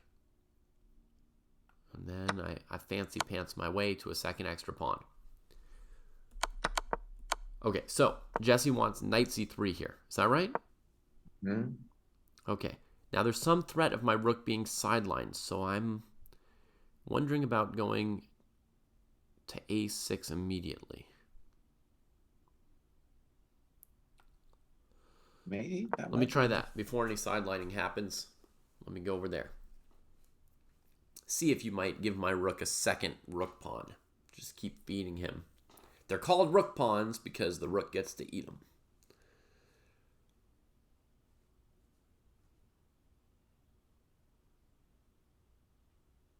Okay, so knight takes b5. Oh, I hung my pawn. No, I think we're not done yet because I think rook a5 is the right one. Yeah. On rook bishop c6, I have rook d1, king e2, knight c3. So rook a5 was the question. Mm-hmm. And then let's say a6. Yeah, it's the only move I see for you. I'll take it, I guess. And then we get this position with something like knight d4. Okay. Okay, moves have been played. Rook h6, or one move has been played. Yeah. Now, so knight c3 is the most direct move. He plays it instantly. Plays it quickly, yeah. I like David's rook a6. Okay. Oh, wait. Let me mention rook c6 is maybe a move here. Mm-hmm. Though then maybe black plays knight e4. And in general, knight e4, besides taking the pawn, is also on the table. Yeah, for sure. Let us just stress, though, that white looks like they've made progress because what happened was black took that nasty pawn. And so our bishop is now free. Yeah. Even on the move b6, I think white has, which probably is not going to see, but it is a move, and we do have chances to play that for a win with b6. Yeah. Okay, white's in, buddy. White's in. All right, I'm going to give it 0.5. Uh-huh. That's what I already had on it, so I won't move it. And okay, no, getting ourselves a technical endgame, and I'm going to get myself a coffee bowl. Yeah. In fact, I don't love black playing knight takes d5, and I'm going to nudge mine up just a smudge to 0.63. Okay. So what about h4? Coffee Acorn. Yes, we want to play h4 when given the chance. But first, we need to organize our pieces. They're valuable here. We got to organize our pieces. Black has ideas of either taking our B pawn or going for counterplay with knight e4 and rook to d2. And our king is bad, and our rook is a little bit weird at the moment. So the first thing to do is to improve the rook, almost certainly. Almost certainly. Black can escape the bishop c6 trick, coffee acorn in general, with rook d1 check. So same thing with rook a6. Jesse took on b5, and I played rook a5. I didn't play bishop c6. There's this trick, rook d1 check. And if your king comes here, then black has knight c3 escaping. Or, you know, rook b1 as well. I mean, you can keep playing, of course. You can play king g2 and stuff. But you did give black the counterplay with the a pawn. So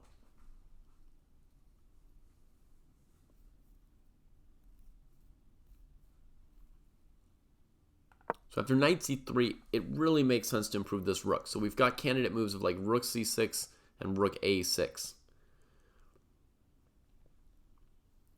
which look good for a start. We could also start with bishop c6, potentially, defending this pawn immediately. That's got to be a thought as well. I think black would go rook d2. Oh, then we have maybe f4. Here,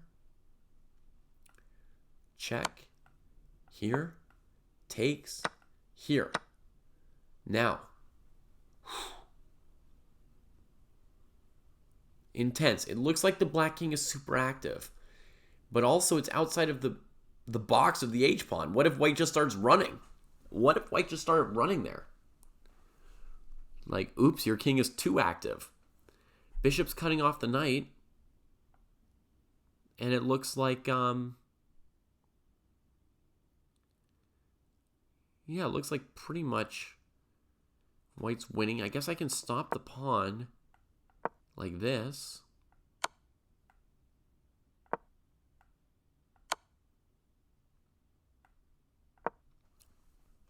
As black can get to this position. And the knight on h6 will even defend these two pawns against white's bishop.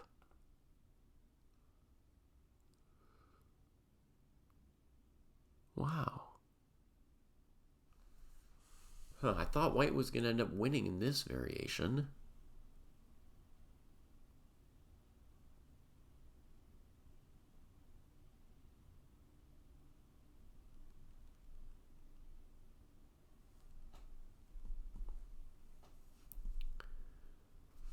Huh. Okay, I think we got to move from Gukesh. He chose rook c6, yeah.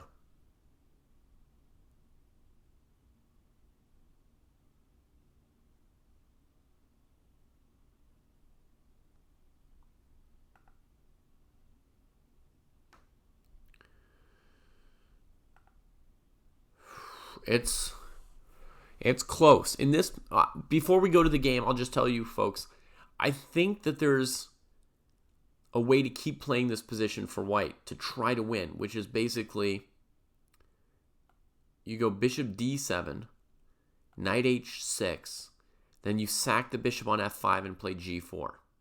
And that gets the h-pawn rolling, which is really hard for the black knight to handle. I could be completely wrong, but let me just throw that out there for you before we go on. I think this might be like a try for white. Okay, so now let's look at the move that he actually played in the game, right? Rook c6. So now knight b5 is totally ruled out by rook c5. Right? Fair enough. White's bishop is covering d5. And I think the most likely thing for black to do here is to play knight e4. Right. If I consider the rook d2 move order in this position, white could play rook c3 against that. Okay, yeah. So we're attacking the knight. Okay, it's all over. It's got to go to e4. Wait, David. I agree. 94 is definitely a move, but also rook d3 should be mentioned. Rook d3.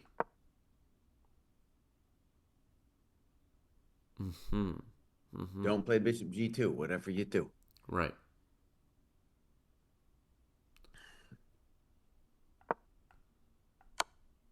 Okay, this is what Jesse's warning us against.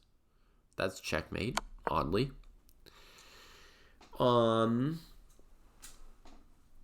Yeah. Okay, fair enough, Jesse. This could be a line as well. I think 94 is still the main one. On rook d3, I don't really know what I'm doing after king g2, for example. After king g2, yeah. Maybe there 94 could be interesting. Yeah. There's also bishop h5, right? I didn't even think about that, but yeah, you could think about bishop h5 too. Yeah. All right, let's start with 94. Let's start with 94. Ding's actually thinking, so I guess it's not obvious between them. Oh, he's played 94, yeah. Okay, let's talk about this. The knight, okay, there's various transitions to rook endgames, which could be drawn. Some of these things, because the double left pawns are tricky questions. So just as a theoretical, David, if I trade the b pawn, which I'm not sure I actually want to do, but I just want to put it out there. So imagine the position b6, ab, rook takes, knight d2, king g2, knight f3, king f3. Do we think that position is drawn? Maybe with the black king on g7 or g6. Here, I guess black needs to engineer f4 in a good way, or I don't really trust black's position that much. Yeah, I would say that's probably holdable.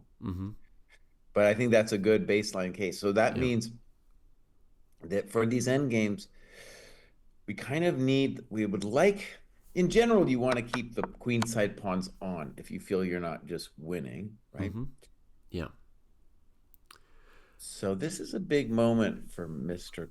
Gukesh. Also, Jesse, I think that in general, black would go rook d2 and force white to trade on e4 and get an even better version of this endgame. Good. And I was just trying to do it as a right.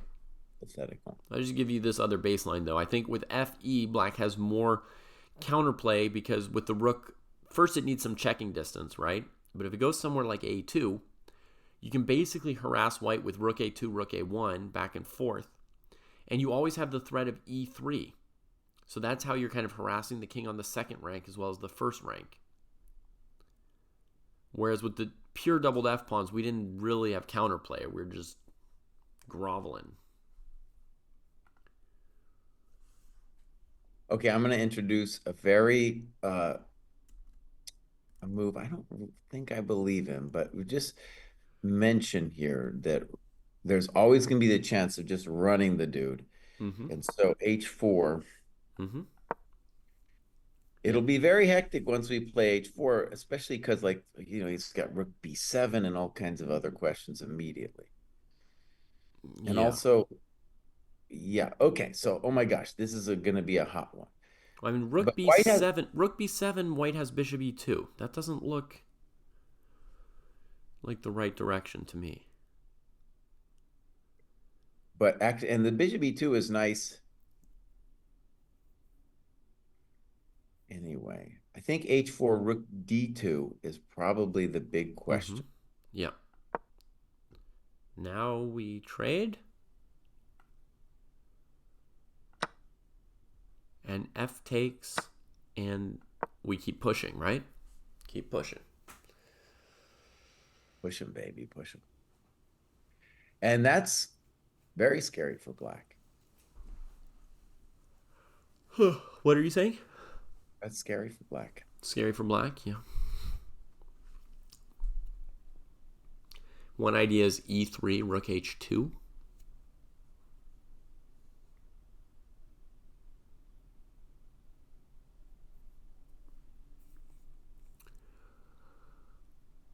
It's okay. Just to continue it, David, let's say that after h5, let's say rook b2. Rook b2. What are you saying you got here, boss? I'm just going to play h6 and let you show us. I think maybe you should play rook c5, but let's go Yeah. h6, rook b5, rook b5, Okay. h7, rook h8. Ay, ay, ay. He made it. He caught his flight. He got his flight. Everybody thought the gate was closing. He got his flight. Dang. All right, that's a draw. You might have had rook c5 there. I don't know. Yeah. After rook b2. All right, Probably so I'll try rook c5. King f6.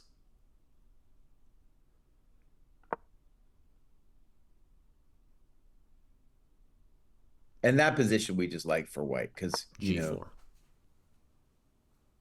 Connect the pounds. Give him a buddy. yeah, it's I think there's multiple ways. So that isn't it. So knight e4, I think h4 is the big question.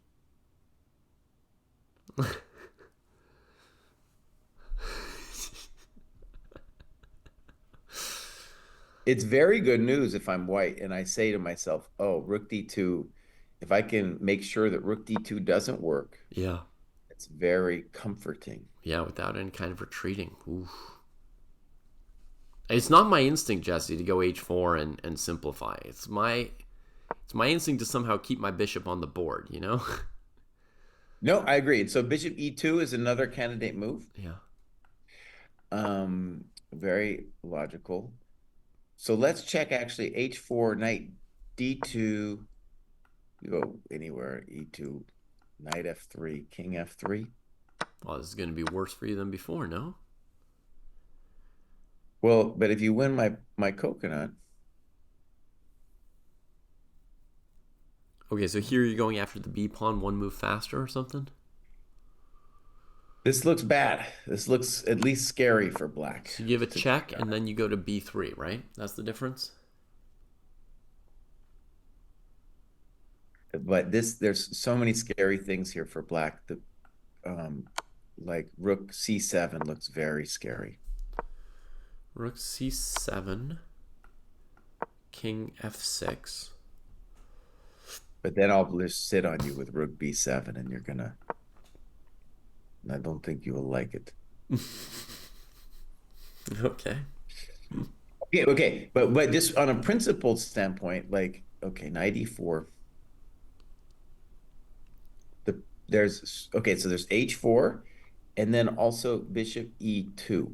Yeah, so king e1 was played, Jesse. That was not on our radar. King e1. I had thought about it, but I was like, that's a little too hyper finessey for me. It is very finessey. That king is trying to help out from way down there on the back rank.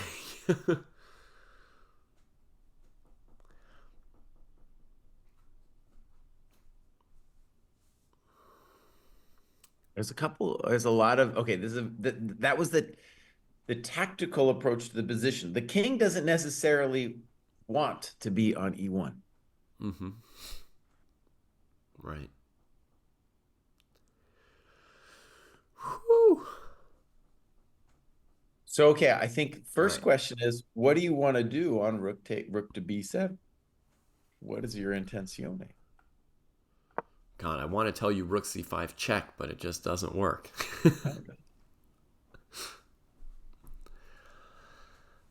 um,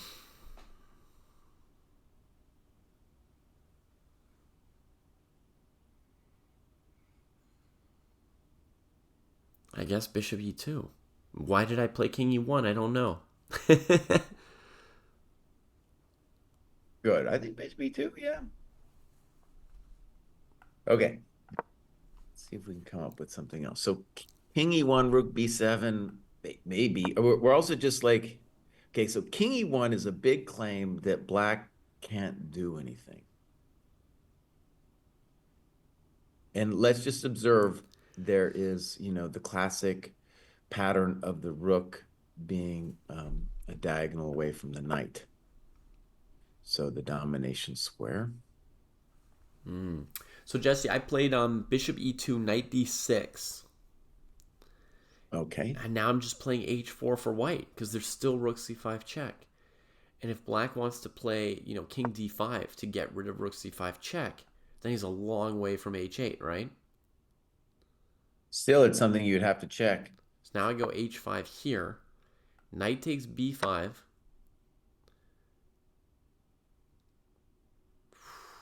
I want to hit him with some kind of a tactico, bishop f3 and then something with the rook.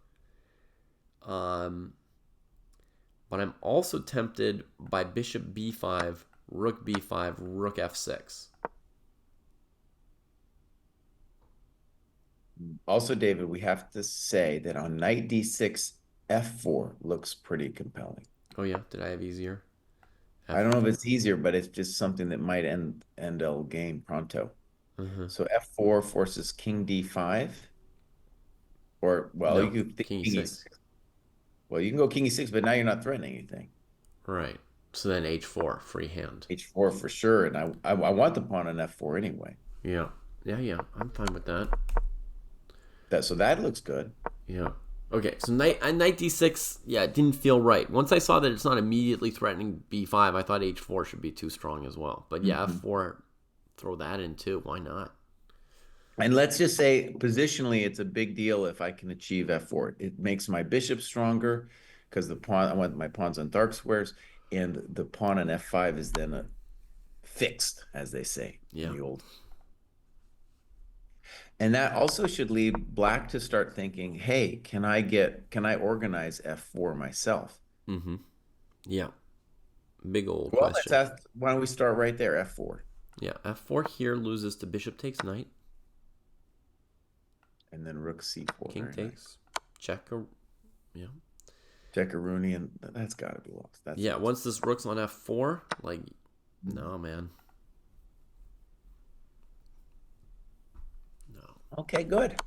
King e1. Maybe he's got something. David's at 0.63. That's a hell of a decimal point. All right, and I guess I'm going to 1. You're going back up to 1. I'm moving around a little bit here. Yeah, that's fine. I'm just trying to be honest. Yeah. Okay. At first, when we got to this end game, I did not believe in it. I'd still, we can go back at some point and look, but I didn't believe that White had any juice. But in this position, he definitely has juice. Yeah, I mean, I think there was a mistake that explains our evaluation going back up, Jesse.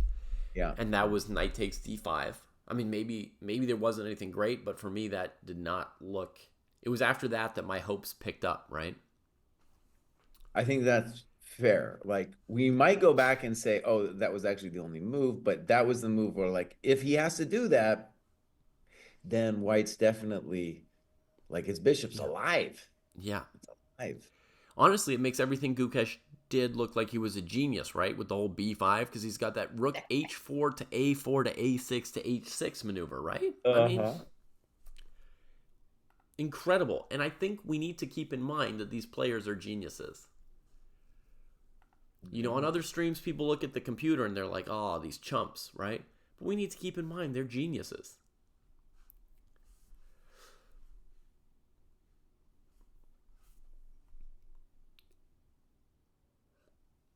Okay, David, I have an attempt I want to try for black. Yeah. So knight d6. Knight d6 right here? Right. And my main point is not, yes, I'm putting some pressure, but I'm not threatening it directly. Right. My point is I would like to get f4 in before you get f4 in. Okay, so I go h4. I let you do your thing. You play f4, I imagine, right? That's my hope. I don't know. We'll see, yeah. And then maybe just g4. And let's say I rook c5 check you. I also have g4, right? Rook c5 because I don't have king d4. There's rook d5. Yeah. Okay, so that doesn't work. Okay, you're not pumped after my check? No. So I take back. I'm going to go back to the original game position. Okay. Here's back to the live position, folks. We're still looking for a good defense for Ding, who would like to either trade his knight for the bishop or his f-pawn for the g-pawn.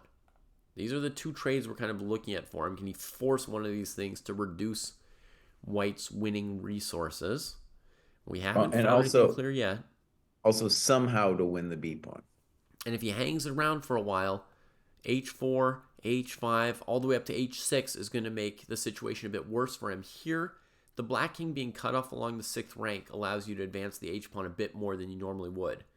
Normally, if black's king were on g7 or h7, advancing the h-pawn would, past h4, let's say, could be considered overextending it and exposing it. Instead, you'd be playing like king e2, king e3, king f4 as white, right? Trying to get into the center and attack that isolated f-pawn. But here, if black hangs around, it's probably h4, h5 is going to be a nice expansion for white, starting to put the black pieces on the leash of the h-pawn. David, how about rook d5 here? Maybe that's even the critical test. Rook d?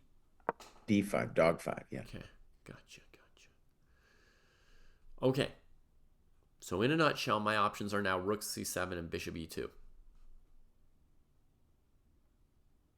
And my hope is that on bishop e2, then I can play f4, just to tell you my idea.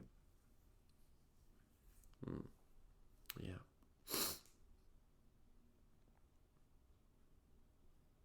Still very complicated.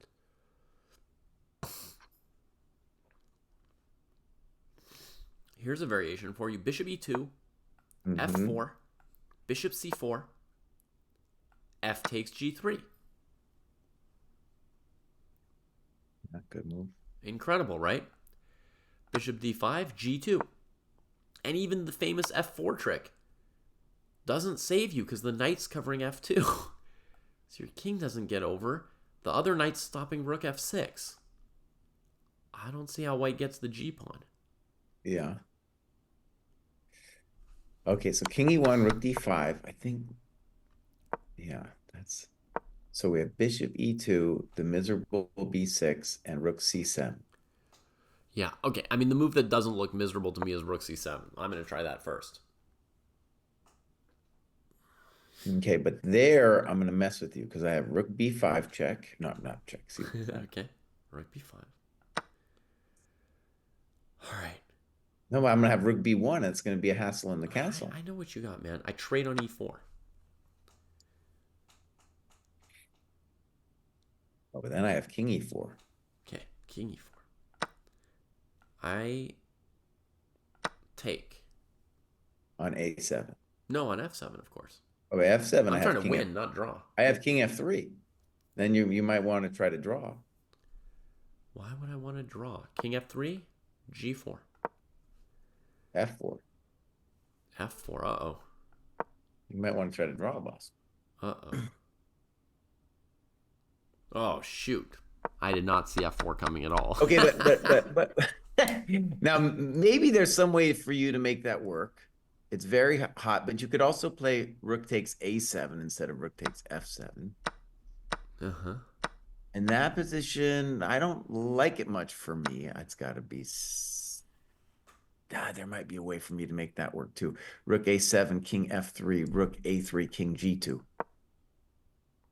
Wow. And then if h4, I play f4. Yeah. This dude's going deep here. f4, gf4, rook h5.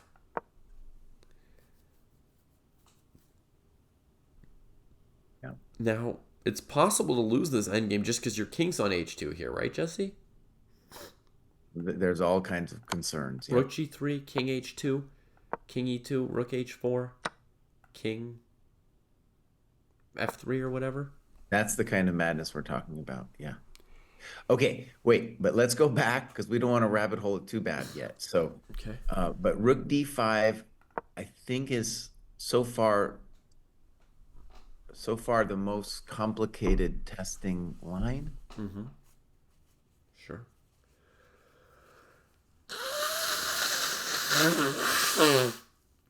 This king e1, dude, that's a calculator's move right there, right?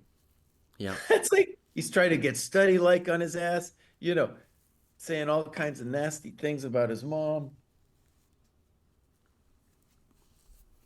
All right, a couple general questions in the chat. Tiger Cubby's asked a couple times, can we give a general idea why king e1 is so good? We don't even know if king e1 is so good.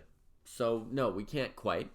I mean, okay, but we can say that king e1 was played to prevent this idea of rook d2 going after the f-pawn. So... Well, okay, hold on. We could say it's a prophylactic move, and that we're claiming that black can't do anything. So there's no knight d2. Mm-hmm. And if we can, what does white want to avoid? He wants to avoid the trade of the knight for the bishop, Yeah. unless we get something for it. He wants to avoid the loss or trade of the b pawn for the a pawn, right? Wants to stop f4. So king e1 does all of those things. And in particular, then we want to ask, well, what about this rook d5 move? You know, and then that gets a little hectic after that. And also, in general, we would like to achieve like a bishop e2 f4 situation. Yeah. As far as did Gukesh see all this, he probably calculated more moves than we've been talking about. And then the other question we had here was from Coffee Acorn. You guys said that h4 is good because the rook is cutting black's king off from defending the pawn, right? What about f6 from black to cut off white's rook? White doesn't necessarily need the rook over there. They just need black's king not to be there to receive the h-pawn. So even if black plays f6, black's king can't get back there. White can keep pushing the h-pawn. And in some scenarios, bring white's rook to the 7th or 8th rank later on to help the pawn as needed. So yeah, f6 is not unplayable, but it still leaves the h-pawn as a threat.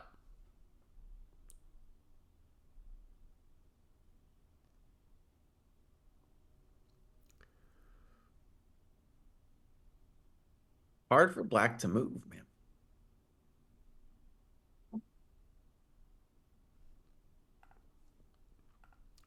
Yeah, let's see. Oh yeah, Ding looks... Ding is definitely not comfortable. Yeah, I mean, one look at his face, right? He doesn't see anything. I think he knows that when he got to that end game, I think he judged that as we did, as he should be holding that thing. And now all of a sudden he's not holding this thing, at least not easily. Yeah.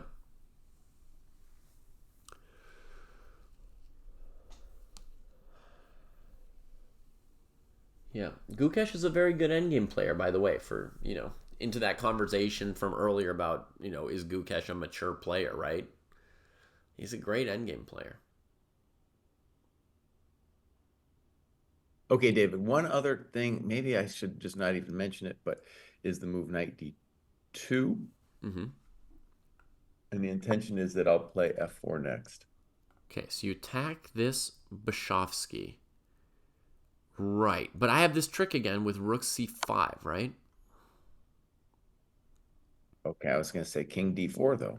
Oh, then you have rook f5. Yeah, there. I'm just taking Nice. on f5 no matter where you Oh, go. that's a good trick. Okay, good. So even there, that's another value of king e1. We're magically stopping all of these things. And folks, if black kept the pawn defended like king e6 or something, the point was still to play rook f5, defending the bishop. And if the king ever takes the rook, bishop g4 check, and we pick up this. Hey. That was a good tactic, dude. Okay. Yeah.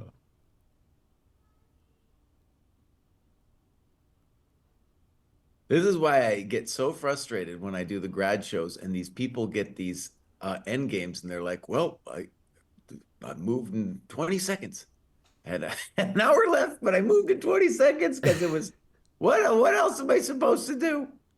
Yeah. Okay, so rook d5 at the moment is the only testing thing that we have found. And even then, Tiger if you're Cubby, black, I mean, we've explained it a few times, right? So we can't explain it any better. When the king was on e1, black had access to knight d2 and rook d2. Yeah. And white had to do something to avoid it. It's just some pure little calculations, basically.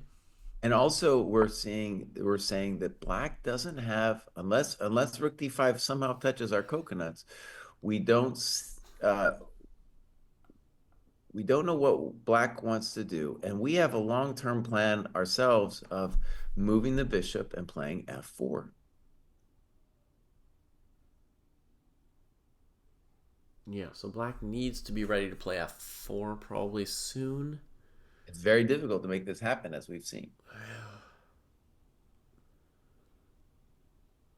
Oh, it's too bad that knight d2, rook c5, and there's no time to do anything.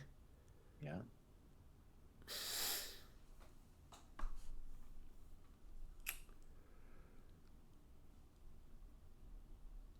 I don't think we completely beat rook b7, but rook b7, bishop e2, we didn't have any great ideas for black because the rook's kind of committed over there. It's not really doing much else. Right. No, Ding's not going to resign. He's going to fight some more. Yeah. And remember, he's got 30 seconds. So honestly, shouldn't surprise us if this game just kind of goes for a long time here. Yeah, I mean, what do we expect him to play? Maybe rook d5. That's one of the better, the tougher looking moves we've looked at so far. There's no more time to be added at move 60. It's just 30 seconds per move. So they're not just going to flag, right, with 30 seconds. It's playable forever. And we got a question. Is there more time on move 60? We're going to say no. Yeah. No more time. It's just 30 seconds to move from here on out. Yeah. And this game, boy, what it's been going 4.5 hours. David's still around. And this is kind of more what I would have thought the games in general would have looked like, and what Gukesh definitely wants. So, like, even if he doesn't win, he wants games that go the distance and wears this dude down. The nervous energy, just crushing. Yeah.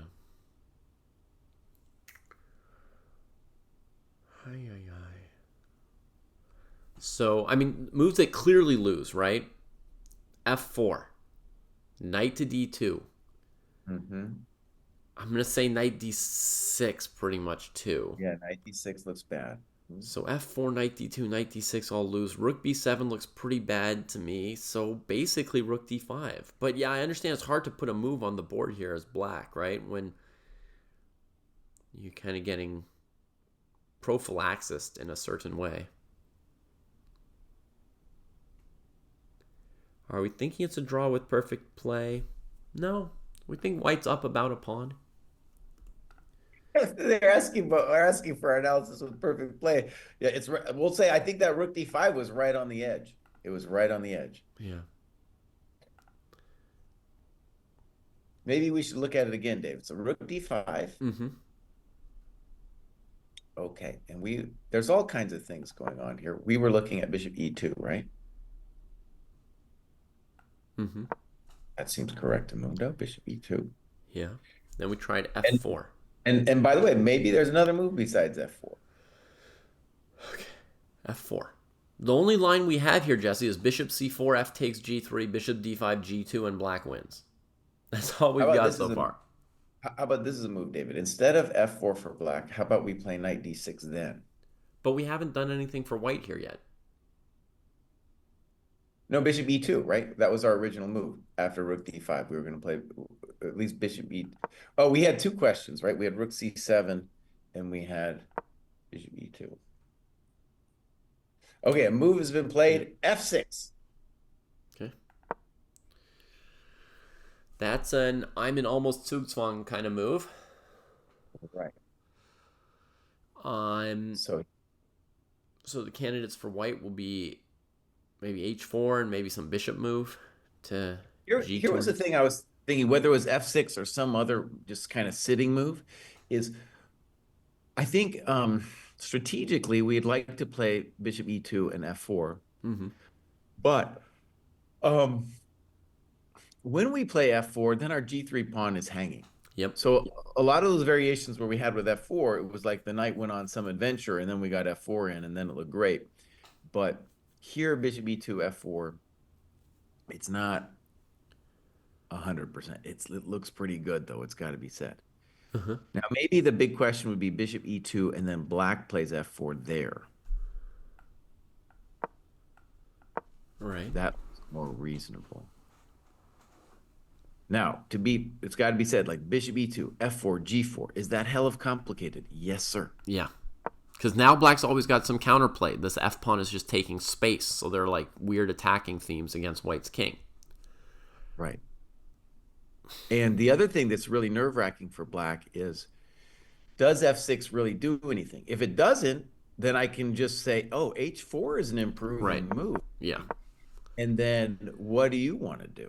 So the one thing And is not only does h4 is h4 just, improving, but it does yeah, turn off that bishop g4 check tactic. okay. I mean, everything's going to turn off something, right? That's the thing about chess. Like, every little move changes some of the tactics. But f6 was a waiting move. It had crossed my mind for black just because of the paucity of moves black had that didn't lose. Um, and I hadn't analyzed Okay, it David. really any further than that. One thing I'm seeing though is like, let's imagine h4 92, right? Mm-hmm. I think then though, rook c5 is a hell of a draw because then you got to go to e6, and no one wants to go to e6. Mm-hmm. Yeah, Then I think that's you're good in enough. bad shape. Then you can just That's good. put your bishop on c6 or something. Yeah, or even Keep going. play e2, and you got all Yeah. you're staring at that f pawn really good now. Right. Bishop Okay, so g2 heading towards h3 looks evil as well. yeah, we got a lot of good moves. Okay, so basic question is, what if white plays the improving move h4, which not only gets closer to the end of the board but controls any kind of knight g5 stuff? So What? f4 still loses to trades and rook c4. Exactamundo. So that's still out after h4. Knight d2 didn't look good in our first variation. With the rook c5, right? If the queenside pawns are traded off, Jake, it's just a little bit easier for black to defend, but it's still a pretty tough endgame. But it's a little less complicated. One less pawn for black to worry about, and more open files for their rook to go, like rook b7 would be harassing white's king on the first and second ranks. Right now, one nice thing for Gukesh is that black rook is not able to get into a square like a1 or b1 or a2 or b2, which would bother white. Might force bishop takes e4.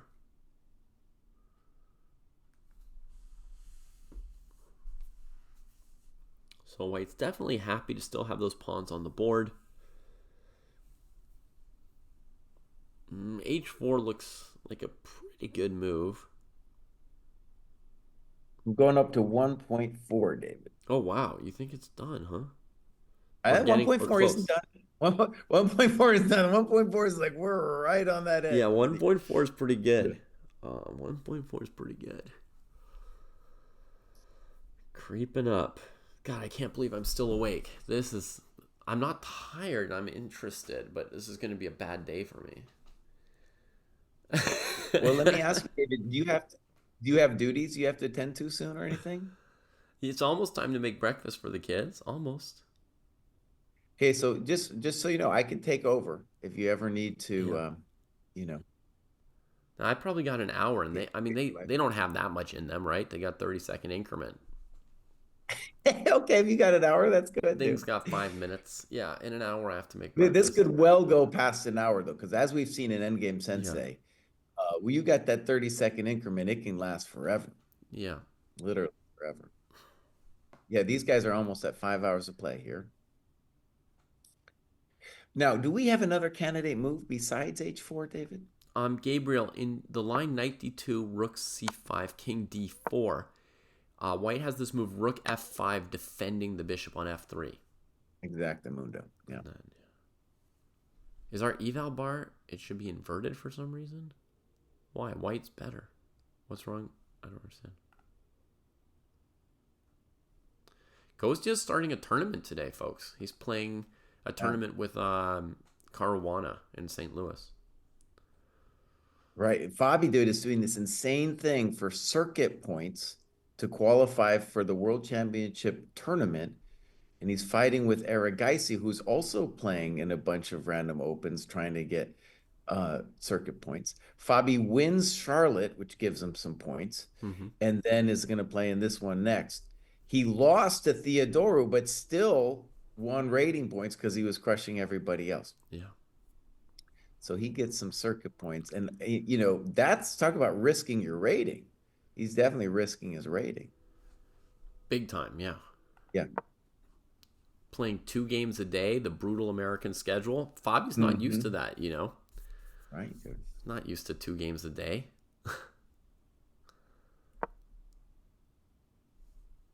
Let me ask you this, David.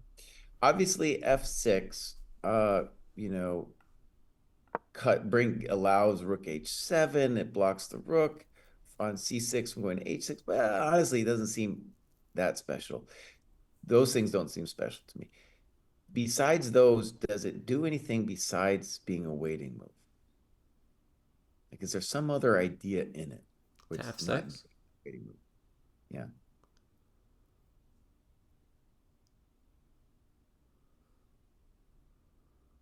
Because I don't really see it.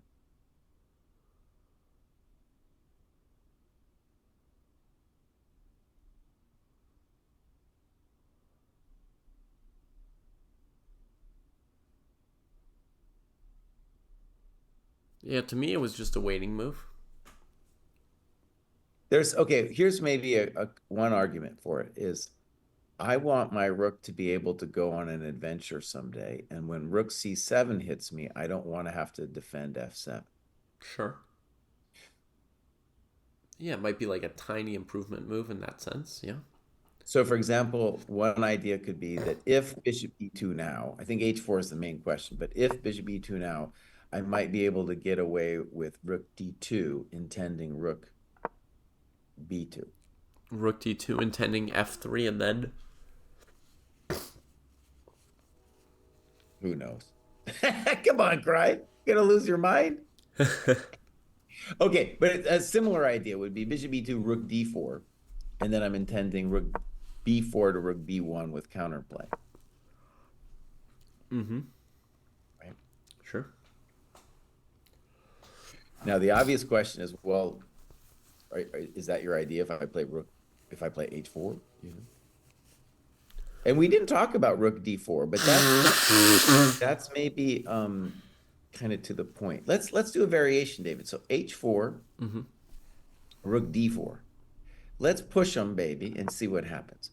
Rook B4, H6. Does this look hella scary? Yes, it does. But I give you a check. Give me a check. Bishop D1, fielding the check. But then I can take on B5. B5. And I'm saying I'm going to catch your pawn. Yeah. H7. Rook B8. Rook B8. Rook A6. Oh, you've got knight G5. I got no knight G5 I don't have because of F4. Oh, okay. All right. Let's think carefully here. And maybe you should have thrown in F4 a little sooner because now I can play F4. Yeah, I'm going to play F4 actually after rook B8, okay? Okay. So F4, King D4. King D4. Oh, now you've got knight G3 too. It's complicated, dude, right? It's complicated. Yeah, it's real complicated. Okay, good. Now let's just... H4 has been played, Jesse, and then rook to D3. Okay, so it's similar idea. Yeah, similar idea. Very we want to similar. bring the rook to B3, right? Maybe slightly more forcing. Right. Okay, so F6 had this all kind of worked out. Yeah. Oh, baby, here we go.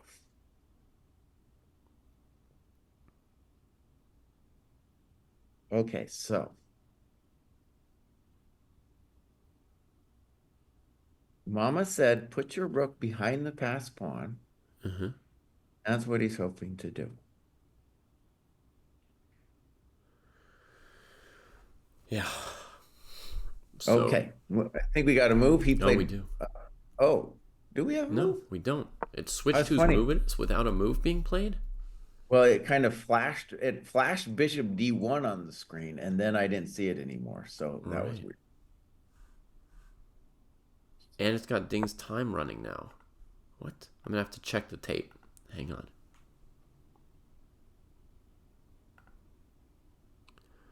Rook D3 and Gukesh's time running, I think. And he's playing bishop D1. I see him playing bishop D1. So yeah, they flashed that on the screen.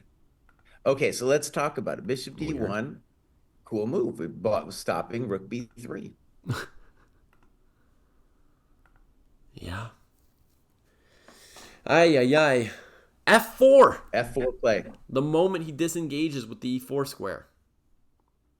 Okay, now one piece of good news for black is now G4. It looks like we could play rook H3. Mm-hmm.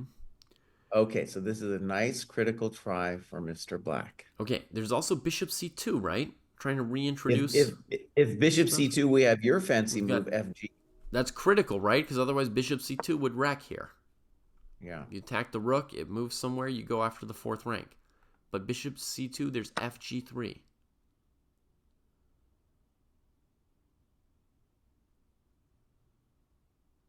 Whew, Ay, ay, yeah. ay, ay. Okay, so he plays F4. Now, another line, Jesse. GF4, King F4, F3. I know, anti-positional. Some part of you hates it, right? Uh-huh. Another pawn to another light square. But the point is to play rook F6, which, has its pluses as well. A pawn is a pawn is a pawn, yeah. Yeah, and also I'm, fighting against that king, right? So But doesn't knight C3 touch your coconuts? it touches my coconuts, yeah. All right. I throw in rook F6 check anyway, just to see what's happening. You go king E5, huh? That's my thought. But maybe you're going to play bishop C2 there like a madman. Yeah. I got to. Actually, I also have bishop E2, also like a madman. But yeah, Well, my bishop taste. bishop E2, I have rook E3. But also bishop C2, I have Yeah. rook E3. Okay. And then I'm going to win your rook. Oh, because you got the check on E2. I got the check. Okay, takes happened. So you called that one. And now let's just pause for a momentito. Yeah. Black is trying to make a little counterplay. Makes sense. Yeah. And if, for example, H5, I think rook H3 looks like counterplay to me. Maybe. I mean, okay, so other moves here are bishop C2 and rook C4. Bishop C2, he's got to play rook D4, I think. Oh, man, this is spicy. Rook C4, he could maybe play F5. Still with the idea of your rook H5, right? And yeah, your H5, rook H3 is not clear either, right? That game goes on.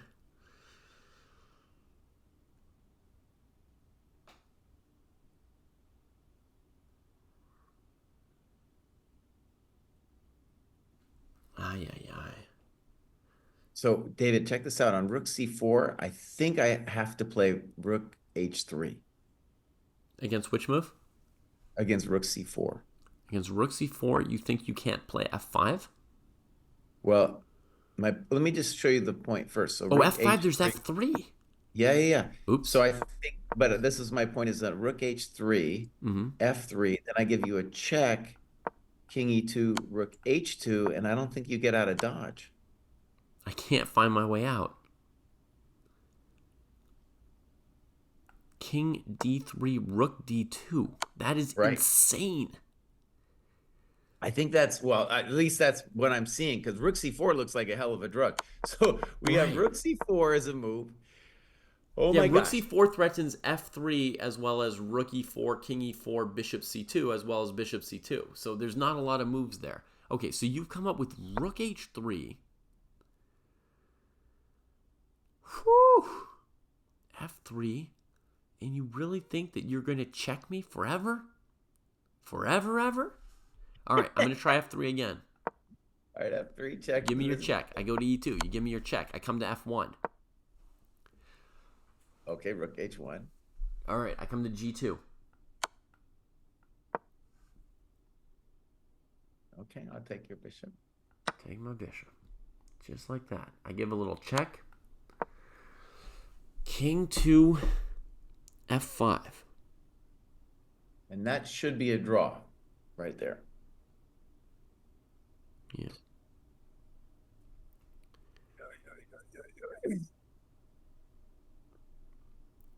Yeah. Yeah, that looks like a drawing. Okay, so king f4. There's rook c4 as a candidate move. Maybe you could play f3. That's a little dodgy, especially with rook e3 check. But maybe you could play f3. We were looking at that. There's maybe h5 I don't like because of rook h3. On bishop c2, there is rook h3. But maybe that's all. Bishop c2 is also a very much a candidate move. Because we could say bishop c2, rook h3, and just bishop e4, and you're not going to be taking my coconut on e4, h4 anytime soon. Well, once I've played king d3 or something. Oh, buddy. Did we miss a fork in the line? Maybe. Or maybe the knight was pinned to the king. Depends what position you guys are thinking of. We thought we had the knight and the king lined up on the fourth rank.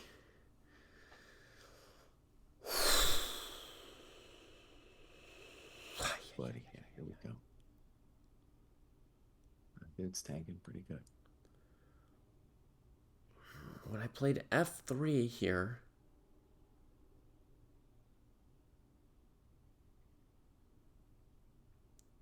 what happens when I played f3 here?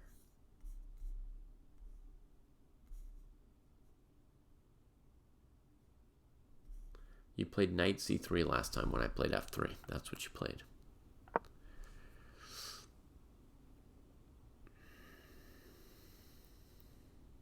And also rook e3 looks maybe a thing, but yeah, knight c3. Actually, yeah.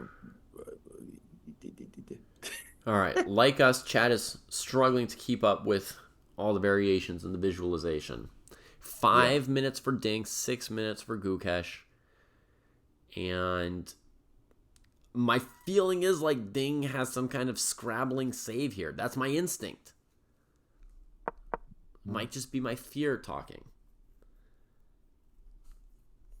The move rook c4 immediately here. The crazy defense was rook h3 found by Jesse. Normal f5 loses to f3. So rook c4 threatening both bishop c2, f3, and rook e4. Triple threat. The only possible defense is Jesse's rook h3 move. And after f3, he just gives us crazy checks. And if we play something like bishop c2, I suppose it's back to f5. So David, on our starting position, how about let's just experiment a little bit with bishop c2, rook h3. And now I want to make the improving move king e2. All right. Very fancy, folks. So Jesse is thinking that if black takes on h4, he can win based on bishop e4. And he's got the check.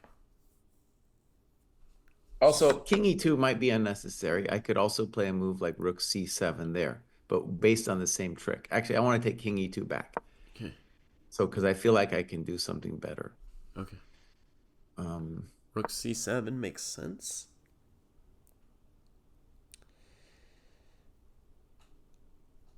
Rook c7 or let's say I play f5.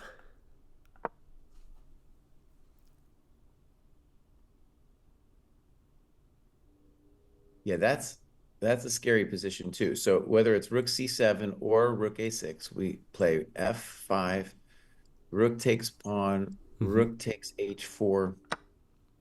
I wasn't going to play rook h4. I was going to play rook h1. Okay. Oh, and then you're going to take my coconut? And then knight c3 and take the b pawn. Yeah, fair. I was a bit more worried about now. Even that position, though, the other one, I wasn't convinced I was winning that. So I just, in that. So bishops, candidate moves, bishop c2. Oh, f3, rook c4. Gukesh with 3 minutes, folks, plus the 30-second increment. So he definitely does not see anything super appetizing at the moment. He's just checked his clock, verifying there's no time there. Checking it again.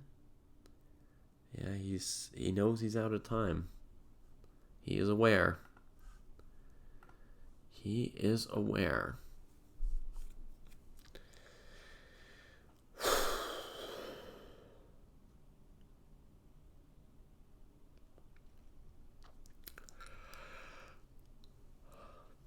Okay, let me review f3 again. f3, knight c3.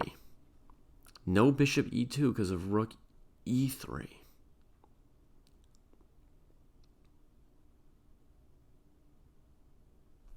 No, it's not good. It's not very good.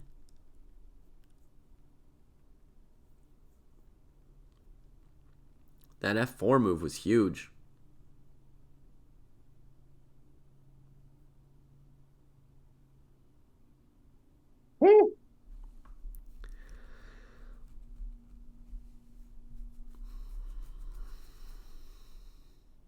Right, people asking about bishop c2 is definitely one of the candidate moves, and then rook h3. And then I haven't found a path for white there yet, nor has Gukesh. Mm-hmm. Yeah. Does Gukesh have an easy forced draw if he's out of time? Sure. He could play bishop c2 and take the knight on e4. There's a lot of rook endgames he could play up a pawn that are drawn, but he won't lose.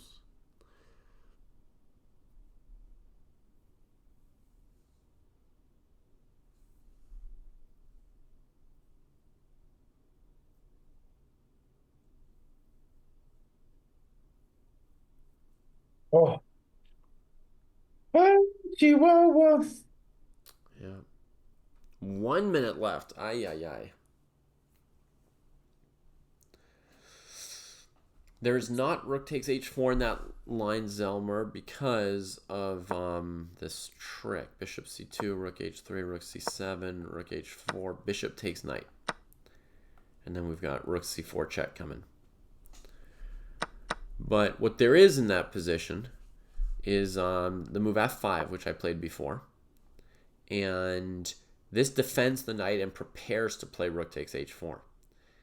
And this is the line we went down before. We took the a pawn, check, and then we took the b pawn for black first. Because the h pawn is kind of more under lock and key with this rook on h1.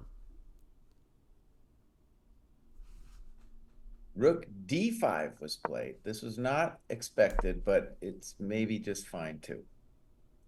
So now the bishop cannot go to d3. Rook d5 might be a very precise move, honestly. Yeah. Oh, maybe that was a good move. Da, da, da, da, da, da, da, da, da, da, da. Da, da, da, da, da, da. Now, so after rook d5, oh my God, 19 seconds left.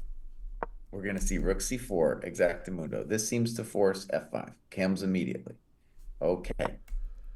And now, king e2 seems plausible. There's rook d2 check then. Okay. We can just repeat that. Rook b4. Okay. Now, I have to adjust my business. Mm-hmm. I got to go all the way down to 0.3 now. Yo-yoing a little there. Yeah. But like we said, it was kind of on the razor's edge. And yeah. The intuition here is that black should now be able to hold this together. Yeah. I bring mine down a bit too. I mean, in fairness, white is simply up a full pawn, but the knight is so strong and the white king pushed to the back rank that it seems like time and again we have to trade our bishop for the knight. And once we do, the extra pawn becomes sort of symbolic at this level. It's just, they just draw the endgame. So. Now, there are a variety of ways for this to go wrong for black. Mm-hmm. One thing I was just looking at is like, if king f3, rook b3, king g2, then maybe I take on e4 and do rook g3, and then your king is off sides. That might be a very nice position for white. So you imagine like king h2, and then I have rook g5 exclamation. Bang. Oh! I hadn't seen that move coming yet. I was still not that impressed. But that move is, yeah. That's a little bam right there. Yeah, yeah, yeah. No, it's not forced or anything. It's like king f3, rook b3. I could go back. Mm-hmm. But king f3 is definitely like the human move that I think black would like to play. Okay. King e5, of course, also just kind of simple. King f3 has been played. Play, right. So this rook b3, at least it asks a question. Mm-hmm. Yeah, go back. Go back, it says. Okay, and what if he pushes his h-pawn here? What's going on there? And then we have to say you're insane, David. Okay. Well, he'll play knight f2. Knight f2, okay. Yeah. h5, knight f2. That move looks kind of insane to me. But you're not gonna get there with your rook. I'm gonna come back and then there's all kinds of drama there for you. Okay. No, he's gonna play rook b3 check. He played bishop d1. Okay, bishop d1. It's kind of a just repeating here for a second. Actually, that's not dumb to repeat. However, bishop d1 does allow potentially king g2. Right. And on king g2, maybe we have rook b2. That might be nice. Mm-hmm. King g2 was played. He went in. I don't know about rook b2. Looks dangerous, dude. I think there's king h3 then. But you're taking a little walk, bud. Yeah, and the h-pawn is maybe defended on h5 by the bishop for a while. Exactamundo. Now, one thing maybe black could say is on rook b2, maybe I can play knight c3. I got another move here, Jesse. Rook b3 now is possible. And the point is I cut the king off. Ooh, nice move, David. And against knight, he plays it. Dang. Ooh. Rook b3, boss. That's okay. Rook e5 played instantly. Dirty. I think that was maybe a little too fast. But okay, rook e5, I get it. He's saying, okay, maybe rook e5 is a good move. So bishop f3, the intention is king g1, and we are going to be talking to your coconut. However, this is... Oh, but I got a plan here, Jesse. I've got a plan. It goes f4 to get your rook off my b pawn. After your rook retreats, then I go bishop f3 check. You can't go up because it's discovered check. And then I put my rook on e3. That's pretty good. Seconds. That's pretty good. For the Gook. And he plays f4. Okay. Dang. At this kind of speed, you don't know for sure if you're, winning, losing, drawing, or how good your moves are or what they're doing, You just don't know. Knight c5 check to trade rooks. Ours is protected. Black's isn't. That's not going to be a good trade for black this time around. Oh, man. I think king 5 minutes on the clock, though. It seemed like so little half an hour ago when Gukesh had 25. And now it's like an ocean of time. He's like rich. It's like Kostya compared to us. Yeah, that's right, dude. A billionaire of time. I think, though, that king f3, king g2 is arguably impulsive, and he should have used his time. Because if he had just gone back, I don't know if he was actually in danger. And now this is like, there's real coconuts that are being touched here. Yeah, king g2 is way outside of the box of any of these pawns now, right? So... Oh, man.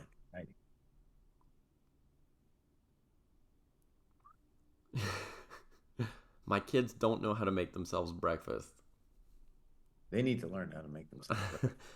I mean, I could go downstairs and open the Cheerios box for them. It won't take a lot of time. I'll be back quickly. Okay, you leaving now? All right. They do love those Cheerios.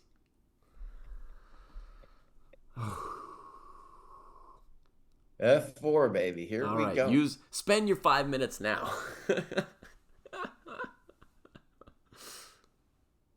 One thought, David. I mean, it's looking a little desperate, but like, I think rook e7 is the natural square. Oh for the no! rook. I got refuted by rock pile. What? Yeah, go rook e7. Rook e7. Here's what rock pile said. Rook e7, we called it. He says against bishop f3 check, he just goes to g3. Oh.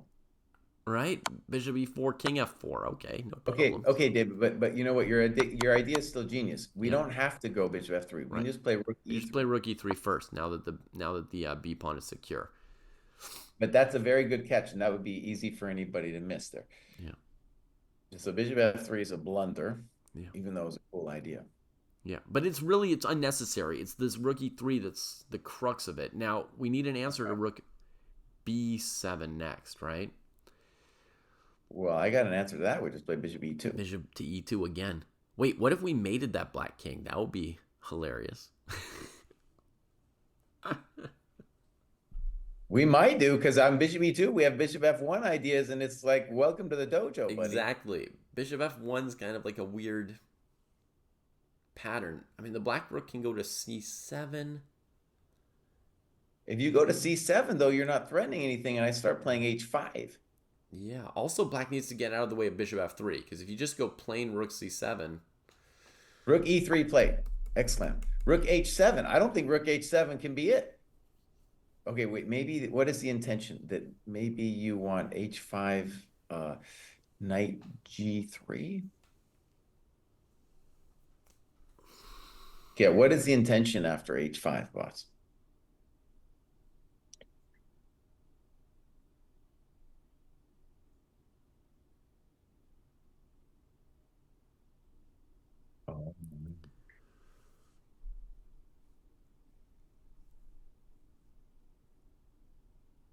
Okay, h5 played immediately. So the only thing that I'm concerned about really is knight g3. Mm-hmm.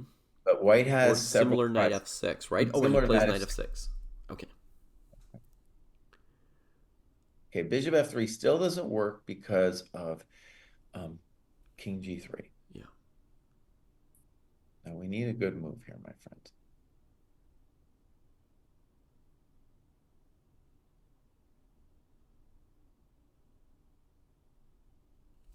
Rook e5 is certainly like the default, and that's probably what's going to happen in time pressure here. Yeah. Because I don't see bishop e2, bishop f1 winning the ball game. Yeah. But I think rook e5 is drawish. Fair. Rook e5 is played. Yeah. With 2 seconds on the clock. These guys, that would freak me out too much. I would have moved sooner. Yeah. All right, we are anticipating knight h5. It's coming. Yeah. And now we're anticipating rook f5.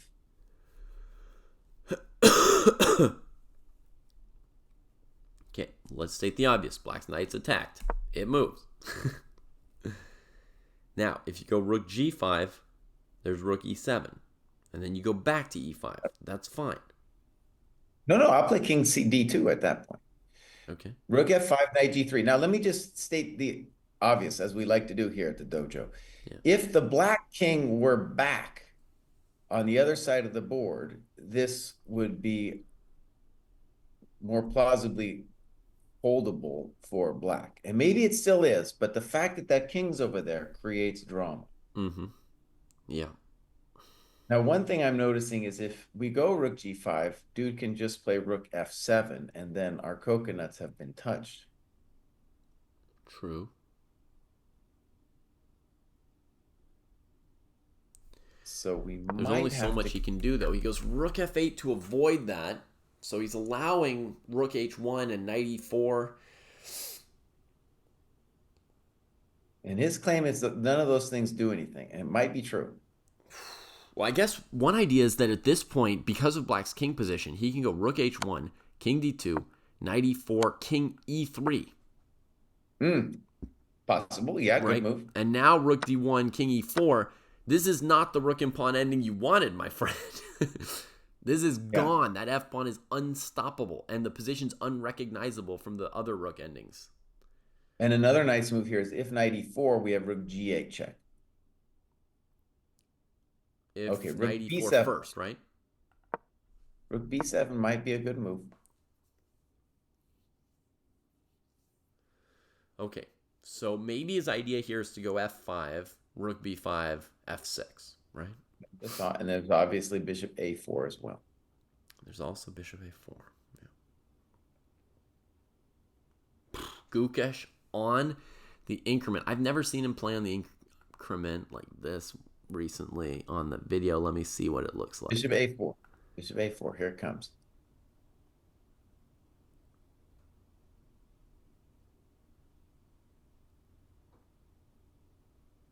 Beautiful. Beautiful. He looks less frazzled than Walter Brown on move 2. How? Ding doesn't look particularly nervous either by his standards.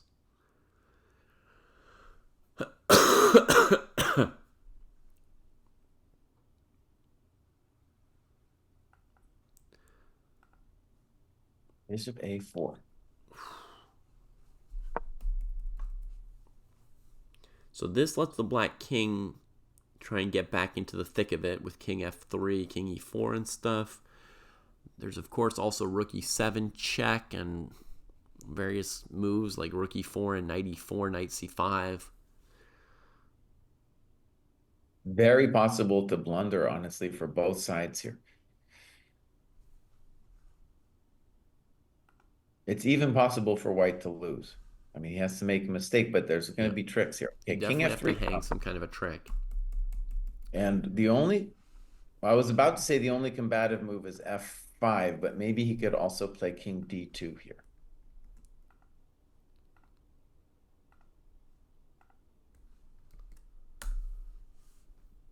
Okay, move has been played, f5.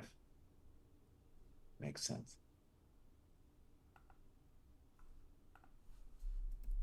Now there's, okay, king f4. That has to be a relief to white, king f4, because now we don't have to fear black somehow messing with our king, you know? Yeah, but now black's just going to attack our pawn forever, and our king's not there to defend it. It's drawn. It's done. What? You sure? Yeah. f6, 94. I don't think it's over yet, boss. Okay. I moved my eval. Because we have a simple dream of putting that pawn on f7 and the bishop on b3. And black will attack it with 3 pieces because they've got the king. Yeah, we might get a bishop and we might get rook and bishop versus rook. Okay.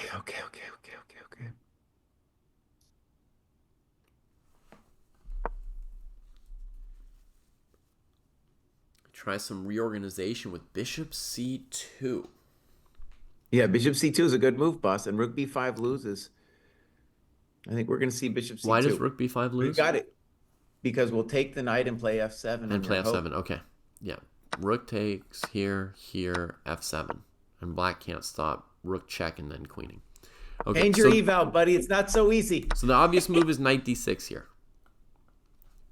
And then I can play bishop d3. Oh, and you can't take on b5 there? Yeah, you can. This is what I calculated before. Then you can take on b5, right? Knight d6 played. Knight d6. Okay.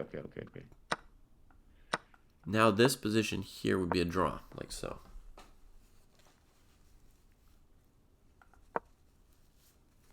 Oh.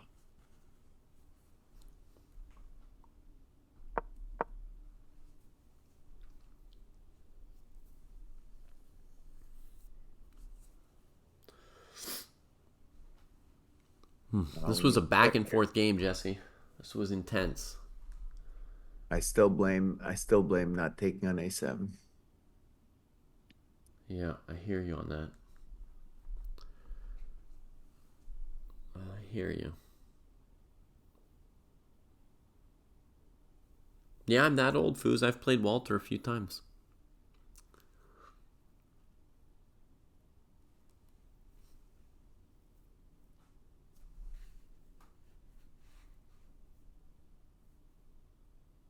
Yep, I guess we're going to zeros here, bud.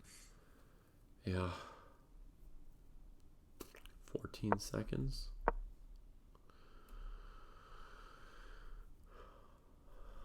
Okay. Looks like we have a move, rook d8. And then after knight b5, I see absolutely nothing for us. Yeah.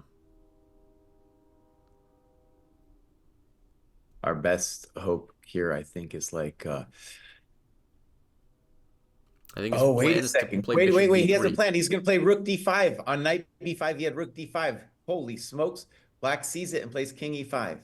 Rook Oh. d8 was very tricky. Bishop b3. Oh, we're still in business.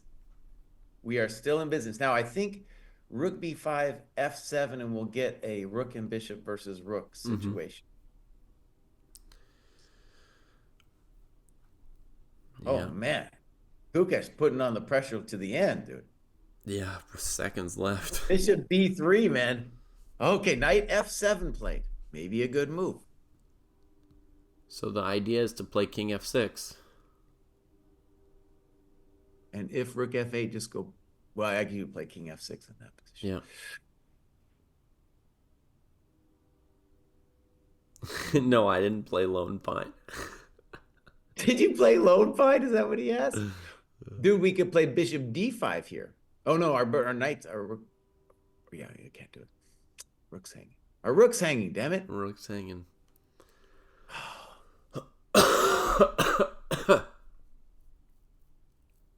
Well, might be a draw. Well defended, dude. That last trick with rook d8 and then rook d5 was a nice final attempt at the trick. Yeah, that was evil. Now I'd say rook f8 with the draw, yeah. No, it gives some other move. Homie don't play, dude. He played rook d5, king f6. Oh, we no. Now it's such. Why would you play it that way, buddy? Why would you do that? Now, why did you do it that way, bud? King d2, rook b6. Now black has nothing to worry about it. It's funny, like rook d5 check, king f6 was just like keeping the game going in an obscene way. Bishop c4, rook d6. Yeah.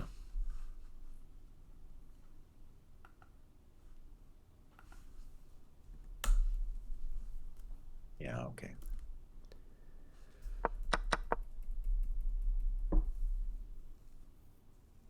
King b4, and I think he's gonna maybe he'll just take that pawn on b5. Yes, he does. Yeah. Oh, what a great game, dude. That was a great game, dude. I think Gukesh really misses a chance there, but yeah. Great game. Ding and chill, bud. Ding and chill.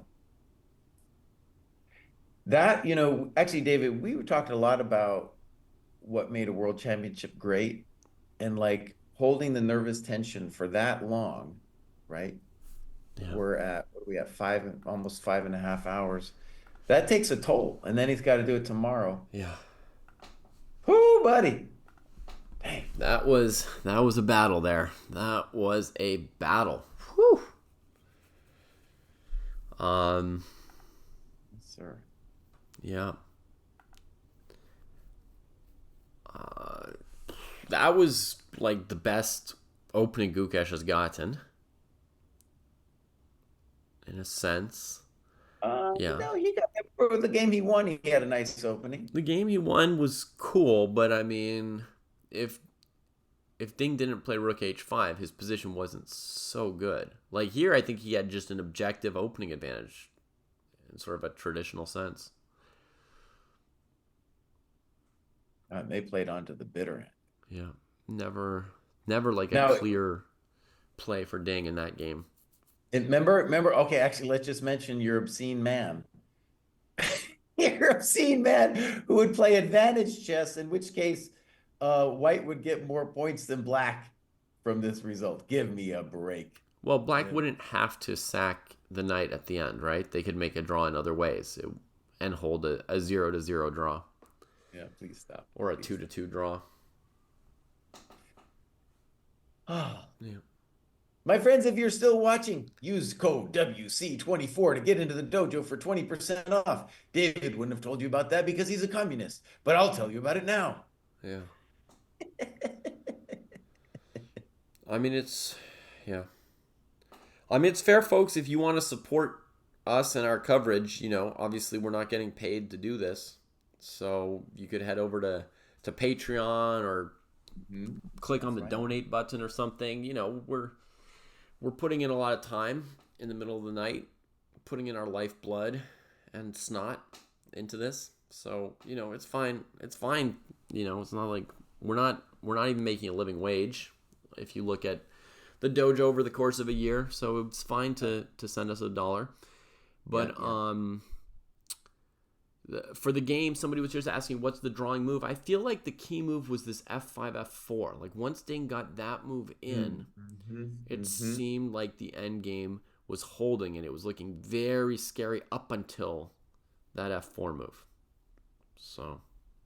Well, right. And one thing I have to address in my recap is when we first got to the ending, I felt Black should be okay.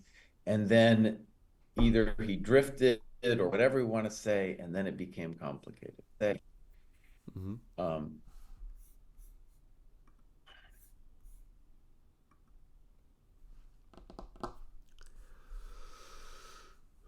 I think, for example, on move 39 for Black, that instead of h6, if he had played knight c8, that maybe that was a better try. After rook d4 instead of h6, knight c8, and play the blockade on the dark squares. Well, also, it's just really annoying. Actually, it's not easy to see how you stop me from taking one of your coconuts.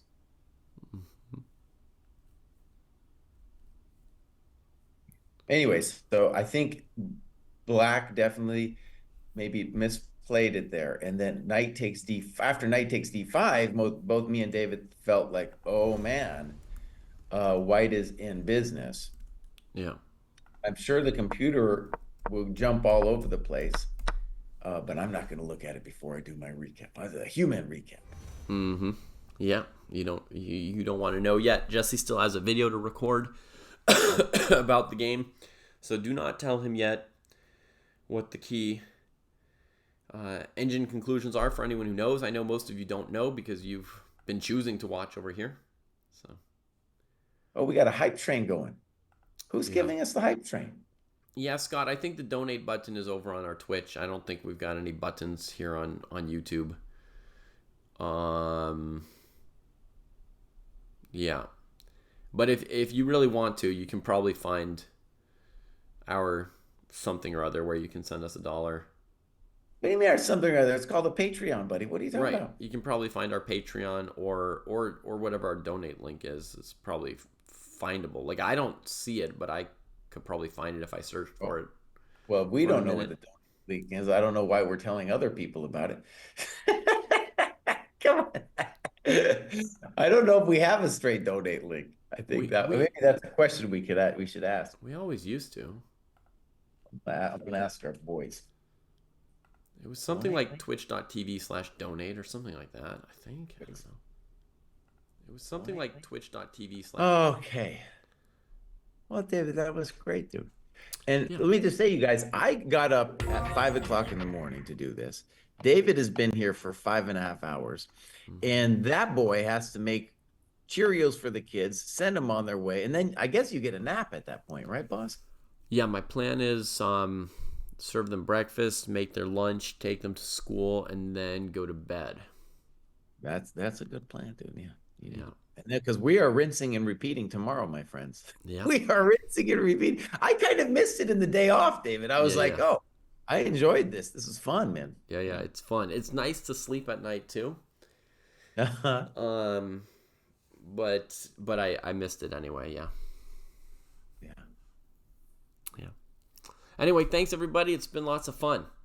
And stay tuned for the recap video. I'll have that coming out probably within the hour or something like that. Yeah. And so recap coming from Jesse. Take care, everybody. Take care of yourselves. Take care of those around you. And we'll see you tomorrow for the next game. And Jesse, are you doing graduates today as well? Somebody was asking.